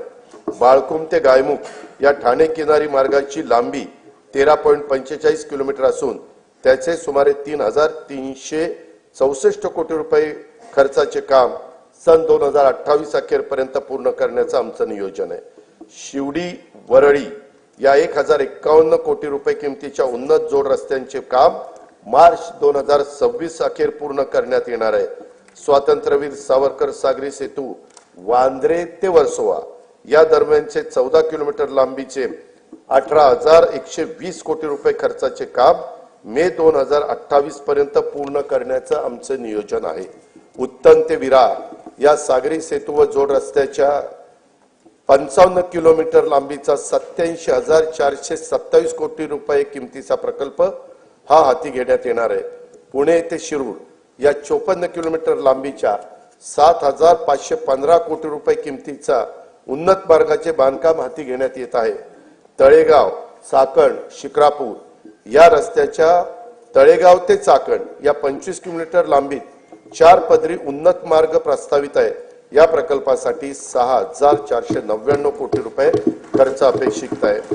मुंबई, नागपूर, पुणे महानगरातील नागरिकांना पर्यावरणपूरक, शाश्वत, विनाअडथळा व वातानुकूलित वाहतूक सुविधा उपलब्ध करून देण्यासाठी एकूण 143.57 किलोमीटर लांबीचे मेट्रो मार्ग कार्यान्वित करण्यात आले आहेत. या सेवेचा लाभ सुमारे 10 लाख प्रवासी रोज घेत आहेत. येत्या वर्षात मुंबईत 41.2 किलोमीटर व पुण्यामध्ये 23.2 किलोमीटर असे 64.4 किलोमीटर लांबीचे मेट्रो मार्ग सुरू होणार आहेत. येत्या 5 वर्षामध्ये आपल्या राज्यात एकूण 237.5 किलोमीटर लांबीचे मेट्रो मार्ग कार्यान्वित करण्यात येणार आहेत.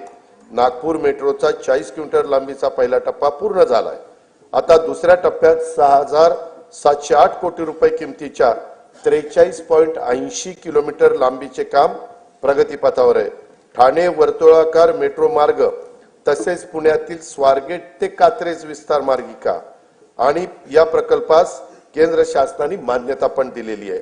पुणे मेट्रो रेल्वे टप्पा 2 अंतर्गत खडकवासला, स्वारगेट, हडपसर, खराडी आणि नळस्टॉप वारजे माणिकबाग या 2 मार्गिकांच्या 9,897 कोटी रुपये किमतीचा प्रस्ताव केंद्र शासनाच्या मान्यतेकरता पाठविलेला आहे. मुंबईतील छत्रपती शिवाजी महाराज आंतरराष्ट्रीय विमानतळ ते नवी मुंबई आंतरराष्ट्रीय विमानतळ या मेट्रो मार्गाचे काम लवकरच हाती घेण्यात येणार आहे. नवी मुंबईतील उल्वे येथे 1,160 हेक्टर क्षेत्रामध्ये नव्याने विकसित होत असलेल्या नवीन मुंबई आंतरराष्ट्रीय विमानतळाची दरवर्षी 90 दशलक्ष प्रवासी आणि 2.6 दशलक्ष टन माल वाहतुकीची क्षमता असणार आहे. या प्रकल्पाचे सुमारे 85% काम पूर्ण झाले असून चाचणी उड्डाणेही यशस्वीरित्या पार पडली आहेत. तेथून एप्रिल 2025 मध्ये देशांतर्गत विमान सेवा सुरू करण्याचं आमचं नियोजन आहे. नागपूर येथील डॉक्टर बाबासाहेब आंबेडकर आंतरराष्ट्रीय विमानतळाचे खासगी सहभागातून श्रेणीवर्धन आणि आधुनिकीकरण करण्यात येत आहे. प्रवासी आणि माल वाहतूक क्षमतेत त्यामुळे वृद्धी होईल. विदर्भाच्या सर्वांगीण आर्थिक विकासाला यामुळे चालना मिळेल. शिर्डी विमानतळाचा 1367 कोटी रुपये किमतीचा विकास कामांना मान्यता देण्यात आलेली आहे. ती कामे सुरू आहेत. सन 2021 मध्ये शिर्डी विमानतळाला प्रमुख विमानतळाचा दर्जा देखील प्राप्त झालेला आहे. नाईट लँडिंगची सुविधाही लवकरच सुरू करण्यात येणार आहे. अमरावतीमधील बेलोरा विमानतळाचे काम पूर्ण झाले असून तेथून 31 मार्च 2025 पासून प्रवासी सेवा सुरू करण्याचं आमचं नियोजन आहे. रत्नागिरी विमानतळासाठी 147 कोटी रुपये किमतीची कामे प्रगतीपथावर आहेत. गडचिरोली येथील नवीन विमानतळ सर्वेक्षण आणि अन्वेषणाची कामे ही सुरू केलेली आहेत. अकोला विमानतळाच्या विस्तारासाठी आवश्यक जो निधी लागेल तो उपलब्ध करून देण्यात येणार आहे. महाराष्ट्र राज्य मार्ग परिवहन महामंडळाच्या 6000 डिझेल बसेसचं रूपांतर CNG आणि LNG बसमध्ये करण्याची प्रक्रिया सुरू आहे. महामंडळाला नवीन बस खरेदीसाठी देखील शासनाकडून अर्थसहाय्य उपलब्ध करून देण्यात येणार आहे.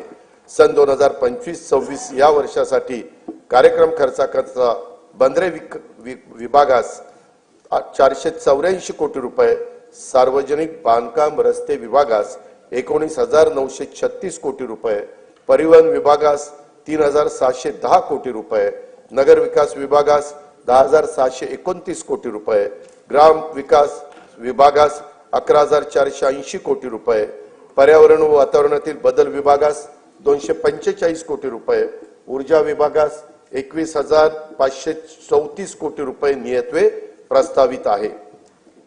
अध्यक्ष महोदय, काळी माती ज्याची शान तिच्यात राबे विसरुनी भान, पोशिंदा हा आहे आपला कृतज्ञतेने ठेवू जाण, देऊ योजना अशा तया की राहील त्याचे हिरवे रान. शेती आणि शेतकरी हा आपल्या जीवनाचा मूलाधार आहे. त्यांच्याबद्दल कृतज्ञता व्यक्त करून मी आता शेती आणि शेती संबंधी क्षेत्राच्या योजना आणि तरतुदीकडे वळतो. नानाजी देशमुख कृषी संजीवनी प्रकल्पाचा दुसरा टप्पा 21 जिल्ह्यातील 7,201 गावांमध्ये राबवण्यात येत असून या प्रकल्पासाठी सन 2025-26 मध्ये 351 कोटी 42 लाख रुपयाचा नियतव्यय प्रस्तावित आहे. कृषी क्षेत्रामध्ये कृत्रिम बुद्धिमत्ता अत्याधुनिक तंत्रज्ञानाचा वापराचं धोरण आखण्यात येत आहे. शेतकऱ्यांना पीक नियोजनाचा सल्ला देणं, उत्पादन खर्च शेतकऱ्यांचा कमी करणं, उत्पादकता शेतकऱ्यांची वाढवणं, दर्जेदार शेतमालाचे उत्पादन तसेच शेतमालाला हक्काची आणि शाश्वत बाजारपेठ मिळवून देणं यासाठी शासकीय, निमशासकीय व खासगी क्षेत्रात उपयुक्त असलेल्या प्रणाली शेतकऱ्यांच्या पर्यंत पोहोचवण्यासाठी कृत्रिम बुद्धिमत्ता तंत्रज्ञानाचा वापर करण्यात येणार आहे. पहिल्या टप्प्यात 50,000 शेतकऱ्यांच्या 1 लाख एकर क्षेत्राला त्याचा फायदा होईल. येत्या 2 वर्षात त्यासाठी 500 कोटी रुपयाचा निधी उपलब्ध करून देण्यात येणार आहे. राज्यातील अपूर्ण सिंचन प्रकल्पांची कामे पूर्ण करणे आणि महाराष्ट्र सिंचन सुधारणा कार्यक्रमाअंतर्गत कालवे वितरण प्रणालीतील सुधारणेची सुमारे 5,000 कोटी रुपये किमतीची कामे नाबार्ड अर्थसहाय्याच्या पहिल्या टप्प्यात मंजूर करण्यात आली आहेत. जलयुक्त शिवार अभियान 2.0 अंतर्गत 5,818 गावांच्या मध्ये 4,227 कोटी रुपये किमतीची 1,48,888 कामे हाती घेण्यात आलेली आहेत. अभियानातील सर्व कामे मार्च 2026 पर्यंत पूर्ण करण्यात येणार आहेत. गाळमुक्त धरण, गाळमुक्त शिवार ही योजना राज्यात कायमस्वरूपी राबवण्यात येणार आहे. सन 2025-26 मध्ये 6.45 कोटी घनमीटर गाळ काढण्याचं उद्दिष्ट निश्चित करण्यात आलं असून त्याकरता 382 कोटी रुपये खर्च अपेक्षित आहे. वैनगंगा, नळगंगा नदी जोड प्रकल्पास तत्वता मान्यता देण्यात आली आहे. या प्रकल्पाची अंदाजित किंमत 88,574 कोटी रुपये असून प्रकल्पाचे लाभक्षेत्र 3,71,277 हेक्टर राहणार आहे. या प्रकल्पाचा लाभ नागपूर, वर्धा, अमरावती, यवतमाळ, अकोला आणि बुलढाणा या 6 जिल्ह्यांना होणार आहे. प्रकल्पाची सविस्तर सर्वेक्षण अन्वेषणाची कामे ही सुरू आहेत. नार पार गिरणा नदीजोड प्रकल्पाद्वारे नाशिक व जळगाव जिल्ह्यातील 49,516 हेक्टर क्षेत्राला सिंचनाचा लाभ होणार आहे. या प्रकल्पाची अंदाजित किंमत 7,500 कोटी रुपये आहे. दमणगंगा एकदरे गोदावरी या नदीजोड प्रकल्पामुळे 3.55 टीएमसी पाणी उपलब्ध होणार असून त्यामुळे जायकवाडी धरणाच्या लाभ क्षेत्रातील 9,766 हेक्टर क्षेत्र पुनर्स्थापित होईल. नाशिक जिल्ह्यातील 2,987 हेक्टर क्षेत्राला देखील यामुळे सिंचनाचा लाभ होणार आहे. या प्रकल्पाची अंदाजित किंमत 2,300 कोटी रुपये आहे. शासनाचा महत्वाकांक्षी तापी महापुनर्भरण हा 19,300 कोटी रुपये किमतीचा सिंचन प्रकल्प हाती घेण्याचं ठरवले आहे. या प्रकल्पामुळे उत्तर महाराष्ट्र आणि पश्चिम विदर्भातील विशेषतः खारपान पट्ट्यातील शेतकऱ्यांच्या जीवनात आमूलाग्र बदल होऊन त्यांच्या उत्पन्नात वाढ होणार आहे. कोकणातील उल्हास आणि वैतरणा नद्यांच्या खोऱ्यातून 54.70 टीएमसी पाणी गोदावरी खोऱ्यामध्ये वळवण्याचा प्रकल्प हाती घेण्यात येणार आहे. यातून मराठवाड्याला 2,40,000 हेक्टर क्षेत्राच्या सिंचनासाठी पाणी उपलब्ध होईल. या प्रकल्पाचं पण सर्वेक्षणाचं आणि अन्वेषणाचं काम सुरू आहे. सांगली जिल्ह्यातील म्हैसाळ उपसा सिंचन योजनेसाठी 200 मेगावॉट क्षमतेच्या 1,594 कोटी रुपये किमतीच्या सौर ऊर्जा प्रकल्पाला मान्यता देण्यात आलेली आहे. गोसीखुर्द राष्ट्रीय प्रकल्पातून डिसेंबर 2024 अखेर 12,332 हेक्टर सिंचन क्षमता निर्माण झाली असून हा प्रकल्प जून 2026 पर्यंत पूर्ण करण्याचं नियोजन आहे. सन 2025-26 करता 1,460 कोटी रुपयाचा नियतव्यय याकरता प्रस्तावित आहे. उदंचन जलविद्युत प्रकल्पाद्वारे वीज निर्मिती व वीज वापराचे संतुलन साधून सुरळीत वीज पुरवठा करणं शक्य होतं. सार्वजनिक खाजगी भागीदारीद्वारे राज्यातील 38 उदंचन जलविद्युत प्रकल्पासाठी सामंजस्य करार करण्यात आले असून त्यातून 2.95 लाख कोटी रुपयाची गुंतवणूक व 90,000 रोजगार निर्माण होणार आहेत. मुख्यमंत्री बळीराजा मोफत वीज योजनेअंतर्गत 7.5 हॉर्सपॉवर पर्यंतच्या 45 लाख कृषी पंपांना मोफत वीज पुरवण्यात येत आहे. डिसेंबर 2024 अखेर 7,978 कोटी रुपयांची वीज सवलत या योजनेच्या द्वारे देण्यात आली आहे. केंद्र शासनाच्या राष्ट्रीय नैसर्गिक शेती अभियानांतर्गत 2,13,625 लाभार्थी शेतकऱ्यांना येत्या 2 वर्षासाठी 255 कोटी रुपयाचा निधी उपलब्ध करून देण्यात येणार आहे. ग्रामपंचायत स्तरावर स्वयंचलित हवामान केंद्र उभारण्यात येणार आहेत. त्यासाठी देखील आवश्यक तो निधी उपलब्ध करून देण्यात येईल. राज्यातील सर्व नगरपालिका क्षेत्रातील सांडपाण्यावर प्रक्रिया करून त्या पाण्याचा वापर उद्योग आणि शेतीसाठी करण्यात येणार आहे. त्यासाठी 8,200 कोटी रुपये किमतीचे प्रकल्प हाती घेण्यात येणार आहेत. राज्यातील बांबू उत्पादक शेतकऱ्यांना प्रोत्साहन देणे, बांबूला बाजारपेठ उपलब्ध करून देणे आणि बांबू आधारित उद्योगांना चालना देण्यासाठी राज्यात 4,300 कोटी रुपये किमतीच्या बांबू लागवड प्रकल्प राबवण्यात येणार आहे. संयुक्त राष्ट्र संघाने सन 2025 हे वर्ष आंतरराष्ट्रीय सहकार वर्ष म्हणून घोषित केले आहे. त्या अनुषंगाने राज्यात विविध कार्यक्रम महोत्सव आयोजित करण्यात येणार असून त्यासाठी पुरेसा निधी देखील उपलब्ध करून देण्यात येईल.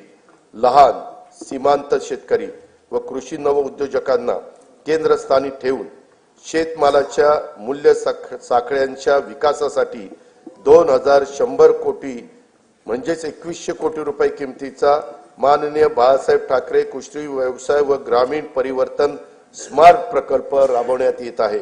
नवीन तंत्रज्ञानाचा वापर करून राज्य शाश्वत उच्च मूल्य असलेल्या कृषी व्यवसायाचे केंद्र व्हावे यासाठी Maharashtra agri business network magnet 2.0 हा सुमारे 2100 कोटी रुपयाचा बाह्य सहाय्यित प्रकल्प राबवण्यात येणार आहे.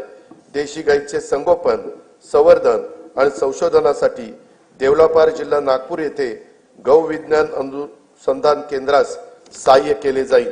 नवी मुंबईत महामुंबई आंतरराष्ट्रीय बाजार, मुंबईत मरोळमध्ये आंतरराष्ट्रीय मत्स्य बाजार, तसेच आरमोरी जिल्हा गडचिरोली येथे रेशीम कोष खरेदी विक्री बाजारपेठ स्थापन करण्यात येणार आहे। ज्या तालुक्यामध्ये बाजार समिती अस्तित्वात नाही तेथे किमान एक स्वतंत्र बाजार समिती स्थापन करण्याचं ठरवण्यात आले। त्यासाठी एक तालुका एक बाजार समिती योजना राबवण्यात येणार आहे। कृषी क्षेत्रातील 16,000 मेगावॉट विजेची मागणी हरित ऊर्जेतून पूर्ण करण्याचे उद्दिष्ट ठेवण्यात आले आहे। शेतकऱ्यांना दिवसा विश्वासार्ह वीज पुरवठा करणं शक्य व्हावं यासाठी 27 जिल्ह्यांच्या मध्ये मुख्यमंत्री सौर कृषी वाहिनी योजना 2.0 मधून 2779 विद्युत उपकेंद्रासाठी सौर प्रकल्प हाती घेण्यात आले असून ते ऑक्टोबर 2026 पर्यंत पूर्ण होणार आहेत। जानेवारी 2024 पासून आतापर्यंत 2,90,129 सौर कृषी पंप स्थापित करण्यात आले आहेत। सध्या प्रत्येक दिवशी 1000 पंप या गतीने सौर कृषी पंपाची स्थापना करण्यात येत आहे।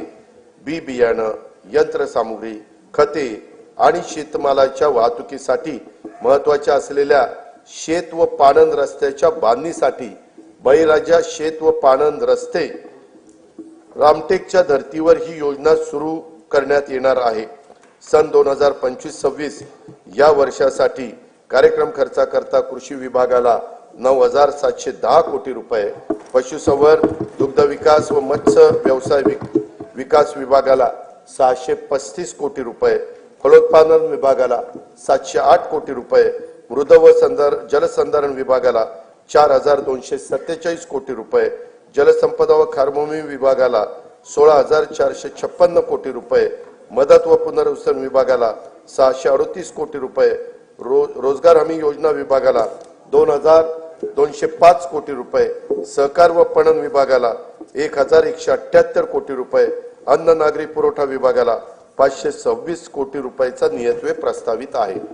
महिला, बालके, युवक, गरीब व वंचित घटकांवर लक्ष केंद्रित करून त्यांच्यासाठी अन्न सुरक्षा, निवारा, पिण्याचे शुद्ध पाणी, आरोग्य सेवा, शिक्षण सुविधा आणि रोजगार स्वयंरोजगाराच्या संधी उपलब्ध करून त्याद्वारे सर्वसामान्य माणसांच्या जीवनात गुणात्मक बदल घडवण्यासाठी राज्यात लोककल्याणकारी योजनांची अंमलबजावणी करण्यात येत आहे। त्या दृष्टीने राज्याचे आरोग्य आणि ज्येष्ठ नागरिक धोरण हे जाहीर करण्यात येणार आहे। सर्वांसाठी घरे हे उद्दिष्ट येत्या 5 वर्षात साध्य करण्याचे राज्याचे नवीन गृहनिर्माण धोरण लवकरच जाहीर करण्यात येणार आहे। राज्यात प्रधानमंत्री आवास योजना, PM जनमन या केंद्र पुरस्कृत तर रमाई आवास, शबरी आवास, आदिम आवास, पारधी आवास, अटल बांधकाम कामगार वसाहत, यशवंतराव चव्हाण मुक्त वसाहत, पुण्यश्लोक अहिल्यादेवी होळकर आवास, मोदी आवास तसेच धर्मवीर आनंद दिघे घरकुल या योजना राबवण्यात येत आहेत। त्या अंतर्गत आतापर्यंत 44,07,000 घरकुलं मंजूर करण्यात आली आहे। प्रधानमंत्री आवास योजना ग्रामीण टप्पा 2 अंतर्गत सन 2024-25 करता 20 लाख घरकुलांच्या उद्दिष्टापैकी सुमारे 18,38,000 घरकुलांना मंजुरी दिली असून 14,71,000 लाभार्थींना पहिल्या हप्त्यासाठी 2,200 कोटी रुपये वितरित करण्यात आले आहेत। ही योजना राबवण्यात महाराष्ट्र देशात प्रथम क्रमांकावर आहे। लोकप्रतिनिधी आणि लाभार्थींच्या मागणीला प्रतिसाद म्हणून राज्य सरकारकडून या योजनेच्या अनुदानात 50,000 रुपयाची वाढ करण्यात येणार आहे। या सर्व घरकुलांच्या छतावर सौर ऊर्जा संच देखील बसवले जाणार आहेत। प्रधानमंत्री आवास योजना शहरी 1 अंतर्गत 4,42,748 घरकुलं मंजूर असून त्यापैकी 2,08,304 घरकुलांचे बांधकाम हे पूर्ण झाले आहे। घरकुलांचे बांधकाम 31 डिसेंबर 2025 पर्यंत पूर्ण करण्यात येणार आहे। प्रधानमंत्री आवास योजना शहरी 2.0 अंतर्गत पुढील 5 वर्षासाठी 5 लाख घरकुलांचे उद्दिष्ट असून त्यासाठी 8,100 कोटी रुपयाचा निधी उपलब्ध करून देण्यात येणार आहे।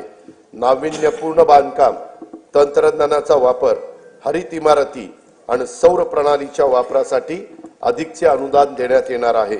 पंतप्रधान सूर्यघर वीज योजनेतून आतापर्यंत 1,30,000 घरगुती ग्राहकांनी 500 मेगावॉट पेक्षा जास्त क्षमतेचे छतावरचे सौर ऊर्जा संच स्थापित केले असून त्यांना आतापर्यंत 1,000 कोटी रुपयांच्या पेक्षा जास्त अनुदानाचा लाभ देण्यात आला आहे. 0 ते 100 युनिट वीज वापरणाऱ्या सुमारे 1.5 कोटी वीज ग्राहकांना छतावरील सौर ऊर्जा संच खरेदीसाठी अनुदान देण्याची योजना राज्य सरकारकडून सुरू करण्यात येणार असून या योजनेमुळे येत्या काही काळात राज्यातील सुमारे 70% वीज ग्राहकांचे वीज बिल टप्प्याटप्प्याने शून्यावर येणार आहे. सातारा जिल्ह्यातील मांद्याची वाडी व टेकवडी या गावांना सौरग्राम म्हणून घोषित केले असून त्यांच्यासह अन्य 8 गावांचे सौर ऊर्जेचे 100% विद्युतीकरण करण्यात येणार आहे. वैद्यकीय महाविद्यालय आणि आरोग्य संस्थांसह राज्यातील सर्व शासकीय कार्यालयामध्ये सौर विद्युत यंत्रणा स्थापित करण्यात येणार आहे. राज्यातील 52,500 रास्त दुकानामधील ई-पॉस मशीन इलेक्ट्रॉनिक्स वजन काट्यांना जोडण्यात येत आहे. राष्ट्रीय अन्न सुरक्षा योजनेअंतर्गत सप्लाय चेन ब्लॉक चेन तंत्रज्ञान वापरून स्वस्त धान्याची वाहतूक व वितरण प्रणाली अधिक पारदर्शक व कार्यक्षम करण्यात येणार आहे. जल जीवन मिशन योजनेअंतर्गत सुमारे 1,30,00,000 कुटुंबांना नळ जोडणी देण्यात आली असून सन 2025-26 मध्ये याकरता 3,939 कोटी रुपयाचा नियतव्यय प्रस्तावित आहे. गोदावरी खोरे पुनर्भरण व मराठवाडा ग्रीड हे महत्वाकांक्षी प्रकल्प आंतरराष्ट्रीय वित्तीय संस्थांच्या सहाय्याने राबवण्यात येणार आहेत. या प्रकल्पाची एकूण किंमत 37,668 कोटी रुपये आहे. स्वच्छ भारत अभियान ग्रामीण टप्पा 2 अंतर्गत घनकचरा, सांडपाणी व प्लास्टिक कचरा व्यवस्थापन, सार्वजनिक स्वच्छता संकुल तसेच घरगुती स्वच्छता गृहांची कामे हाती घेण्यात आली असून 2025-26 मध्ये त्याकरता 1,484 कोटी रुपयाचा नियतव्यय प्रस्तावित आहे. प्रत्येक व्यक्तीला त्याच्या घरापासून 5 किलोमीटर परिघात दर्जेदार प्राथमिक आरोग्य सेवा उपलब्ध व्हावी यासाठी विशेष कार्यक्रम हाती घेण्यात येणार आहे. आयुष्यमान भारत प्रधानमंत्री जन आरोग्य योजनेची ओळखपत्रे कालबद्ध पद्धतीने वितरित करण्यात येणार असून महात्मा फुले जन आरोग्य योजने अंगीकृत रुग्णालयाच्या संख्येत आवश्यकतेनुसार वाढ करण्यात येणार आहे. ठाणे येथे 200 खाटांचे तर रत्नागिरी जिल्ह्यात 100 खाटांचे संदर्भ सेवा रुग्णालय आणि रायगड जिल्ह्यात 200 खाटांचे अतिविशेषोपचार रुग्णालय उभारण्यात येत आहे. स्वर्गीय बाबा आमटे आणि साधनाताई आमटे यांनी स्थापन केलेल्या महारोगी सेवा समितीच्या अमृत महोत्सवी वर्षाच्या निमित्तानं आनंदवनला देण्यात येणाऱ्या प्रतिरुग्ण पुनर्वसन अनुदानात भरीव वाढ करण्यात येणार आहे. राज्यातील मागासवर्ग व दुर्बल घटकांच्यासाठी निवारा, वीज, पाणी, आरोग्य, शिक्षण, पोषण तसेच रोजगाराच्यासाठी योजना राबवण्यात राज्य अग्रेसर असून महायुती सरकार या घटकांचा जीवनस्तर उंचावण्यासाठी कटिबद्ध आहे. का आम्हा सत्ता मिळाली जाण आहे, का आम्हा सत्ता मिळाली जाण आहे, करायचे काय याचे भान आहे. साथ द्या आम्हास नेऊ राज्य पुढती, उंच त्याची न्यावयाची शान आहे.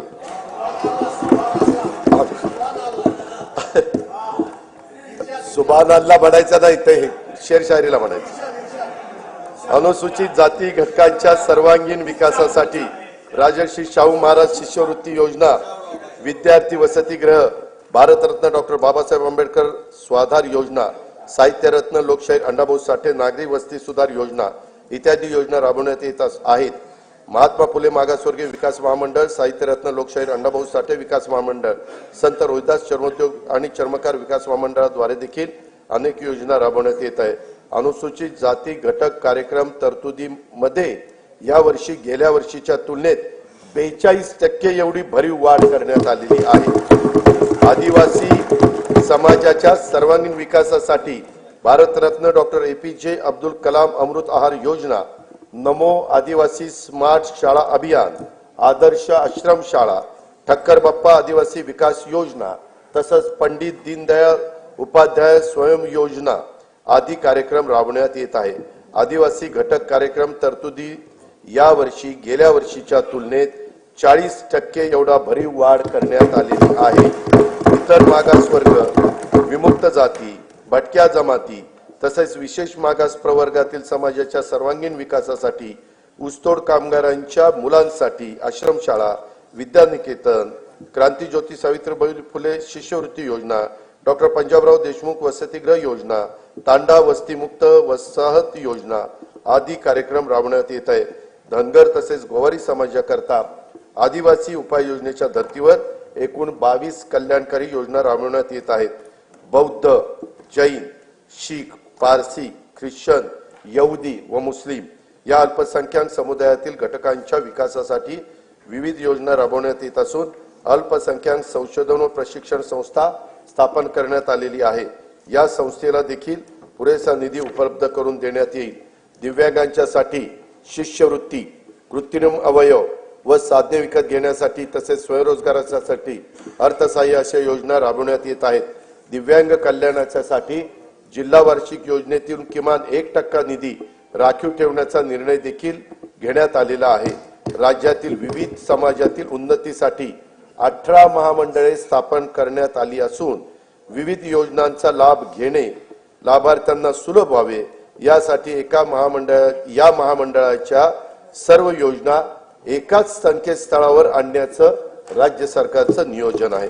सन 2025-26 या वर्षाच्या करता सामाजिक न्याय व विशेष सहाय्य विभागाला 25,581 कोटी रुपये, आदिवासी विकास विभागाला 21,495 कोटी रुपये, इतर मागास व बहुजन कल्याण विकास विभागाला 4,368 कोटी रुपये, दिव्यांग कल्याण विभागाला 1,526 कोटी रुपये आणि अल्पसंख्याक विकास विभागाला 812 कोटी रुपयाचा नियतव्यय प्रस्तावित आहे.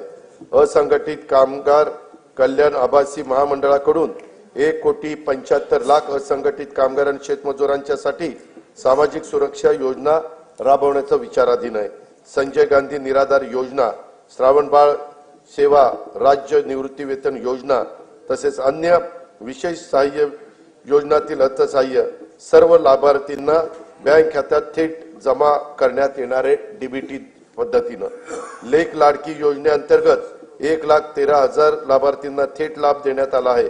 2025-26 साठी या योजनेच्या करता 50,55,00,000 रुपयाचा नियतव्यय प्रस्तावित आहे. मुलींच्या व्यावसायिक शिक्षणाला प्रोत्साहन देण्यासाठी शिक्षण शुल्क व परीक्षा शुल्काची 100% प्रतिपूर्ती करण्यात येत आहे. मान्यता प्राप्त उच्च आणि व्यावसायिक अभ्यासक्रमाचे केंद्रीभूत प्रवेश प्रक्रियेद्वारे प्रवेश घेणाऱ्या आणि ज्यांचे कुटुंबाचे वार्षिक उत्पन्न 8 लाख रुपयापेक्षा कमी आहे अशा विद्यार्थिनींना हा लाभ देण्यात येतो. मुख्यमंत्री माझी लाडकी बहीण योजनेअंतर्गत 2,53,00,000 लाभार्थी महिलांना जुलै 2024 पासून आर्थिक लाभ देण्यात येत आहे. त्यासाठी आतापर्यंत 33,232 कोटी रुपये खर्च झालेला आहे. 2025-26 मध्ये या योजनेच्या करता 36,000 कोटी रुपयाचा नियतव्यय प्रस्तावित आहे. या योजनेमधून मिळणाऱ्या अनुदानाचा उपयोग जरा बजेट होऊ द्या ना. काही महिला गटांनी आर्थिक उपक्रमासाठी बीज भांडवल म्हणून केला असून अशा गटांना आणखीन प्रोत्साहन देण्यासाठी विशेष योजना हाती घेण्याचा आमच्या विचाराधीन आहे. दीनदयाळ अंत्योदय योजना राष्ट्रीय ग्रामीण उपजीविका अभियानाअंतर्गत सुमारे 22 लाख महिलांना लखपती दीदी होण्याचा मान मिळाला आहे. सन 2025-26 मध्ये आणखी 24 लाख महिलांना लखपती करण्याचं शासनाचं उद्दिष्ट आहे. नवी मुंबईत उल्वे मध्ये 194 कोटी 14 लाख रुपये किमतीच्या युनिटी मॉलचे काम आत्ता प्रगतीपथावर आहे. बचत गटाच्या उत्पादनांना हक्काची बाजारपेठ उपलब्ध करून देण्यासाठी प्रत्येक जिल्ह्यात एक उमेद मॉल उभारण्याचं शासनाने ठरवले असून पहिल्या टप्प्यात 10 जिल्ह्यांच्या करता 150 कोटी रुपयाचा निधी उपलब्ध करून देण्यात येणार आहे. ऑलिम्पिक, पॅराऑलिम्पिक, आंतरराष्ट्रीय व राष्ट्रीय स्पर्धांमध्ये पदक मिळवणाऱ्या खेळाडूंना प्रोत्साहन मिळावे म्हणून वैयक्तिक व सांघिक क्रीडा प्रकारामध्ये पदक प्राप्त खेळाडूंना देण्यात येणाऱ्या बक्षिसांच्या मध्ये घसघशीत वाढ करण्यात आली आहे. शिवछत्रपती क्रीडा संकुल पुणे येथील क्रीडा सुविधांचे नूतनीकरण करण्यात येणार आहे.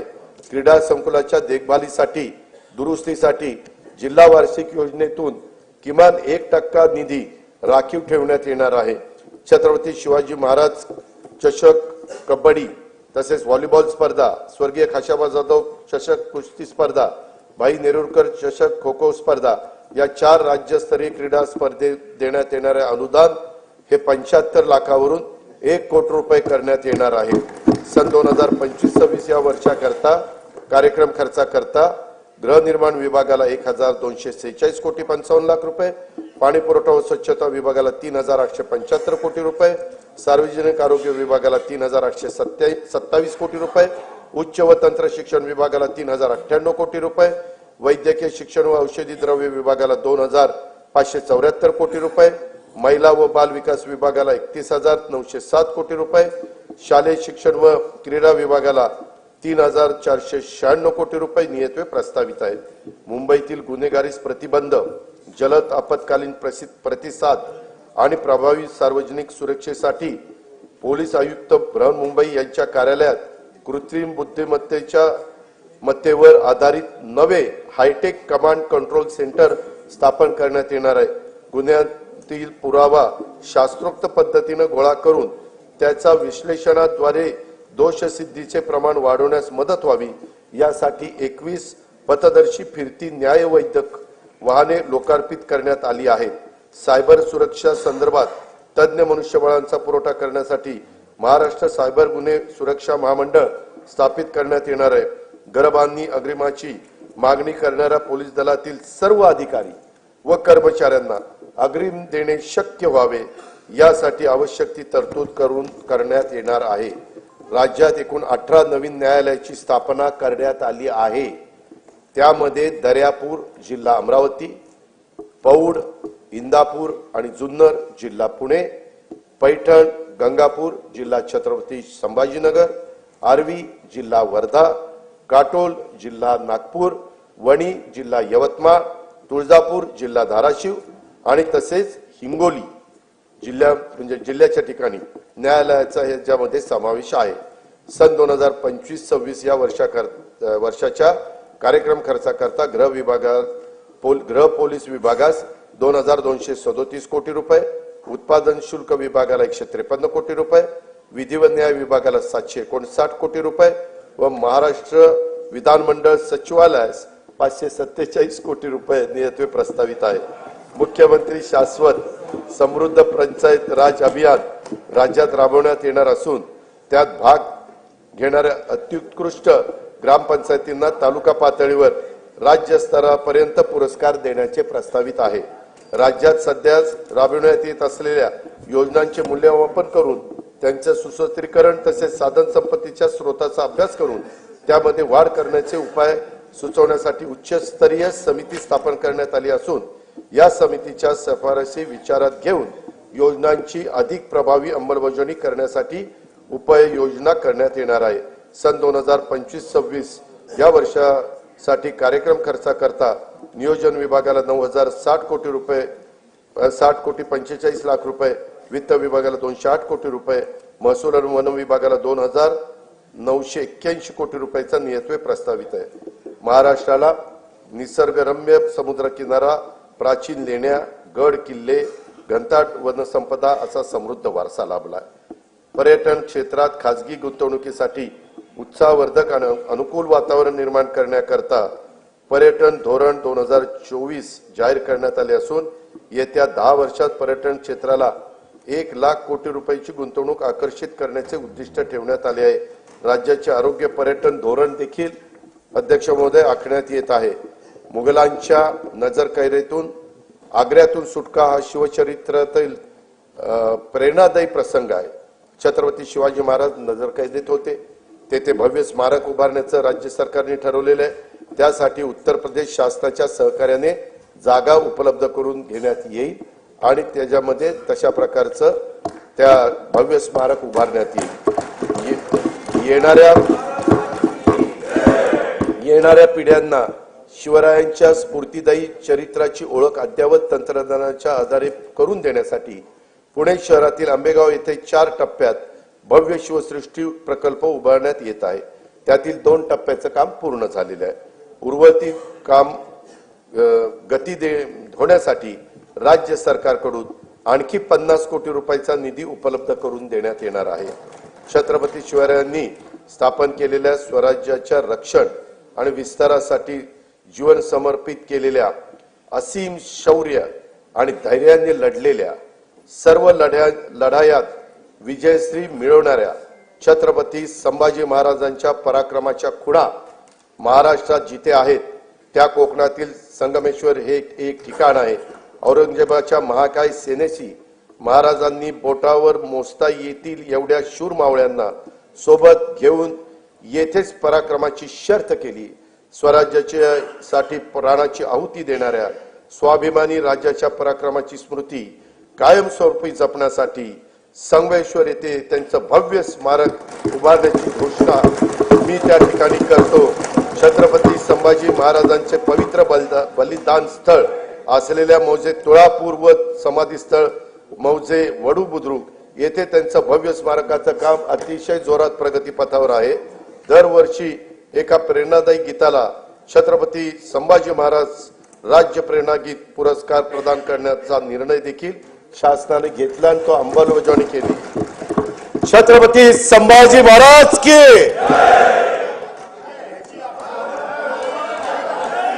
स्वराज्यासाठी बलिदान देणाऱ्या लाखो मराठ्यांचं शौर्याचं प्रतीक म्हणून हरियाणातील पानिपत येथे यथायोग्य स्मारक ऐका जरा येथे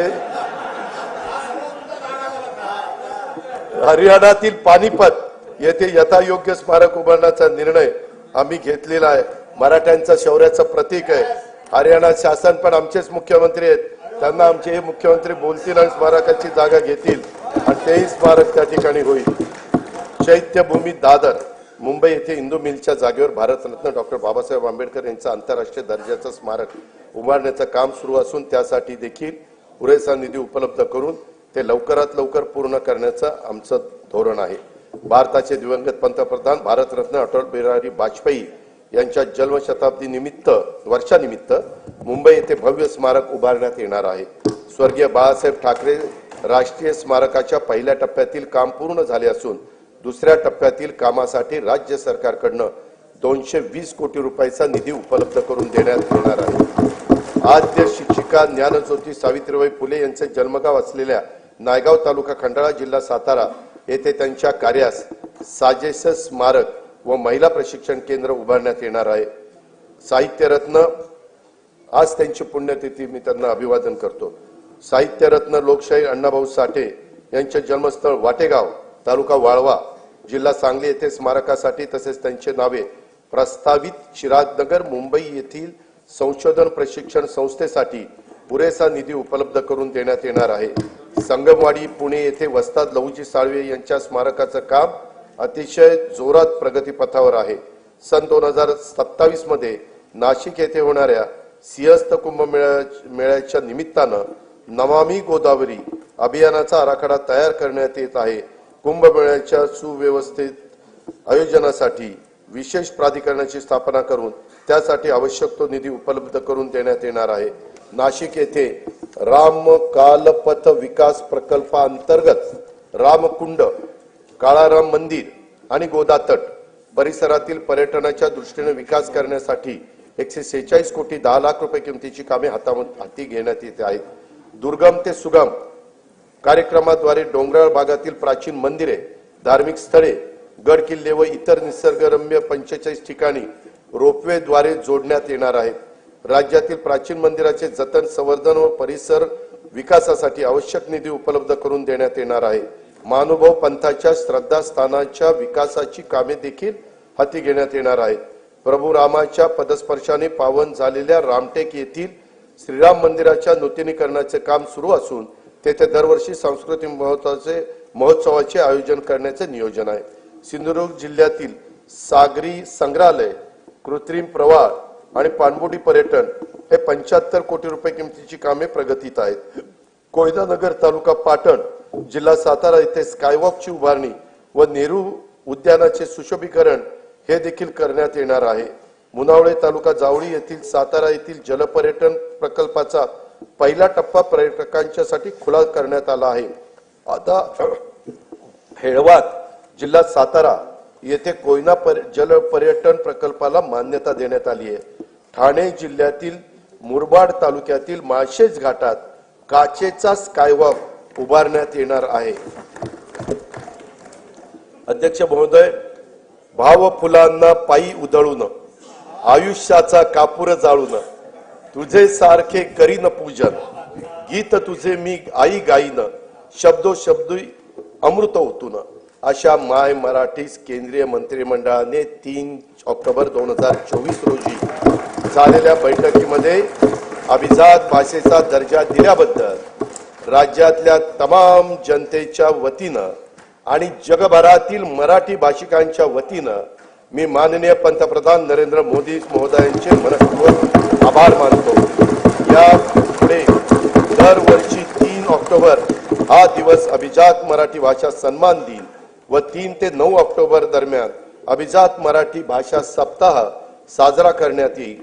मराठी भाषा विद्यापीठ रिद्धपूर येथे अभिजात मराठी भाषेच्या संशोधन व अध्ययनासाठी उच्च दर्जाचे संशोधन केंद्र तसेच अनुवाद अकादमी स्थापित करण्यात येणार आहे. मराठी भाषेच्या संवर्धनासाठी कार्य करणाऱ्या संस्थांच्या माध्यमातून अभिजात मराठी भाषा विषयक उपक्रम राबवण्यात येणार आहेत. मराठी भाषेच्या संशोधनातील उल्लेखनीय कामगिरीबद्दल पुरस्कार सुरू करण्यात येणार आहे. सन 2025-26 या वर्षाच्या कार्यक्रम खर्चाकरता सार्वजनिक बांधकाम इमारती विभागाला 1367 कोटी रुपये, पर्यटन व सांस्कृतिक कार्य विभागाला 3159 कोटी रुपये, सामान्य प्रशासन विभागाला 2899 कोटी रुपये आणि मराठी भाषा विभागाला 225 कोटी रुपयाचा नियतव्यय हा प्रस्तावित आहे. सन 2024-25च्या अंदाजपत्रकात 4,99,463 कोटी रुपये महसुली जमा अपेक्षित होती. महसुली जमेचे सुधारित अंदाज 5,36,463 कोटी रुपये निश्चित करण्यात आले. सन 2024-25च्या एकूण खर्चाचा अर्थसंकल्पीय अंदाज 6,12,293 कोटी रुपये व सुधारित अंदाज 6,72,030 कोटी रुपये असून भांडवली व कल्याणकारी योजनांवरील खर्चात झालेल्या वाढीमुळे सन 2024-25 या वर्षाच्या एकूण खर्चाच्या सुधारित अंदाजात ही वाढ झालेली आहे.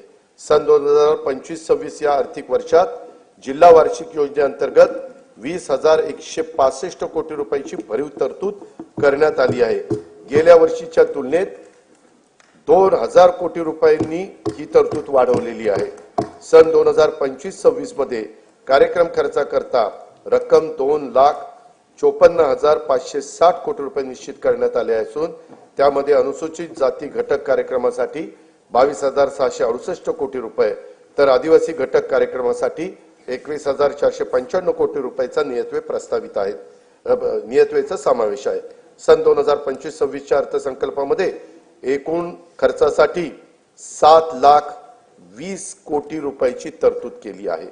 सन 2025-26च्या अर्थसंकल्पामध्ये महसुली जमा 5,60,964 कोटी रुपये व महसुली खर्च 6,06,855 कोटी रुपये अंदाजित आहे.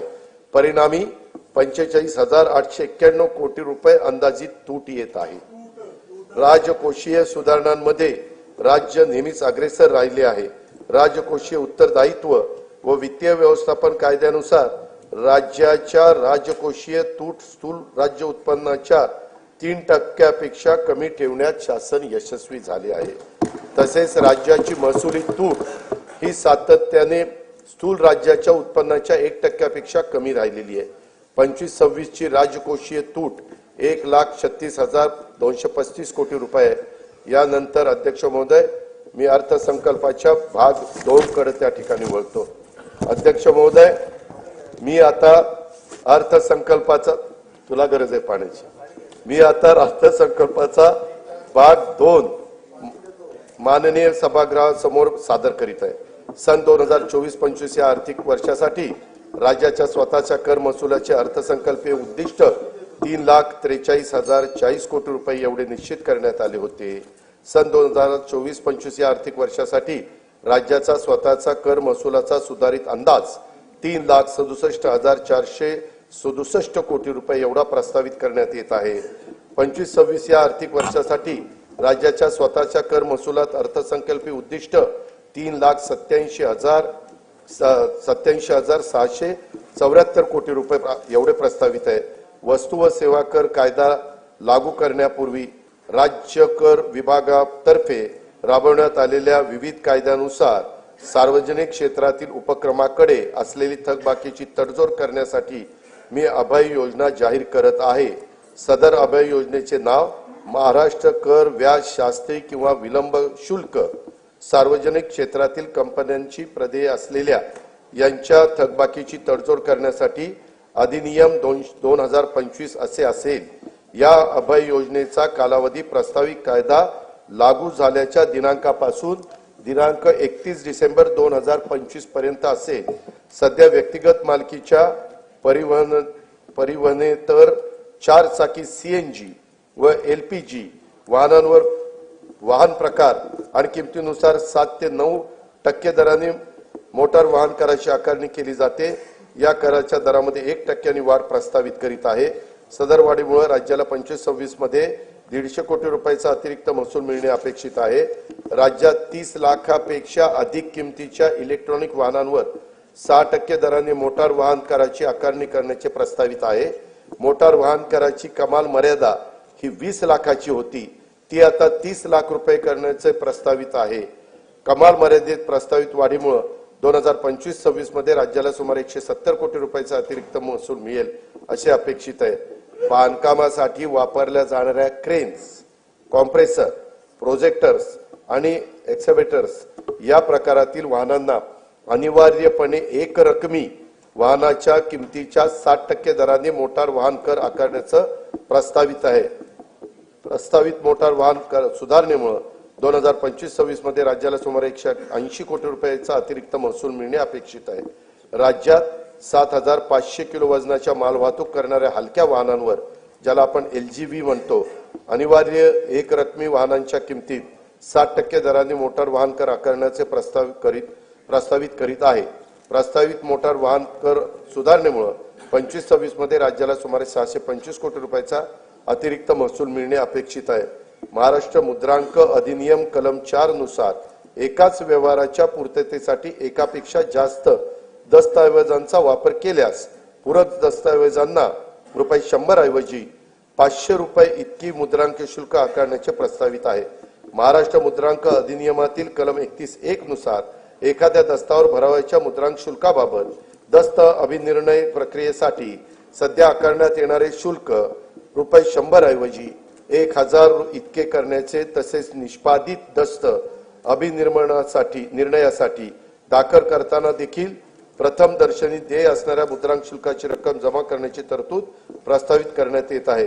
नागरिकांना ऑनलाईन पद्धतीने मुद्रांक शुल्काचा भरणा करणे व प्रमाणपत्र देणे हे सुलभ व्हावे यासाठी महाराष्ट्र मुद्रांक अधिनियम कलम 10(3) व 4 मध्ये ई मुद्रांक प्रमाणपत्राची नवी तरतूद लागू करण्याचे प्रस्तावित आहे. वरील प्रस्तावांना सन्माननीय सदस्यांचा पाठिंबा मिळेल असा विश्वास मी व्यक्त करतो. अध्यक्ष महोदय, हा अर्थसंकल्प म्हणजे विकास चक्राला गती देण्यासाठी संकल्पना आणि कृती यांचा घातलेला संतुलित मेळ आहे. विकसित महाराष्ट्र घडवण्यासाठी सर्वांनी मिळून हातभार लावण्याची हीच वेळ आहे. विकास संकल्प, विकासाचा ध्यास, मनी धरू आस विकासाची, विकास चक्राला देऊन या गती, साधूया प्रगती वेगातची, मिळून या सारे राज्य विकसित, राष्ट्र विकसित करू चला, राष्ट्र विकसित करू चला, राज्य विकसित करू चला. जय हिंद, जय महाराष्ट्र. सन 2024-2026 या अर्थसंकल्प सभागृहास सादर करण्यात आला. अर्थसंकल्पीय प्रकाशनाचे पेनड्राईव्ह असलेल्या सूटकेसेस सन्मान्य सदस्यांना देण्याची व्यवस्था वित्त विभागातर्फे विधान भवनाकरिता आरक्षित असलेल्या वाहनतळाच्या मोकळ्या जागेवर उभारण्यात आलेल्या मंडपामध्ये विधान भवन मुंबई येथे करण्यात आली आहे. सन्मान्य सदस्यांनी वितरण केंद्रावरून सदर प्रकाशनाचे पेनड्राईव्ह असलेले सुटकेसेस प्राप्त करून घ्याव्यात. तसेच सदर अर्थसंकल्पीय प्रकाशनचे महाराष्ट्र विधिमंडळाच्या व शासनाच्या संकेतस्थळावरून उपलब्ध करून देण्यात येतील.